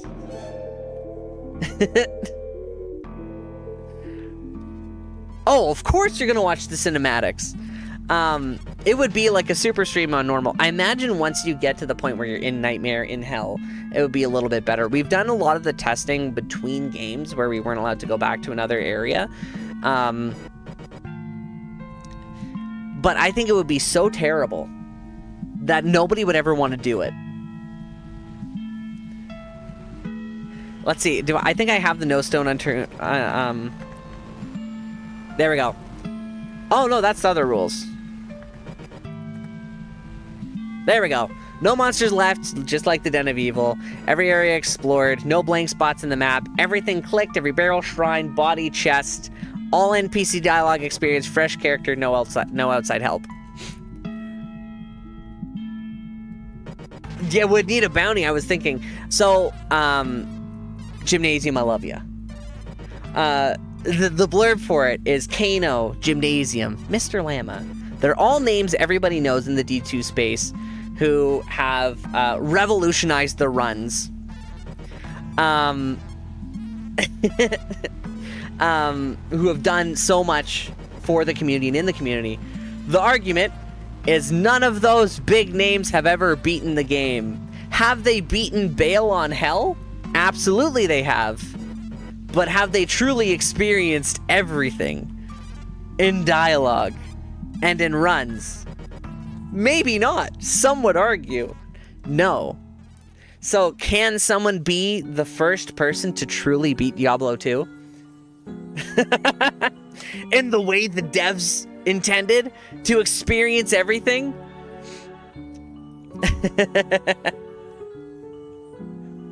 Who knows? Some people have hit level 99 faster than anyone has before. Some people have done it the first way on hardcore. There have been videos of some people doing like the Den of Evil style full clears.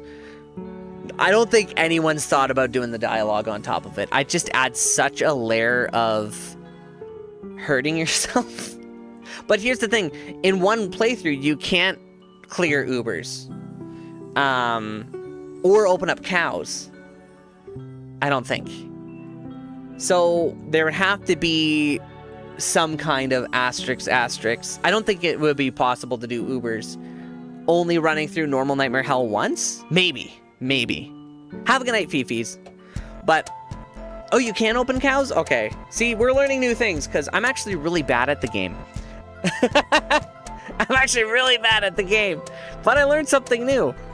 I don't know if you knew this, Gymnasium, but I learned today that you could turn tooltips on, and then it tells you the shortcuts for bringing multiple gems over or putting them directly back into the tab. I didn't know about the tooltips. I just knew that it's like, hey guys, Control Shift right click. Look at that, 3 of them. Amazing. Control Shift left click, back in there. Convenience to the max. Now, the new thing I learned today was the tooltip access. Level 99 Pacifist Solo would be devastating. That's a multi-year go. You accidentally hit something, it's all over. But no stone unturned. Once we hit 99, that's one of the things we want to do. And I do have a goal for this season. And that is to actually speedrun the game. You did. I did see. I saw your stream. I actually had it up. I think I had it up the whole time here. It was muted for a bit, but yeah, I had, am I one of the raiders too? I might be. I might be one of the raiders, and then, it's actually get into speedrunning and do it competently. Because I think the last time you were here, we had, we were talking about the chicken run, running the chickens to Blood Raven on optimal speed. We want to keep with the silly things, but I actually want to be able to fast speedrun the game. There are different games that I really got into speedrunning for, and I was getting pretty decent at it. Like, Ark Survival Evolved, weirdly enough. There's speedrunning for Ark. What's that game called? Don't Starve Together, I was speedrunning. Lustworthy, definitely not me, because we're walking. We're relying so heavily on our damage. And then we're doing some data collection for our theory about how heralds may spawn. This is probably a bigger thing that may be a little bit more significant. As much as I love the No Stone Unturned silliness. You speedrun bosses, endgame bosses. So, like the Manticore, the Dragon, the Giant Gorilla, Giant Spider. Collecting speedrun artifact collection and killing the bosses. That's pretty much it. I was part of a mega tribe on PlayStation. There's two things. I've told people I've been part of the D2 community forever, but I very seldomly posted because for the longest time I was a squeaker. My voice is already high enough. So I never really had anything go out until relatively recently, since we really started like making content or publishing content in this. But if anyone played Diablo 3 on the PlayStation, the Diablo 3 cosmetics and loot goblin farming group, I was the head of it on the community page. I was the founder. I ran the group. That was me. Before they removed the community tabs from the PlayStation Network, we had it open and running for like 3-4 years. So if anyone was doing speed runs or like torment rushes on PlayStation, that was us. We were hitting close to max level in like 2 hours with the torment exploits. We were running for rainbow goblins. That's what we were doing. But then Ark also, on Ark Survival Evolved, we were with VVV. We ran like a couple of different... Yeah. We would rush wyverns mainly for carry weight over anything else, because wyverns you can't actually bring into a boss zone.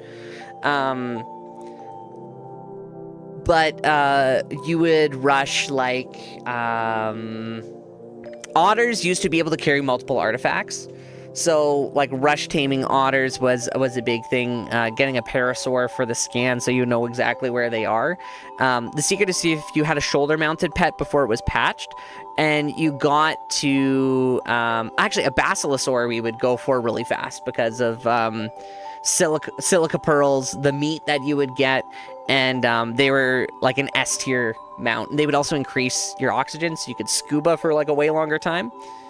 And you would need them, you need like a high-ish level one to clear the water cave. But then if you brought a shoulder pet with you, you would just sit in the artifact location for like 15, 30 seconds, and then you would just load multiple artifacts onto them so you could run the bosses a bunch of times.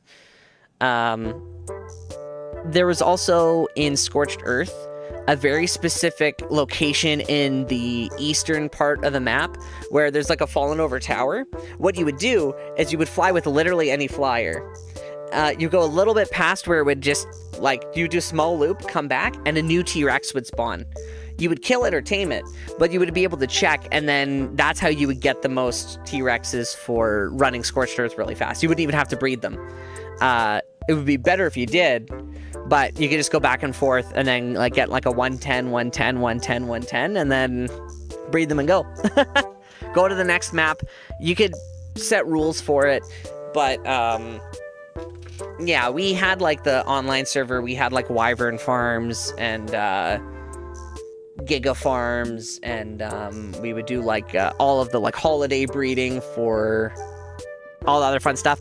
I had more fun playing on single player with Ark than I did online, because the amount of stress you would get. Triangulosaurus game. Very true.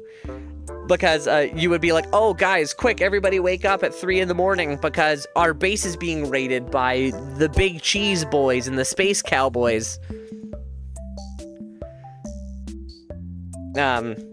Not really worth it. And then I stopped playing because I got kind of mad.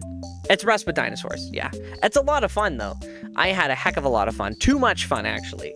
I have triple the hours, quadruple the hours I have on... I have a confession, boys. I have a confession. I have a confession. So, December-ish, that's when I got sick. I was in the hospital for a couple of days. I couldn't even look at screens or anything like that, so I couldn't stream. I had no problem looking at a low-light screen. I couldn't look at like the PC screen or even my phone screen. I spent that 2 weeks playing Ark Aberration. That's what I was doing. I was playing Aberration. That's what I was doing.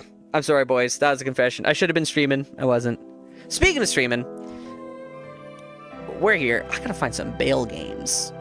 Because I'm still level 92 on this bad boy. Lots of peeps doing Blicky Bales number 2. Ah, the game's full. Well, we tried. It was worth a go. Game's full. Damn. Well, it was worth a shot, everybody. But, have a good night, Gymnasium. We'll see you guys soon. I'll have to pick your brain later once I actually do 99 this guy and then get into the speedrunning, or no stone unturned, and then I'll have it as an open challenge for everybody. Can you sit for 40 hours and do this challenge? We'll see. This is this is peak D2 content right now. We refresh. Duke Bale -01. Nice. We'll probably do 1 or 2 of these, and then we've almost been going for like 5 hours.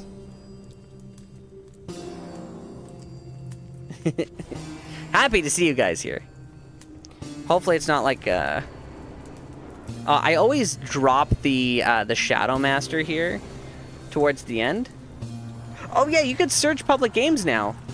There's also another edition where if you want to join a game really quickly, if you just left click, you'll automatically get it. Let's see. Yeah, searching games has never been easier. One of the problems is that it's also been never easier to PK games because you'll always have people going for chaos, just touring it whenever it's a chaos terror zone, because you don't have to regularly refresh.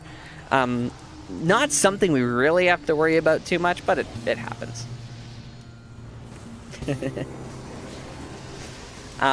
And then I'm not sure if this group is going for Bale also. I usually don't like doing pubs while we're streaming, because it's like, oh, it's not our game. But we're also at the point where we can't host a 96 Terror Zone game yet, guys. I've been slacking on the leveling because I've just been so focused on our data collection. But for anyone from the Gymnasium raid team, if you guys are interested, one of the theories that we have is that our working hypothesis is that Herald spawns aren't truly 1 in 50, but that different games have a slightly elevated chance of having Herald spawn. So you can test this by going through the rotating terror zone, killing... Actually, this is a really good place to test it. The problem is the experience is the reason why people go for it. But Chaos, you have like 24 plus elite packs from the top to the bottom, not including the ones Bale summons.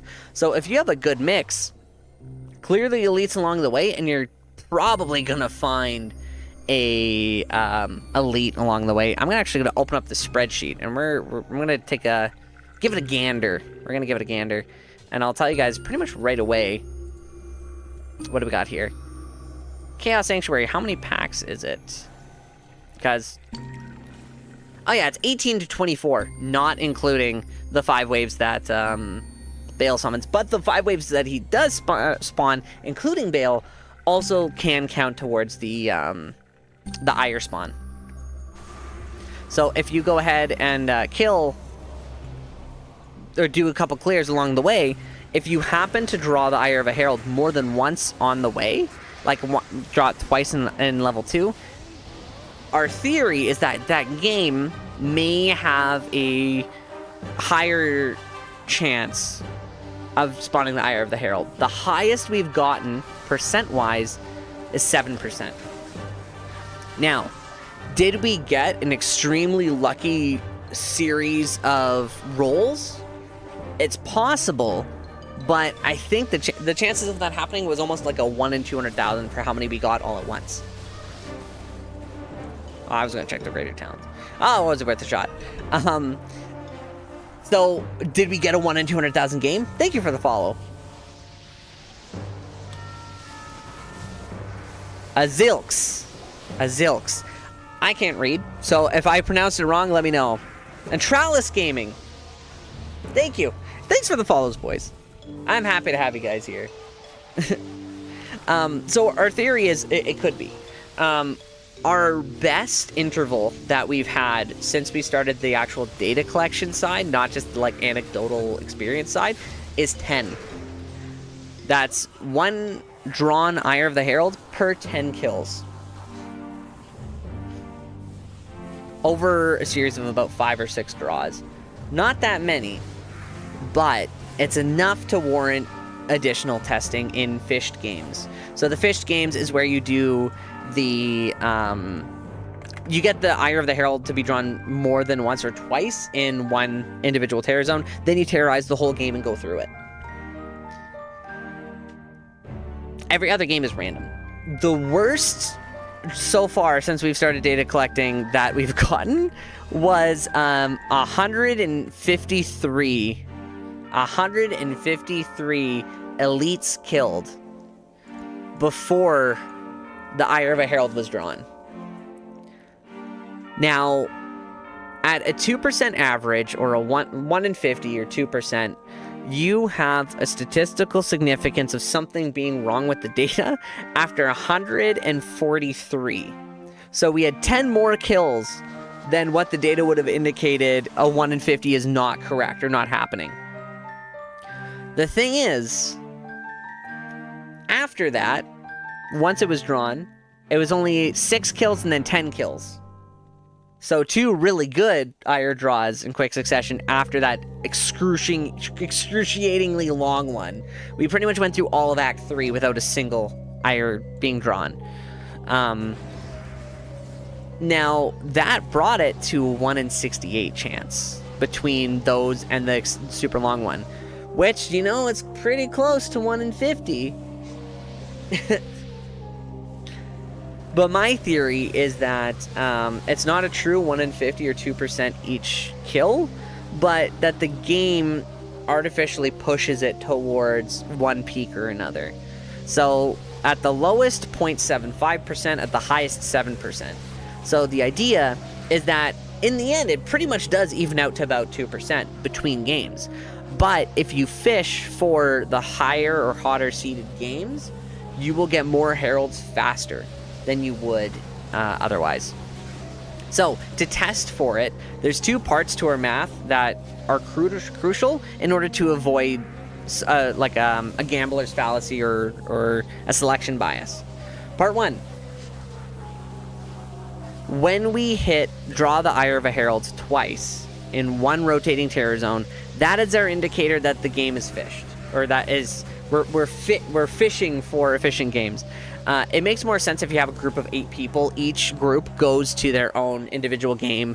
They all clear their terror zone. If someone gets the ire of the herald twice quickly, which is generally unlikely, then everyone joins that game, terrorize all acts, and then go through everything. You're gonna get more heralds than you would otherwise.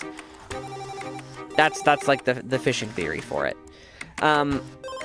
In the calculation, you do not include the first 2 heralds that you summon when drawing the ire. That is just the indicator that shows that this is correct.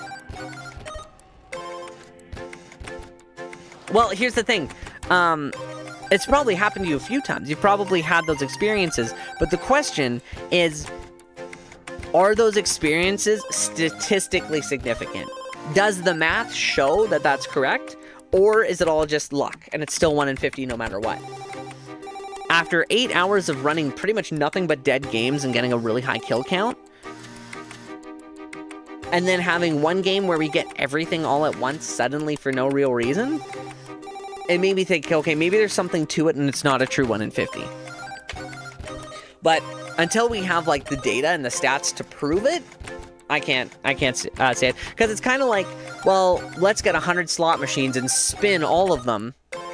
If we only pick the ones we're winning on, we can't say we're winning more money on them unless we compare them to the same number of spins on a regular one after that, if that makes sense. Exactly. So it's the exact same to the non-random playlists, because it's not truly random, but it's meant to simulate it to look random. Well, that's the thing. No one has the energy to well, some people do. But if we could test it and find another way to slightly increase the odds of getting people to get more heralds, and then that's what we want. So that's where the data collection comes in. And that's where the long run data collection comes in. Is how many elites have we killed? Thousands, and we've counted every single one between different games, and we want to compare them all together. And if it turns out, you know what, it is truly just random, okay, then our priority changes from fishing to maximizing the number of elites that you kill as fast as possible.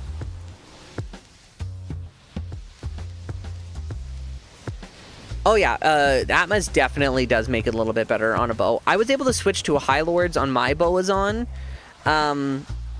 because I switched to a Act 5 Mercenary with, what did he have?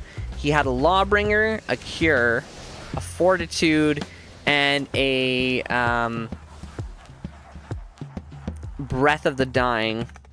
Because the Might Aura. So we had the Might Aura, Sanctuary, and Cure, just for maximum utility. One thing you want to know, also for a Boazon, if you're playing it, Concentration Aura does not apply to you as much as it does for melee characters.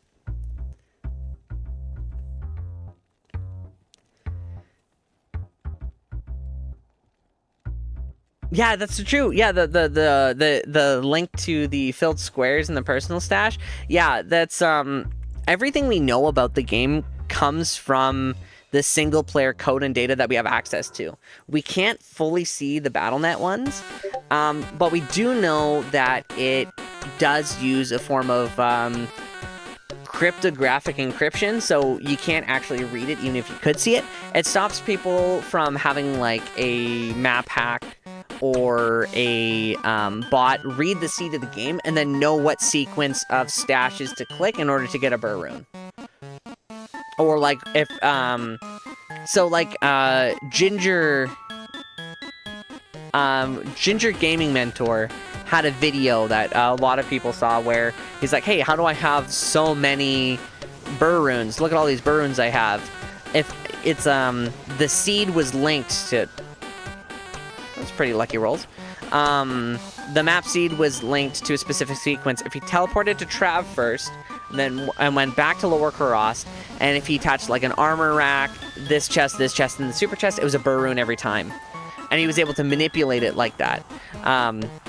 It's because of how the drop table works, and it's a little bit different for single player, at least from what we think, because the loot seed is going to be a little bit different from the map seed. And then BattleNet's going to be a little bit different, but we can't see what makes BattleNet different. So everything we know about Herald spawns comes from desecratedzones.json. And it has everything about how Heralds should spawn, that it's about 2%. But, including like what terror level the map is going to be based on who hosts it and who goes there. My theory is that it's different, or it updates, that the file updates and it slightly changes between games that are being hosted. Part of the reasoning for it that the file can be manipulated is that, let's say I host a game as a level 94 and it's a level 96 game, and I terrorize Act 1, and I explore 5 of the areas, and then I leave the game. If someone else enters an area before I get there, and they're a lower level, that terrorized area, even though it's a level 94 that hosted for 906 Terror Zone, will default to their level, even if I rejoin the game. So the file works based off of the highest person in the game, but also if they check it first, even though they're not the host.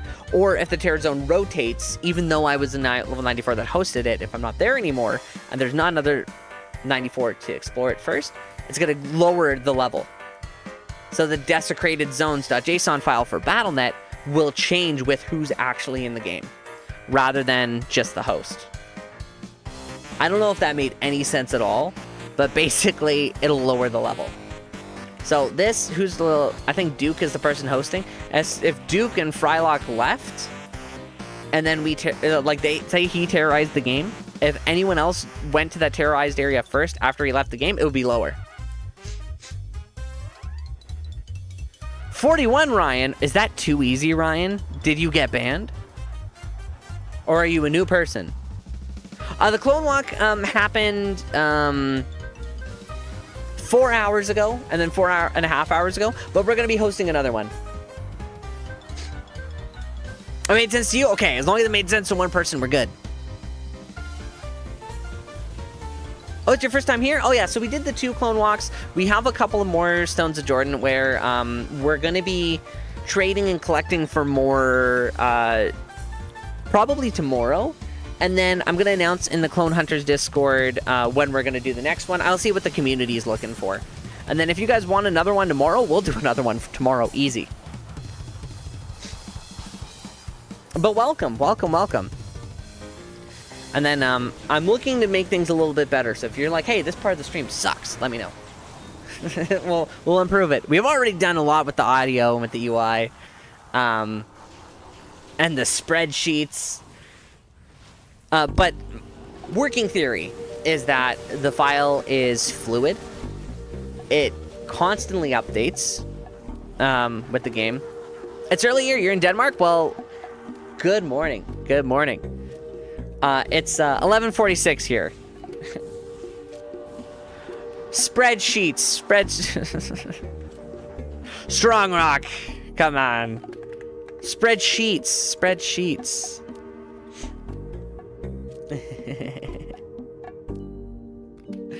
It did sound like it, though. It did. It definitely did.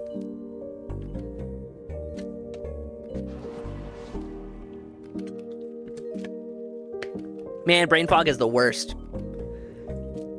Oh, it's 6 a.m. there? Oh, man. So not quite coffee time. I am in mountain time. How did you know? And thank you for the follow, Ryan. West Coast Canada time. Woo! They know I'm in mountain time. 2:47 here, PM or AM?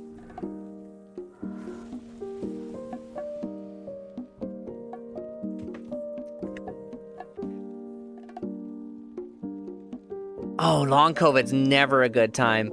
I had a buddy of mine, Marco. He got COVID when it was like the Delta variant first. Man couldn't walk around his own block for like 8 months. Not a fun time at all.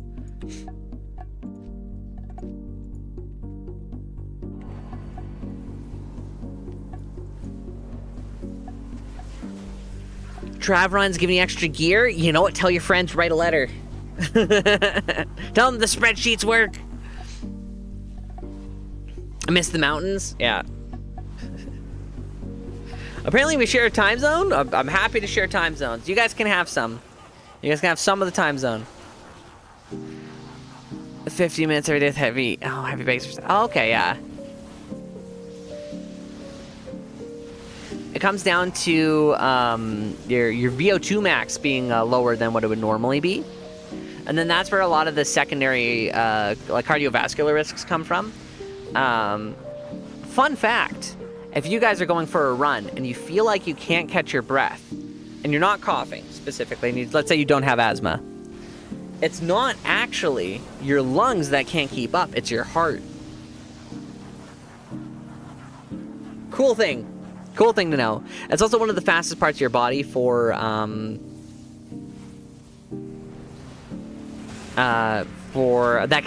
it comes to adapting to new environments. Most of the time, whenever you hit like new workout plan, new routine, things like that, it's usually your heart and lungs that will adapt the fastest, and then that's whenever you get into areas of like muscle sprain or like shin splints or your bones taking longer to adapt. Return after a 15-year break. Well, welcome back. After taking on damage, I know there's some evidence for things getting better, like your heart compensating, but it's not really your heart compensating. It's your the volume and concentration of red blood cells that you have, and how your body utilizes iron and how you could bind extra oxygen. There's a means of building up in that regard.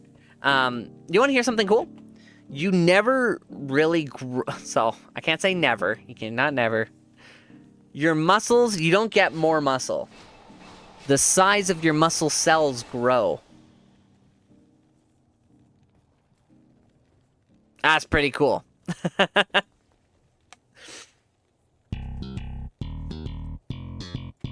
Being self-aware of the inside of your body is trippy.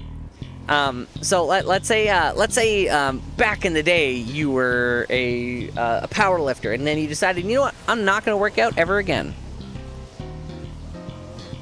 If you grow your muscle cells, let's just pretend it's a little guy, and he grows. Eventually you're going to hit what you call like a plateau. It's like, man, I'm increasing my protein, I'm changing up my workouts, and for some reason nothing's happening. And let's say you change nothing, and then suddenly you get like a little bit of rest, and then, wow, my muscles are working well, and then you're able to keep moving. A lot of the time, the limiting factor comes down to something called muscular nuclei.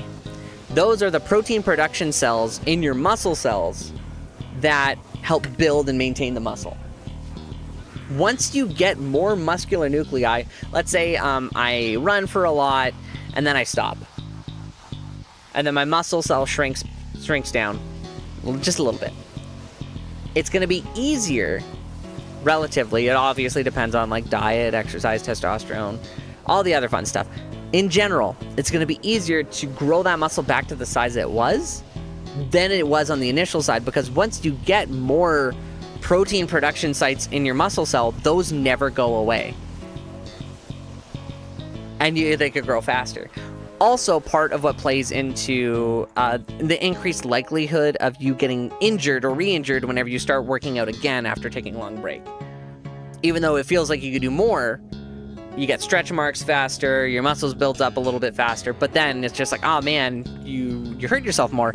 It's because muscle cells also always heal shorter when they get damaged. So whenever you tear your muscles and then they heal shorter. So if you have a higher level of flexibility before you build new muscle by tearing it and repairing it, it shrinks a little bit. So what you have to do is you have to re-stretch so it can go back to that normal level of flexibility. Most injuries happen by doing too much too fast or not giving yourself enough rest. Used to powerlift years ago and took a break and sucks. What were your big three? Give me your stats right now.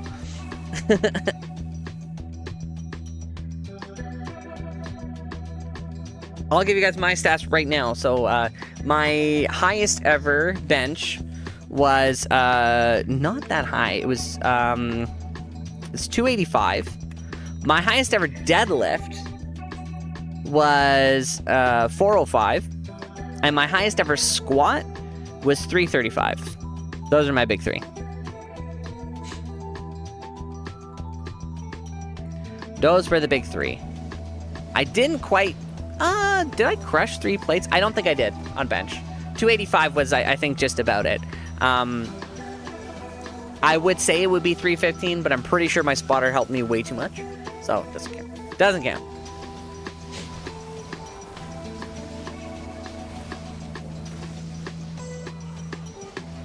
Bones and density? Yeah, so, a lot... Bone density plays a big part in, Was that message too big? Oh, no. Your message was too big. I didn't see it. Protein is important. So... Protein plays actually a heavier role in bone density than you would think. Bone density also takes the longest to recuperate after it's been lost. I just worked. Sometimes work's all you need. Sugarless diet for 3 days.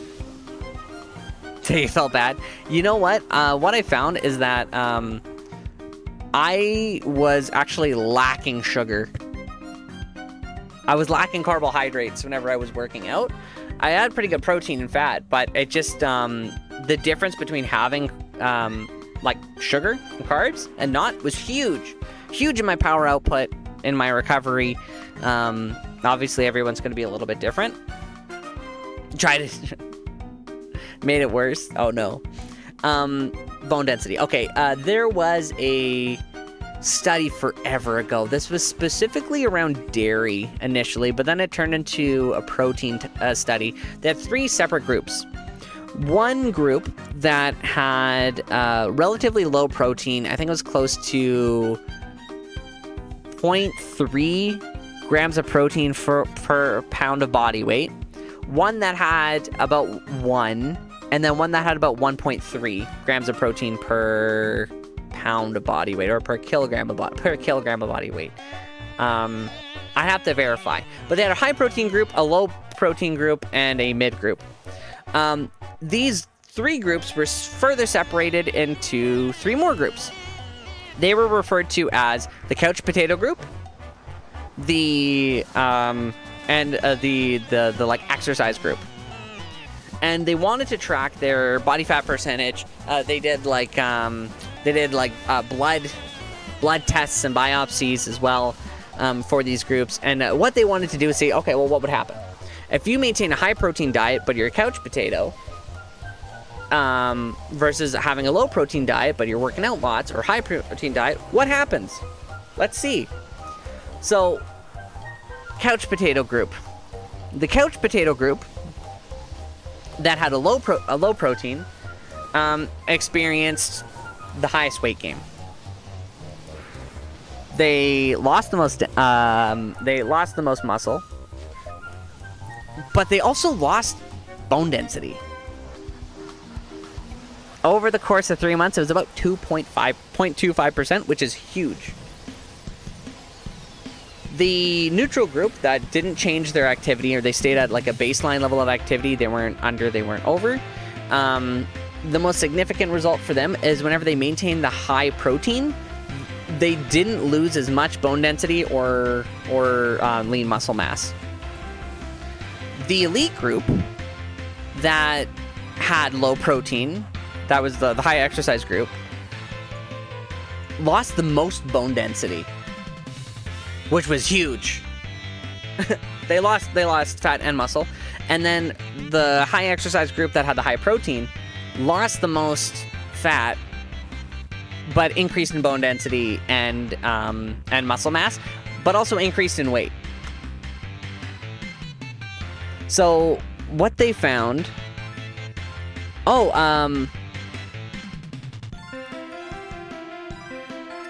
Wolf's Law, I think.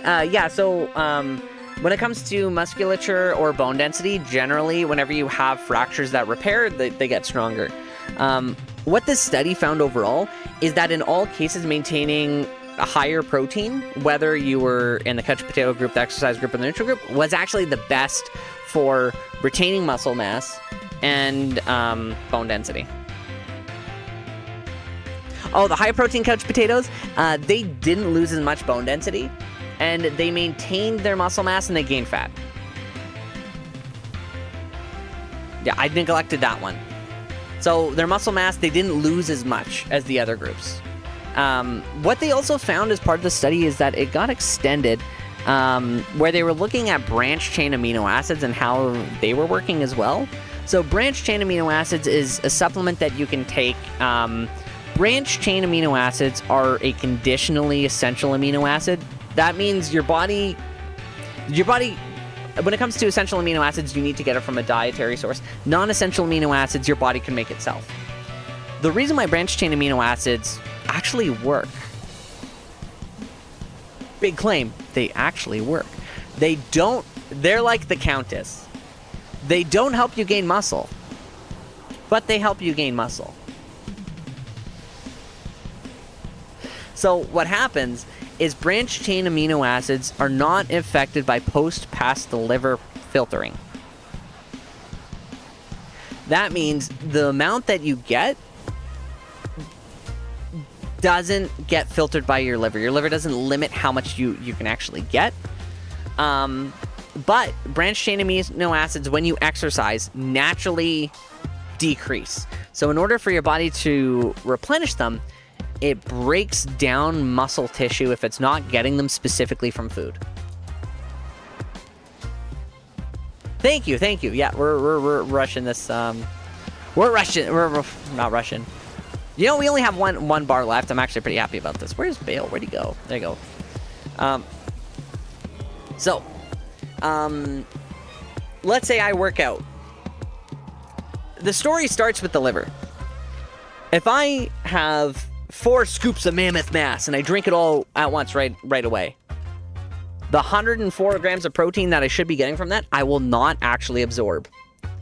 I will get at max 20, maybe 30 grams of it. If it's all like a whey isolate, I'll get about 20 or 30. The kind of protein you consume,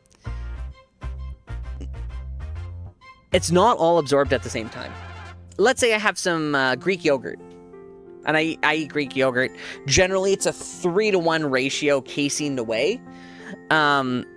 Casein takes about 8 hours to absorb. It's a slower burning protein. So it's not all going to be filtered through at your liver like all at the same time. It's not all going to be stopped. So yeah, fish will absorb relatively fast. A whey protein isolate or hydrolase will absorb within about 30 minutes of it hitting the stomach. You can't absorb 120 grams of whey protein isolate all at once. You can probably get maybe 20 or 30. However, if you work out, you can actually get more. Your body, after engaging in physical exercise, will allow you to absorb a little bit more protein, allow more through the liver at any given time. If you want a lot of protein, but you only have a very short period of time to do it, there's certain evidence that says that intermittent fasting will allow you to get more protein at once. So being in a fast or after a workout will allow you to absorb more. And also training and conditioning, there is evidence to show that like an Olympic athlete who isn't working out will absorb more protein relative to somebody who hasn't worked out and doesn't train regularly. There's some evidence there to suggest conditioning will allow more. But let's say you're a regular Joe, like me. I'm a regular guy. I'm not an elite power athlete. If I'm not working out and I've hit near my protein limit for that time period, what I can do is if I have a branched chain amino acid and then I go out and do physical exercise, it's not going to build muscle for me. But when my body needs those branched chain amino acids that I've recently got, through my liver, it's going to decrease the amount of muscle that I lose. So muscle works in kind of like peaks and waves. So when you're building muscle, your anabolic state, you're building muscle. Let's pretend there's a line here. When you're in a catabolic state, your body is working on repairing. It's constantly, breaking down bone and rebuilding it and breaking down muscle or shrinking muscle and making it grow. You're in a catabolic state. It'll decrease that catabolic dip that you would normally experience compared to somebody who doesn't have branched chain amino acids in their body or doesn't have a long burning protein. So by decreasing the loss, you're increasing the net gain. And that's how branched chain amino acids effectively work. And that's how they could be beneficial. What you could do is two of the best things you could do for building muscle from a dietary perspective, or things that you can do, is if you have, let's say, Greek yogurt, cottage cheese, those are just easy goes. They are very high in casein, and that absorbs over about 8 hours. If you have that relatively close to before bed, while you are sleeping, you're going to be absorbing this protein while you sleep. So you're decreasing kind of that catabolic loss. And you're also going to be less hungry and feel better and more satiated in the morning, which is also good, also a benefit. That's where casein comes in. Having a slower burning protein and also being aware of the kind of protein that you're having. So not just going straight for a whey isolate, but splitting it up, knowing like, oh, I'm having fish. This will be good for like over 1.5, 3 hours. I'm having a whey isolate. I'm having a whey concentrate. That's going to be about an hour and a half. I'm drinking milk. Whatever the situation is, having that in the back of your mind for how long that protein will generally absorb for. You need to have a protein shake the second you're back from the gym. It's kind of a myth. The amount of time your body's going to allow you to have that higher level of absorption is until your liver gets it. Until your body gets the protein, it's going to want the protein. The thing is, if you go too long, that's where you could run the risk of being catabolic for too long is kind of how it goes. Thick and make you feel icky, that's where Greek yogurt comes in. Get a Greek yogurt, the bacteria's digested it for you. Have that before bed. You don't like it, take it, and you have the calories, put a couple of Biscoff cookies in there. Yummy snack. That's where that comes in.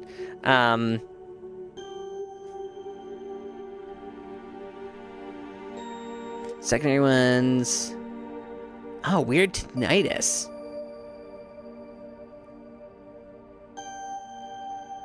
If it's long COVID, it all comes down to pacing. If it is like a long COVID thing, you could just have like a lot of like interstitial fluid in your inner ear and it's throwing everything off.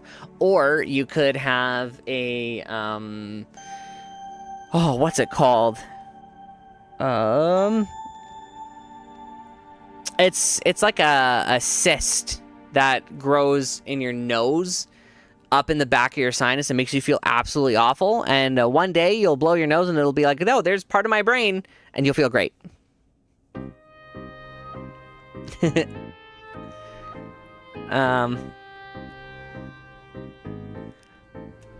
Lactate, maybe. Oh yeah, if you're lactose intolerant, there was a dietitian that beat lactose intolerance a while ago. She was lactose intolerant, and she said, you know what I'm going to do for the next 3 months? Why do I know so much medical stuff? Part of my background.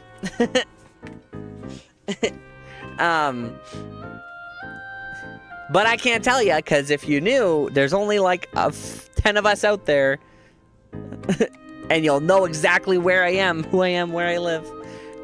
But in the field, personal hobby, interest.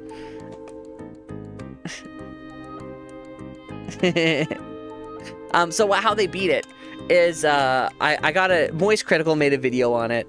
Basically what she did is she raw dogged lactose intolerance for like 3 months by increasing the amount of lactose that she was eating every single day for like a couple months until she could digest lactose again.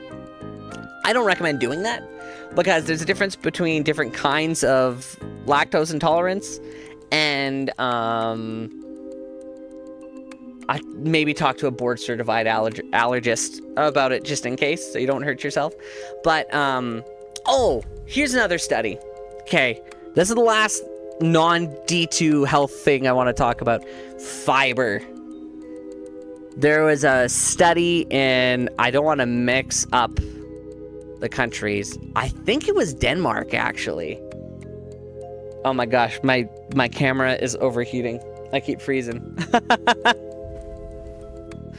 Thank you for the follow, guys. Atmospheres and Bill, thank you. Fiber study. The question was, there's a lot of myths circulating out there. And PBP, thank you.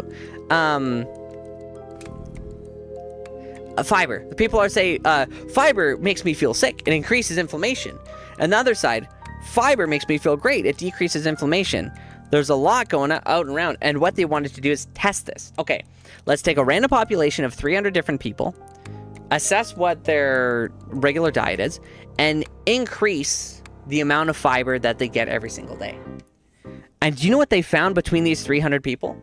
They had everything from what they called like their also their couch potato group to their elite athlete group. The results were inconclusive. For some people, they saw blood markers of increased inflammation. For some people, they saw blood markers of decreased inflammation.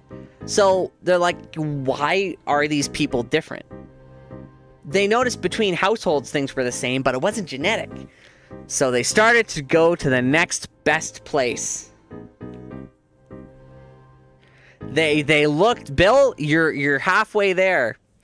They looked at the poop. Some people had no difference. And what they found was the diversity of bacteria in their gut impacted what the difference would be. People that had more narrow, no, not race. The more narrow your gut bacteria was, so the more limited species you had, the more likely you were to experience indigestion and increased levels of inflammation, because it had nothing to do with whether or not the fiber was there, but it had to do with what you were actually absorbing. If you weren't absorbing or digesting the fiber, of course it would cause indigestion and issues. So how could they change it? How could things be different? This one small study, just like, hey, can we check if this is a myth or fact, turned into a whole new can of worms. And what they found is that for the people where there was no difference, it's because they already had very diverse and high fiber diets, so things didn't really change for them. And for people where they saw the benefit, they found that it was less narrow. Generally, people who took broad spectrum antibiotics were the most likely to have issues with fiber, or who had it more recently without having a diverse diet while they were taking their antibiotics. And the solution was fermented foods. People who were consuming more fermented foods, so not just alcohol, but kombucha, bacterial cultured yogurt, cabbage rolls, sour cabbage, kimchi. Kimchi was on the list. Pickles. Specific kinds of pickles. I can't remember exactly what they were, but there was a name for the dish. Were actually better off. And then what they did is they said, okay, let's increase for the people that are having issues with fiber, increase the amount of sauerkraut. Yep, sauerkraut was on the list too. Any of the sour cabbages were great. And increase the amount of those foods that they have. Well, what they found is they created a point system. One thing of cultured yogurt, they counted as half a point. Kombucha, they counted as 2.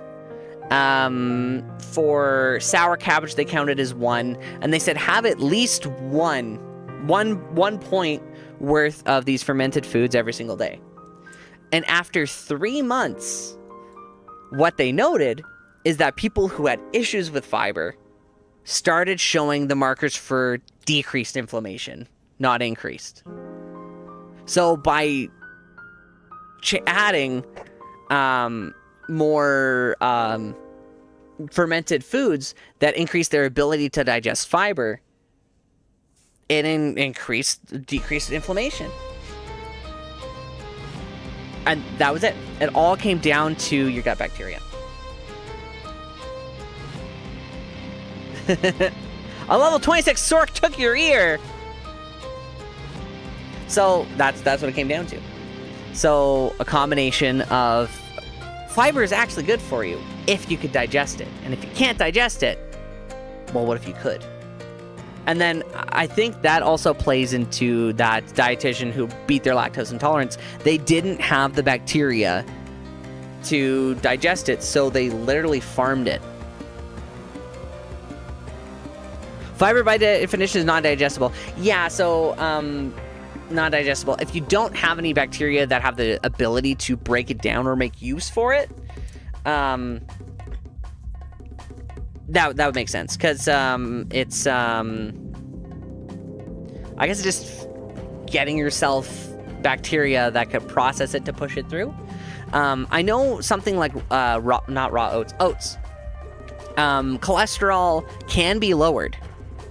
You can lower your cholesterol artificially by diet if you have I say not raw oats, but they're oats that have been cooked but you don't really add anything to, because as they pass through your body, they actually take bile with them.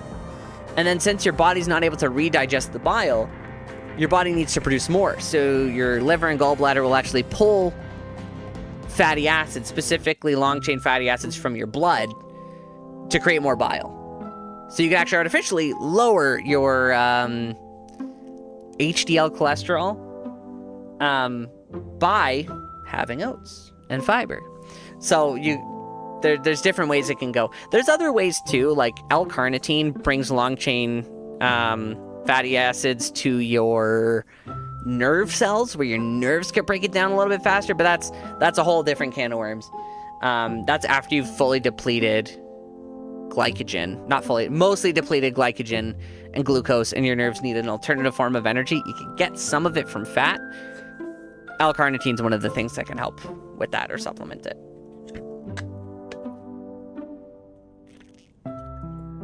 Apple by avocado too. You know, here's the thing. Apples, 6 to 8 grams of fiber.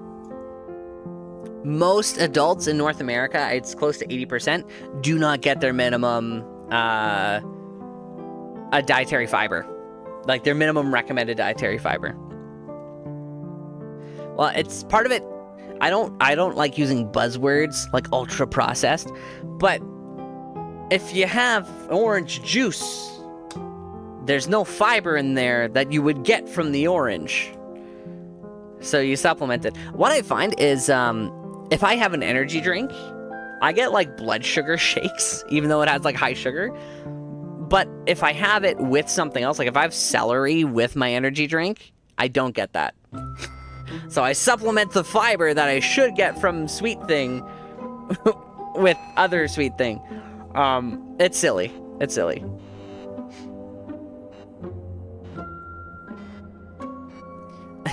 So,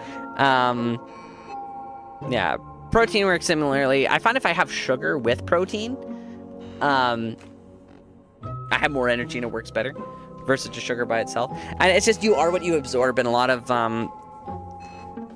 you are what you absorb, not necessarily what you eat. There is another point I had there. Heliobacter pylori causes ulcers. It's because it creates a bacterial biofilm, kinda, where it changes the pH of your stomach. So, Heliobacter, it's a little capsule, and it's got a little spinny tail. It'll always go to where it's getting food. If it's not getting the food it wants or needs, it actually migrates from your colon all the way to your stomach. And it'll actually change the pH of your stomach so it can survive. And that causes your own stomach acid to burn the lining of your stomach, because the mucus lining of your stomach doesn't function well at alternative pHs. So what happens is your body will burn itself with its stomach acid. So what you could do is, you might have one.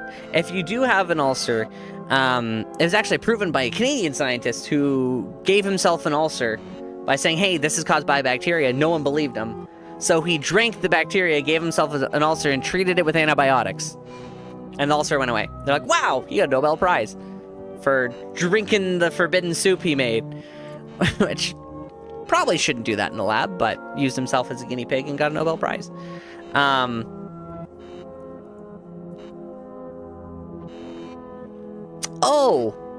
Calories. This is funny. If you eat a banana, you will get 75 to 80 kilocalories in it. If you blend a banana, you can actually get up to 100 calories from it, 100 to 120. Why? The energy that's present in the banana hasn't changed. No, but the energy available is technically higher because you have to spend less energy actually digesting it. Blending your fruit and breaking it up and removing the complex fibers actually does increase the calories available. The energy isn't changing. The energy is always the same, but the energy required to get the energy from it does change. Crazy. Well, it maybe, but or blend it, or do blend it, if you want the calories. But it's like, let's say I wanted to start a new diet. I'm gonna do a new thing. I want to go in a different direction. If I go ahead and add a whole bowl of spinach, should I not chew my food? No. Calories are great. It's just a measure of energy. It's all thermodynamics. If I want to start a new diet kick and I eat the exact same thing I do every day, and I add a bowl of spinach, all I'm doing is adding a bowl of spinach. I'm adding a bowl of spinach worth of calories. So if I'm adding extra calories, what is the actual benefit? I might be getting more micronutrients, like let's say I'm not getting enough iron. Okay, that might help. But if I'm looking to change up my calories, that's not going to work. This is silly. I had a Rockstar energy drink yesterday. It was 270 calories. I had another Monster energy drink that was just a sugar-free one. The dragon fruit one was actually pretty good. It was 10. It's 10 calories. I'm like, oh, maybe I gotta watch what I'm doing. I'm gonna tell you guys something really stupid. This time last year, I was about 25 pounds more than I am right now. And my heart rate was about 20 to 30 beats per minute higher. 40 if I was going upstairs. I don't know if I have a blink bat. I might. I'd have to triple check. Probably not. I don't recognize the name as much, but I could check. And what I started doing is I'm like, this is all like whatever. I was working out, whatever. It's like things weren't really working as much as they could have. Then I'm like, okay, you know what I'm gonna do? I'm gonna just start counting my calories a little bit, not in like a crazy way. And then I did, and the weight fell off so fast. And I'm gonna be honest. 90 pounds of heart rate, that's crazy. Where'd the rest of you go? No, congratulations. If it was on purpose, congratulations. Or if you meant to do that, congrats. Or if it's a positive thing, congratulations. If it's not a positive thing, then no, that's not good. Protein's good because it helps you maintain the muscle that you have, and it supports building new muscle. All of your macros are important, so it's important to track, okay, how many carbs does my body actually need? How much protein do I need? And then even fat's important. It's all energy. It's all thermodynamics in and out. 50, oh man, the whole D2 community is just getting fit. What's going on? My problem is I've been like, I'll just like train, I'll do whatever. Oh, my biggest problem is I was having basically a blizzard a day. A blizzard a day. You may not have heard me right.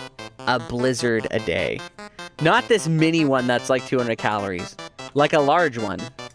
That's like 1,500 calories. Not that I just didn't know. We had a grand opening at our Dairy Queen, and I was one of the people who won the, like, free Blizzard. Free Blizzard a day. Basically, I got a free Blizzard. And then work would also reimburse me for, like, travel and stuff like that. I'm like, oh, cool. Of course it was Dairy Queen, Alvarez. Of course it was Dairy Queen. So I stopped doing that. And who knew that not going 1,500 calories over what you actually need every single day for a year, it's a dangerous combo, actually makes a difference. And then having like meal prep and stuff like that helps out so much too. Oh yeah, so here's the thing. I know a lot of people. I'm not gonna spoil anything. The military. Some of the strongest people I've ever met have been in the military. Yeah, guys my height and 300 pounds. But you ever see a man squat 500 pounds with chains on either side to increase the difficulty to work on his peak without a belt? I've seen it, and he was in the armored. And it's like there are stereotypes like the BMI is like higher in the army. It's like, well, yeah, that's true. But also whenever you have to be able to carry like a full rucksack for 13K, it's like that extra 40 pounds. The extra weight does help move it, and you have some really strong people there. You do always also have the I'm eating as if I'm doing a ruck march tomorrow every single day for a year and a half, but I'm in the office right now. You do fall into those traps. So it is important to make sure that you keep moving. One of the best things I got recently for health is I got a watch that if I haven't stood up in a while reminds me, it's like, you need to stand up right now. I'm like, okay. Fitness is a side hobby. Yeah, that's true. I noticed, hey, my knees hurt less because I've been moving more. And I keep catching myself not sitting cross-legged. Sorry for the yap session, boys. I mean, I have a lot of fun. I have tons of fun talking with you guys. Fitness is controlling how you want to die. You know what? Blizzard a day is pretty tempting, my dude.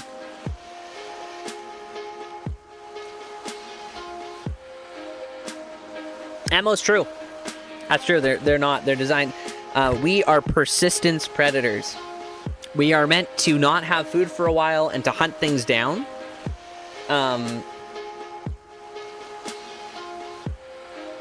Oh, the goal is 90? Yap and chat. Yap and chat. We gotta have a dedicated just chatting session for the stream.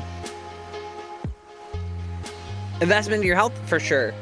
For sure. The problem with ADHD is it takes however many days. How many days is it supposed to take to make a routine? 14 days, 21 days until you start a routine.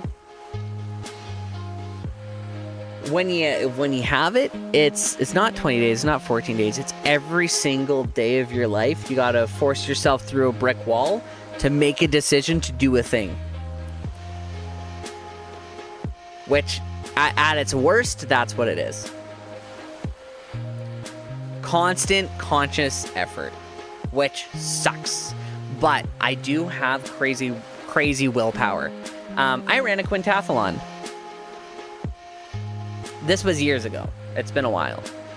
Did I train for it properly? Absolutely not. It was it was 56 kilometers. There was 36 kilometers where it was a weighted run. Then it was a 3.5K where you have to have your weight and carry a canoe. It was 105 pounds for the 3K. You had to do, that's the portage. Then you have to, how do I know I have ADHD? I've multiple stories for it. I'll tell you in a sec. Then you had to do the actual canoe itself, and then you had to run back with your weight. And I did not train for it nearly as well as I should have. So what I did is I willed myself through it. I refused to not do it. I lost a couple toenails. Your fresh tea is already cold. I do that too. So how do I know? Okay, back in the day, a couple years ago, oh God, 11 years ago, two pre-workouts came out that were later recalled for having amphetamines in them.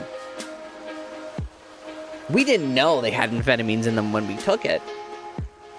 All of my friends got sweaty, had heart palpitations, couldn't finish their workout. Their workout was ruined. Me. It was Jack 3D. He knew. He knew it was Jack 3D. It was Jack 3D. Yeah, it's Jack 3D. We got it on a sketchy website that let you test supplements, and they sent it to you for free. And then the website was taken down, but we had Jack 3D. Anyway, he knew. He knew. Wow, yum. Yum. That's awesome. My workout wasn't ruined.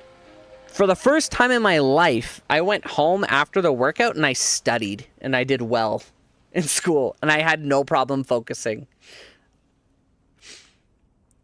That was way number one.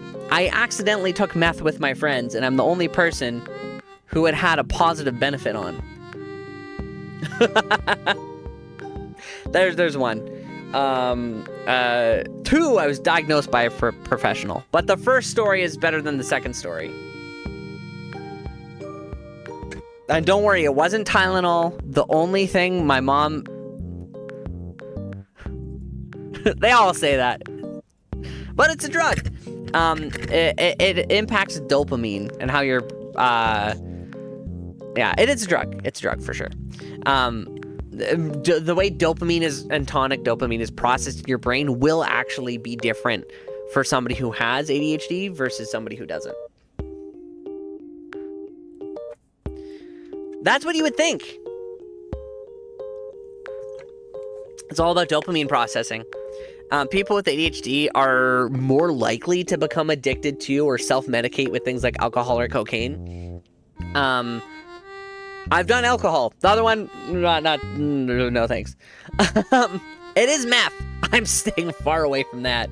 I have to run there if I take them. So it's a little bit different. There is a book called Driven to Distraction. It's worth the listen.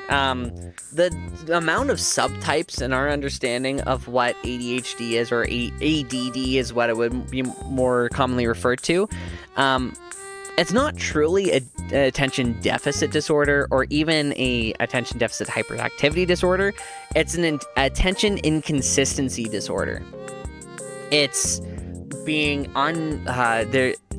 it's how to like really articulate it. I will spend time where I will hyperfixate on a topic that has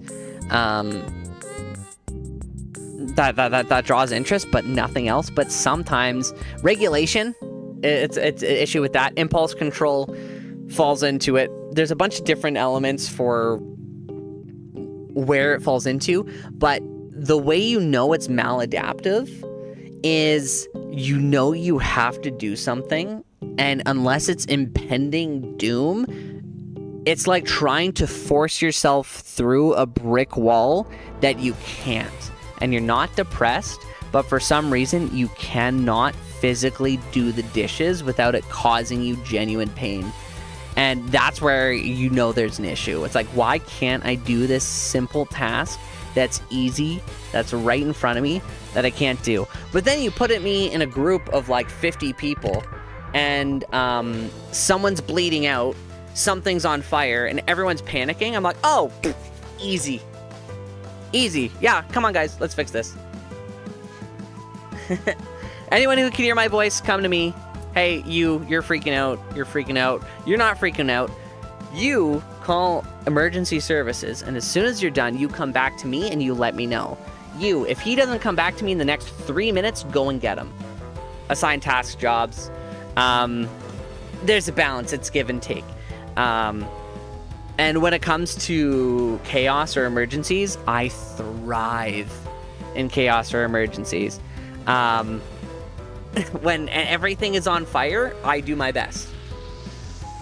I do my best work. Last minute panic in a single draft, 100%. I'm guilty of that too. But I've been getting better. I've been pacing myself. Impossible to start. Always in fight or flight? You know what? That's exactly it. But the problem is you gotta get to the point where you can take a breath and take a step back. Because that's where the dangerous thing comes in. Is when you're always in fight or flight, you're great when there's actually something to fight or to run from. But you're not great when there's a minor inconvenience or something small that you need to work at, be reasonable with, and have a normal reaction to. So there's a lot of conscious effort. Parthenax, I vibe with. Is it better to be born good or to overcome one's own nature through great effort? I would argue the latter, not the former. Both are good things, but it's the conscious effort, no slipping. And that's why I will never, and I say never, take a sponsorship from IRL transaction websites or gambling. Because I know I have issues with those things. I'm never recommending it to someone else. What does PvP stand for? I gotta know, because we've had a couple of people follow today that has PvP. But Synterps, thank you for the follow. I do appreciate it. People with 4 pixels, player versus player, player before. Okay. Now, I know now. I know now. I'm like, what does that mean? Thank you for the follow. People before pixels. Okay. Is that... guys, I live under a rock. Has that always been a thing? Or is there like a... Oh, a dueling term. Oh, got it. Okay. This is my first time hearing it, and I'm gonna remember it forever. I do appreciate the knowledge, everybody. I appreciate the...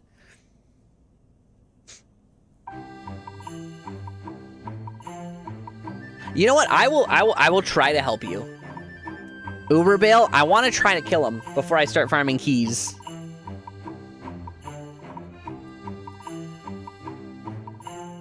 If you let me know what the game name is, I got a Whirlwind Assassin with a lot of crushing blow. Can I kill him?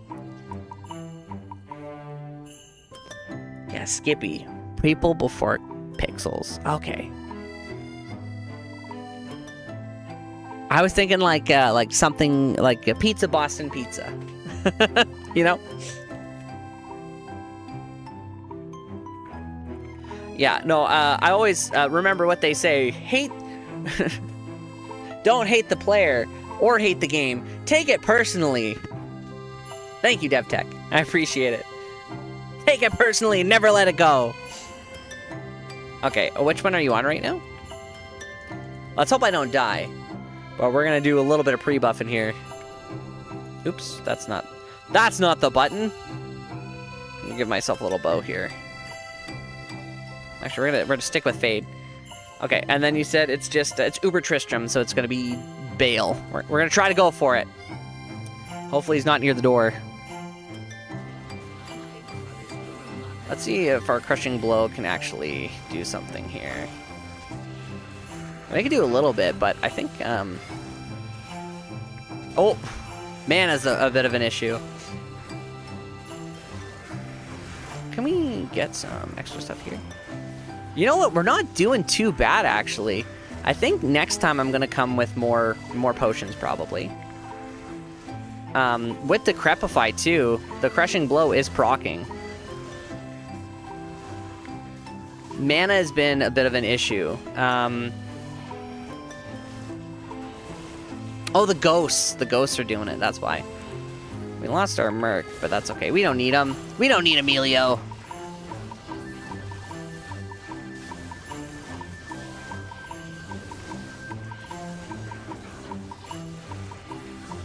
Yeah, if I could get more mana pots for myself, I think I could do this, actually. Okay, I'll grab some more mana pots. It is working. It's actually working really well. I'm going to skip the mana pots, and I'm going to just grab a couple of these. I'm actually surprised I can do so well here. Okay. Hello? Oh, shift left click. What am I doing? There we go. How long did it take? Not as long as you'd think it would.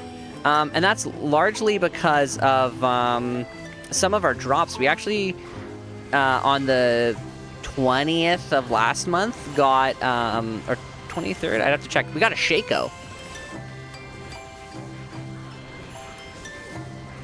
Which is really nice, actually. Problem is, which one's the clone? Having the poison actually helps here, too. But he just has too many friends, which sucks. I'll, drop some of these, because the... I don't think that one's the clone for sure, so we'll just kill this guy. But yeah, I'll tell you, it didn't take too long. The Ohm Rune was the hardest part to find of the whole thing. Well, we were able to trade for it. That would have been the hardest part, because the Ohm Rune is what we needed for, Where'd he go? He didn't die, did he? I see this one, but I'm pretty sure that's the clone. Or did he heal? Did I just kill the clone? I think I might actually have to bring in offhand open wounds. Because I think I killed him, but I might not have. Nepthen Bill. Did I actually kill him? There we go. Hello! Ron Ice here! Hello! How's it going? We were just chatting, actually. The man is here. Welcome, welcome. How are you doing today? Oh, man, we were talking about a lot of stuff. What were we talking about last, boys?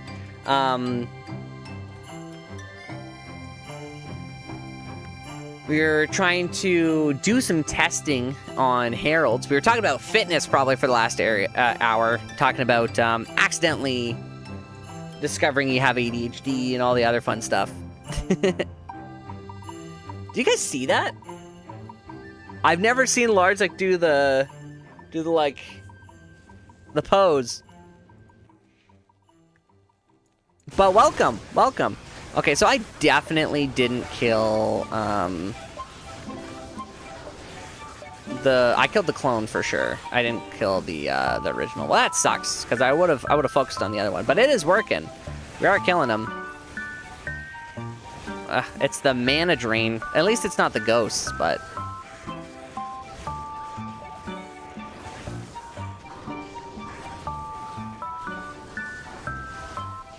We're just gonna keep spinning.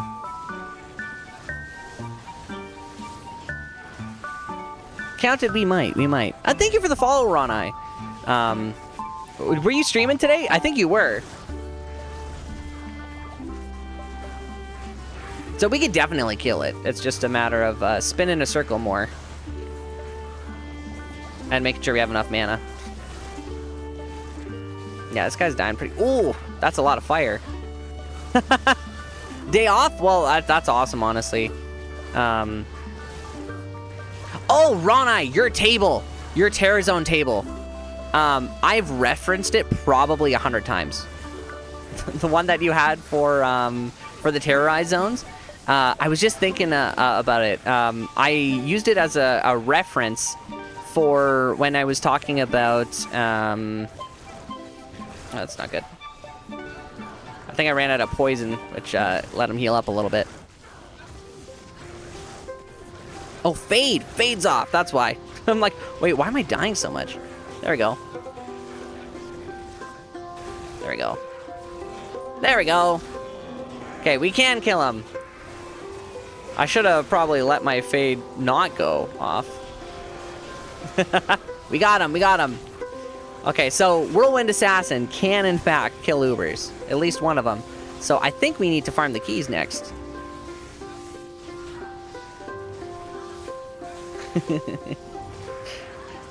I hope the torch is fantastic, too. I think legally we don't have to kill these guys. Oh, I can't TP here. You got your torch? Okay. Come on, Lock Torch!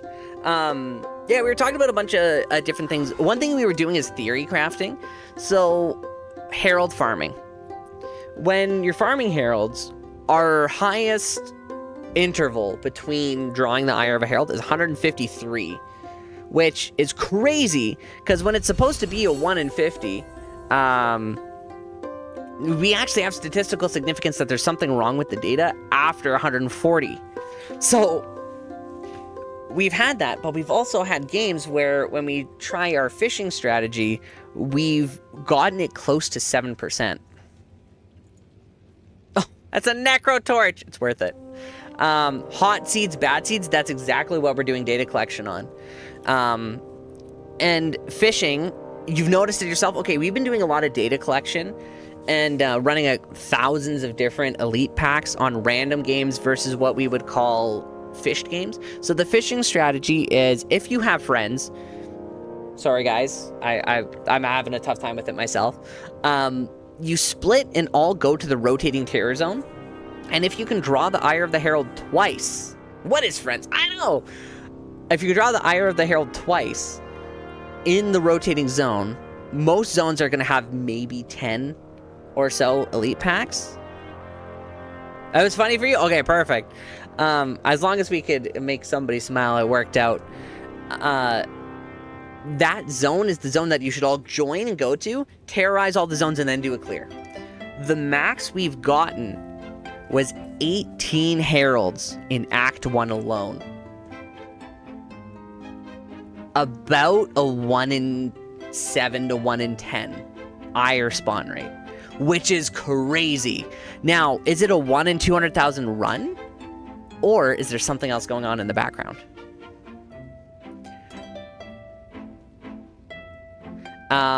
So gear, I'll show you guys the gear. But we got a lot more testing to do. We've gotten lucky on some games, not so lucky on others, but I'm not I guess I'm technically presenting it to you guys.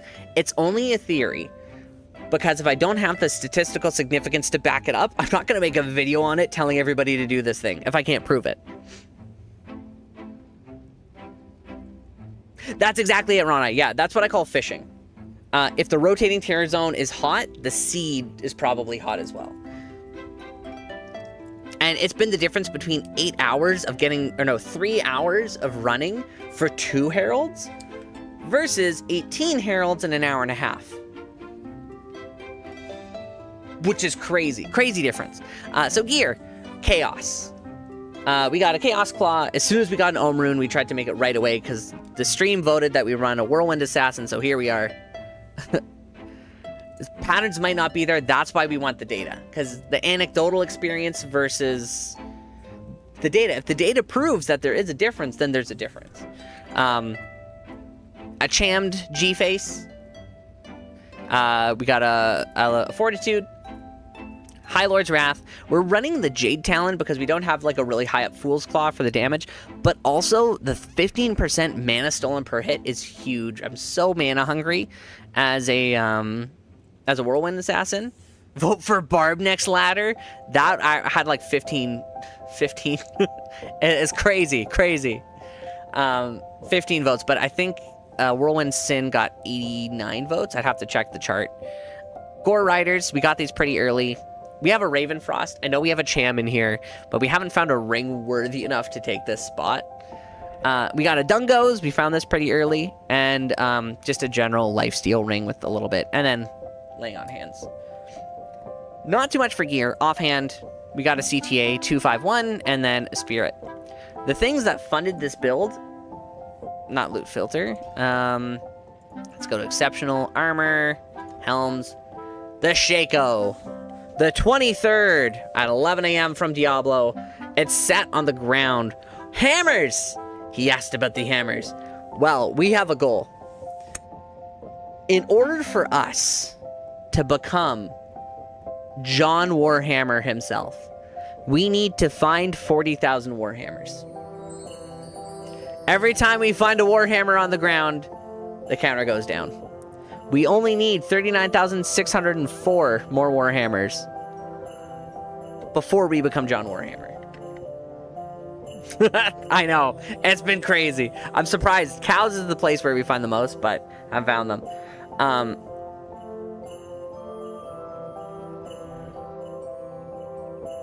Help us not die. We might try. We might try it.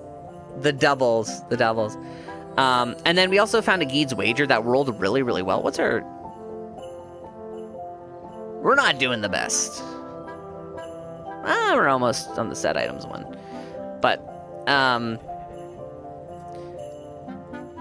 oh, yeah. So our walk was, oh, boy. 5 hours ago, actually. The walks did go well. They went really well. The rolls were good, too, so we actually have quite a few SOJs. I already paid Inform Gold for some of them. And I have about 100 more coming. Sometime. When they come in. Don't prepay for SOJs. It's a stupid idea. But I've been trading with the guys for a while, so... what we're going to do is get more and then plan a walk. So we're already done our 2 walks for today, but we're going to do another one. Soonish. We'll find out tomorrow what works. And then I know Monday has been always really good for the North American D2 community. Sundays and Mondays, you guys are playing. You don't care if you're working in the morning. Seems like you guys are playing. So we'll find out when the next best time to work is, and then we'll go from there. If a Wednesday works better, or if you guys would prefer like Friday, I'll post in the Clone Hunters Discord, or if there's other big peeps planning on the softcore side, if we could coordinate, and then rather than you guys getting 1 or 2 walks, you get a couple more. Oh, but anytime on the Ubers, big grats. What I'll probably do is get this guy to 94, so we could actually do it. In the last couple days, how many, aside from the ones I didn't even count here on stream, what do we got? In the last day and a half, I've killed only 670 elite packs. That's not even a full game's worth. In total, we're probably closer to about 3,000. But I have enough data for the random games to have like a good control. Now I need to specifically look for fished games, count how long it takes for me to get to a fished game, and then do the average there. So we don't count the first 2 heralds in the fished games. We only use that as the indicator. And then the 1,000 elite packs that we kill after that, that'll be compared against the 1,000 on a random game. So we're not artificially elevating 1 by 2. It's going to be on an even playing field. You know what? That was my problem, Ronai, is that I had a couple of fished games where it was absurdly high, the number of heralds that we got in one game. But the problem is I didn't collect the data, so I can't go off the top of my head for what it was.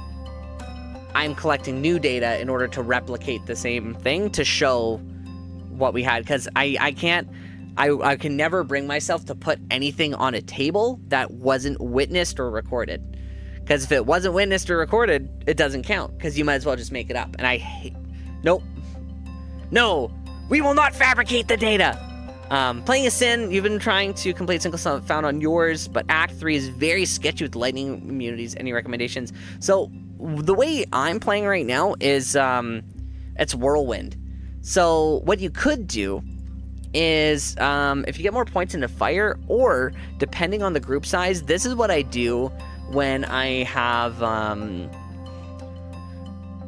I'm very physical dependent. So, my Thorns, heralds are my 1.1 Iron Maiden Chaos Sanctuaries. Instant death. That's the nemesis. But what I do is I go in with Mind Blast. Mind Blast and Death Sentry. So Death Sentry will use physical damage / fire damage. I believe it's a combination. I believe it's fire damage, actually. Any corpse explosion will do that. So if you can't rely on the lightning, if you go in with Mind Blast, you could actually get them to kill each other slowly. So just pretend these guys are cold immune. Once they start fighting each other, let them do their thing, and then corpse explosion. That's going to be your best bet. If you really can't deal with something, you could alternatively try to beef up your mercenary a little bit, but that's been the 2 things that have worked best for me, is the Death Sentry and Mind Blast combination. Obviously, you're going to be using a lot of mana in between it, like if you're spamming the Mind Blast especially, but those are the 2. Oh, single self found, yeah! You're on hardcore too? Yeah, that would make it a little bit extra sketchy. Obviously, prioritize safety over everything else. But if you can get a Shadow Master in there, what level are you right now? Because that's going to play into it. Because if you're not level 30, you're not going to be getting any Death Sentry going on. It sounded like you said you were on Hell. Yeah, Hell difficulty, Act 3. So you'll definitely have Death Sentry. Oh yeah, you have a good one too, Ronai. Thank you for stopping by. I appreciate talking to the I want to say the legacy data masters. we got more testing to do. If Fatty 180 shows up, we know it's been a success. We know the stream's been good.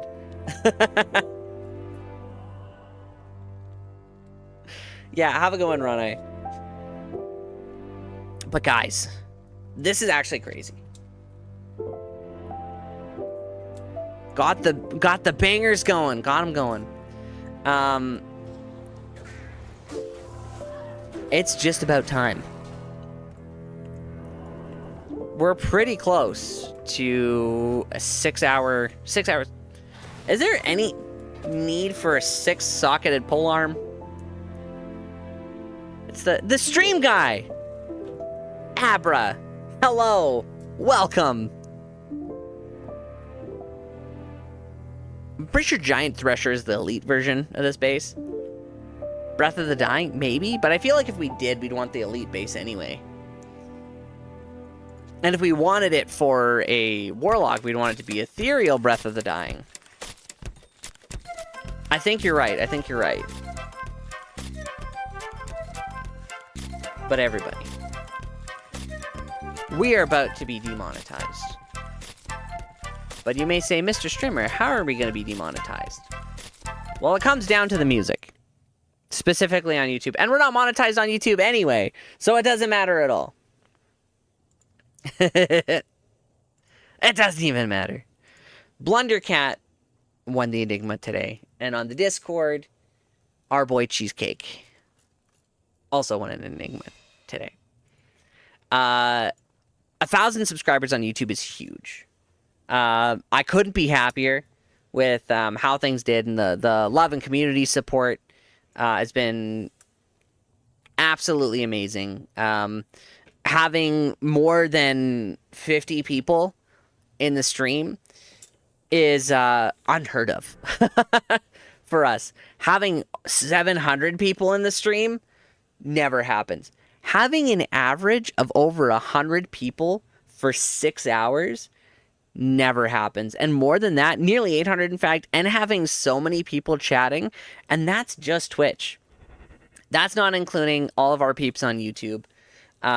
14 solid peeps hanging out the entire time is absolutely great. Canadian Bacon Bits. I do love that. That's a great name. Hello.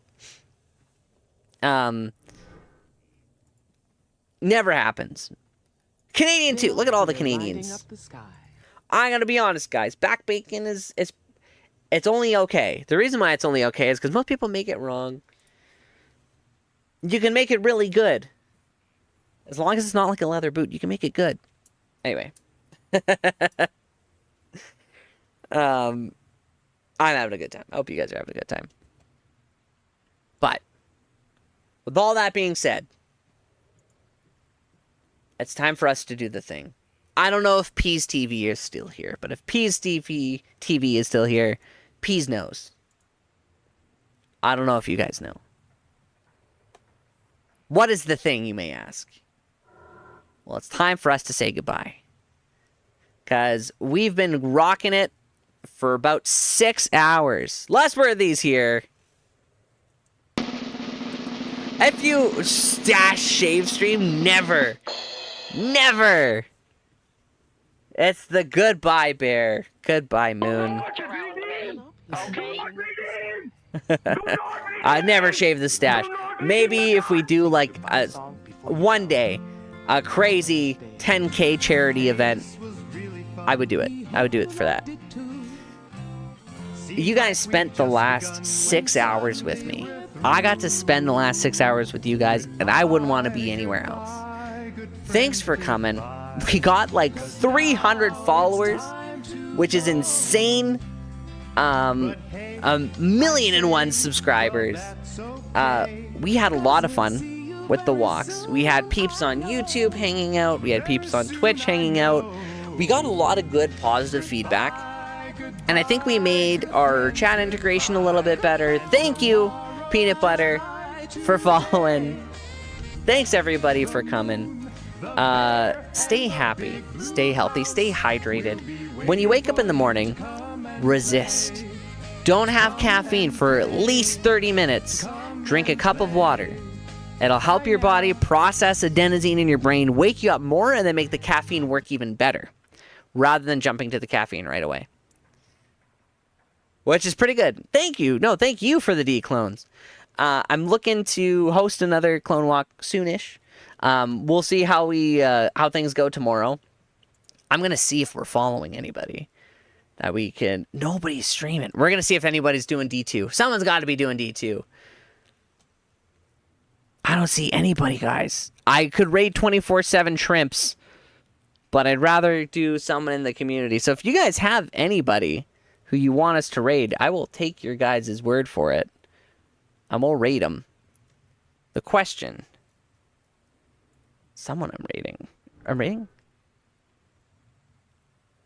No VODs, though. That's my only rules. No VODs. The shrimps are okay. We'll raid the shrimps if we gotta. I don't see anybody. Sorry, Mr. Llama VOD. We just can't do it. We can't do it. On Animal Crossing Treasure Island, we can't do it.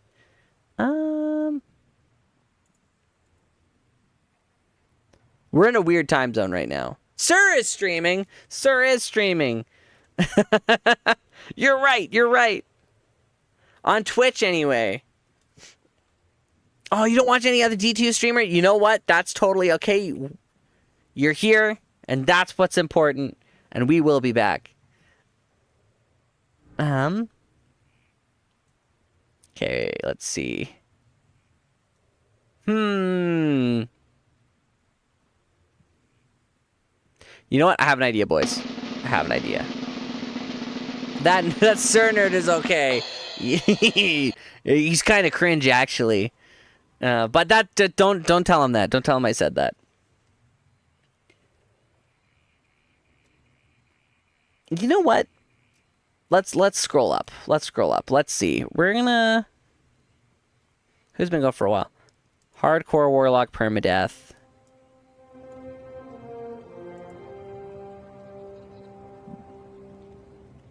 They might be AFK.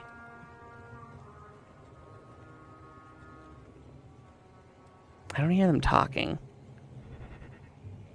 You have a bonnet?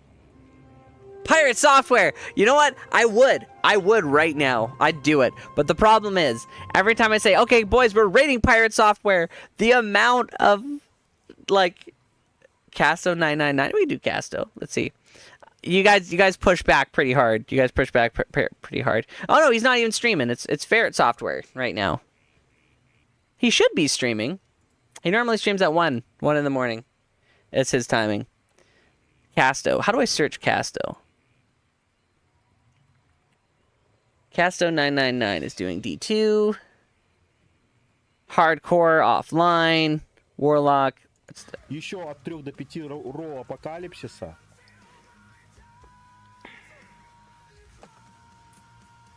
Да.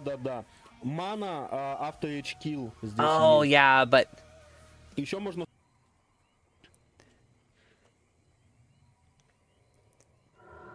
Can't identify items and gestures. Oh, yeah, no, he still can't. If he... Can he?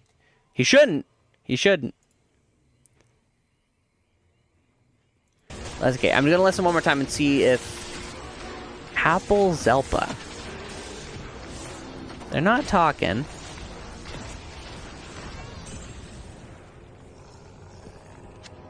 I wonder if their mic's working.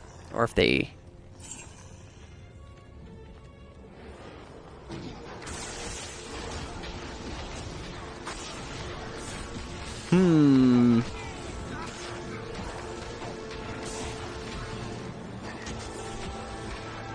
Red Skeleton? A lot of it comes down to like two things. Are they talking or chatting? Cause is Red Skeleton talking or chatting? Break time. Red Skeleton's on break time. You know what? That would be... You know what? You guys, it's been 6 hours and 6 minutes. Red Skeleton's been streaming for 2 hours. They have 1 viewer. My only thing is, it's like, okay, can they read the chat? If they could read the chat and they could talk to the chat, those are the big things. Because the biggest complaints I've had for like raids, it's like, okay, you raid and then it's like, oh, it's a VOD. So you can't talk to anybody. They don't talk to the chat, or they don't have chat integration, so they can't even talk to the chat or see the chat. Because that's one of the big things that I like the most about like D2 or streaming. It's like when people talk to chat. What's up, Mile High? What are you thinking? Learn from that. Yeah, you just gotta take the licks and learn. Unfortunately, it was a hard lesson to learn, and back to back D2. It was like, God, man. It was just like one nut kick after the other. Oh, hey guys, guess what? Dude. Ronai is in this chat here. We're gonna go to Alex's legit. Don't tell him. Don't tell him. None of that should have happened. Can I not raid them? 134. None of that should have happened. If I Why was did it even playing show us properly, an it wouldn't have option? happened. So it's all on me. I can't raid them. That's unrateable. It says no. Why no? What? Not sub, not follow. Has not rated. What? We can't rate it, boys. We can't rate it. What do we do? What do we do? Okay, guys, when do you start streaming? Welcome to Sir What's His Name VOD.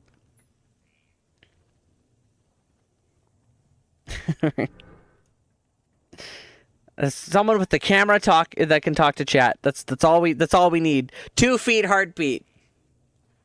I'm retired.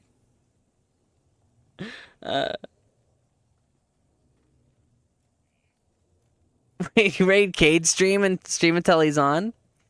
We would, but Barricade's not on. When does Barricade start streaming? We already did the song.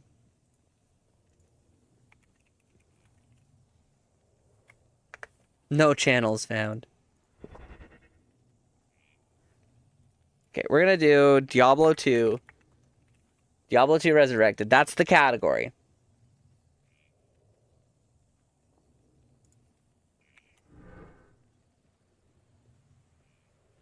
Any longer, we're gonna have to do it again. We're gonna have to do it again. This is gonna be a forever stream. You guys are right. We're gonna do the Ludwig sleep stream.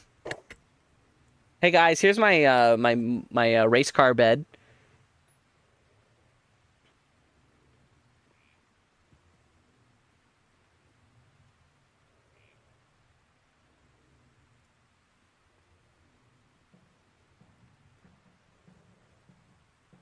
No, I can't raid the stream either. All of the streams, it's like I can't raid them. I could raid Mr. Llama VOD for sure. Oh wait, no, maybe I can. Maybe it's just me. Maybe I've just been on the raid screen for so long it doesn't count. This doesn't work. Okay, same category. That's what we're looking for. Same category.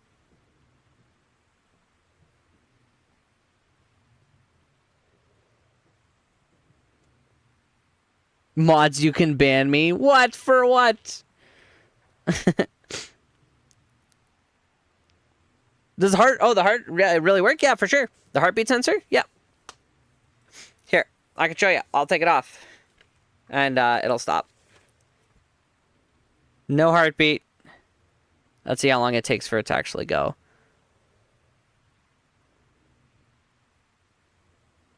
Yeah, I think it just freezes whenever it can't authenticate. Send EMS for what? Oh, take the heart out?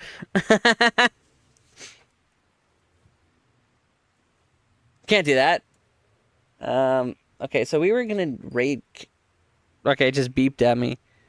Okay, now we can. We can. Okay, I was wrong. I just had to refresh the thing. No, I was wrong. 1 Orion battery. You guys heard it? Okay, clear. Is that the person to raid? We'll do it. We'll do it.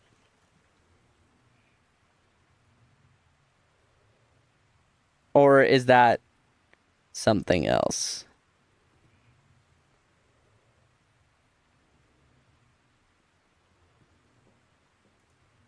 Well, oh, but usually on D2R, not now. Yeah, clear.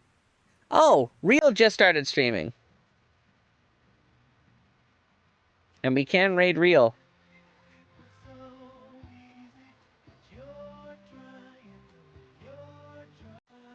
Okay. Real has, oh, you can't try raid? Okay, yeah, you know, we'll try that again after, but Real just started streaming, so we're gonna raid Real. Stream's been up for 2 minutes. 2 minutes! We're gonna do it. Say hello, make sure they hydrate. Thanks for coming, everybody. You know, that's good. I'll make a list. I'll make a list. We normally don't go this late on a Sunday. Or this many peeps. So 117 peeps. That's a pretty big raid. That'll bring them up to 130. Say hi. Tell them to hydrate. You guys have a good night. And thanks for coming. Thanks for hanging out. Love hanging out with you guys. Next time I'll stream, I'll have more data for you. And maybe more clones. Holy shit. Have a good one, guys. Have a good night. Yeah.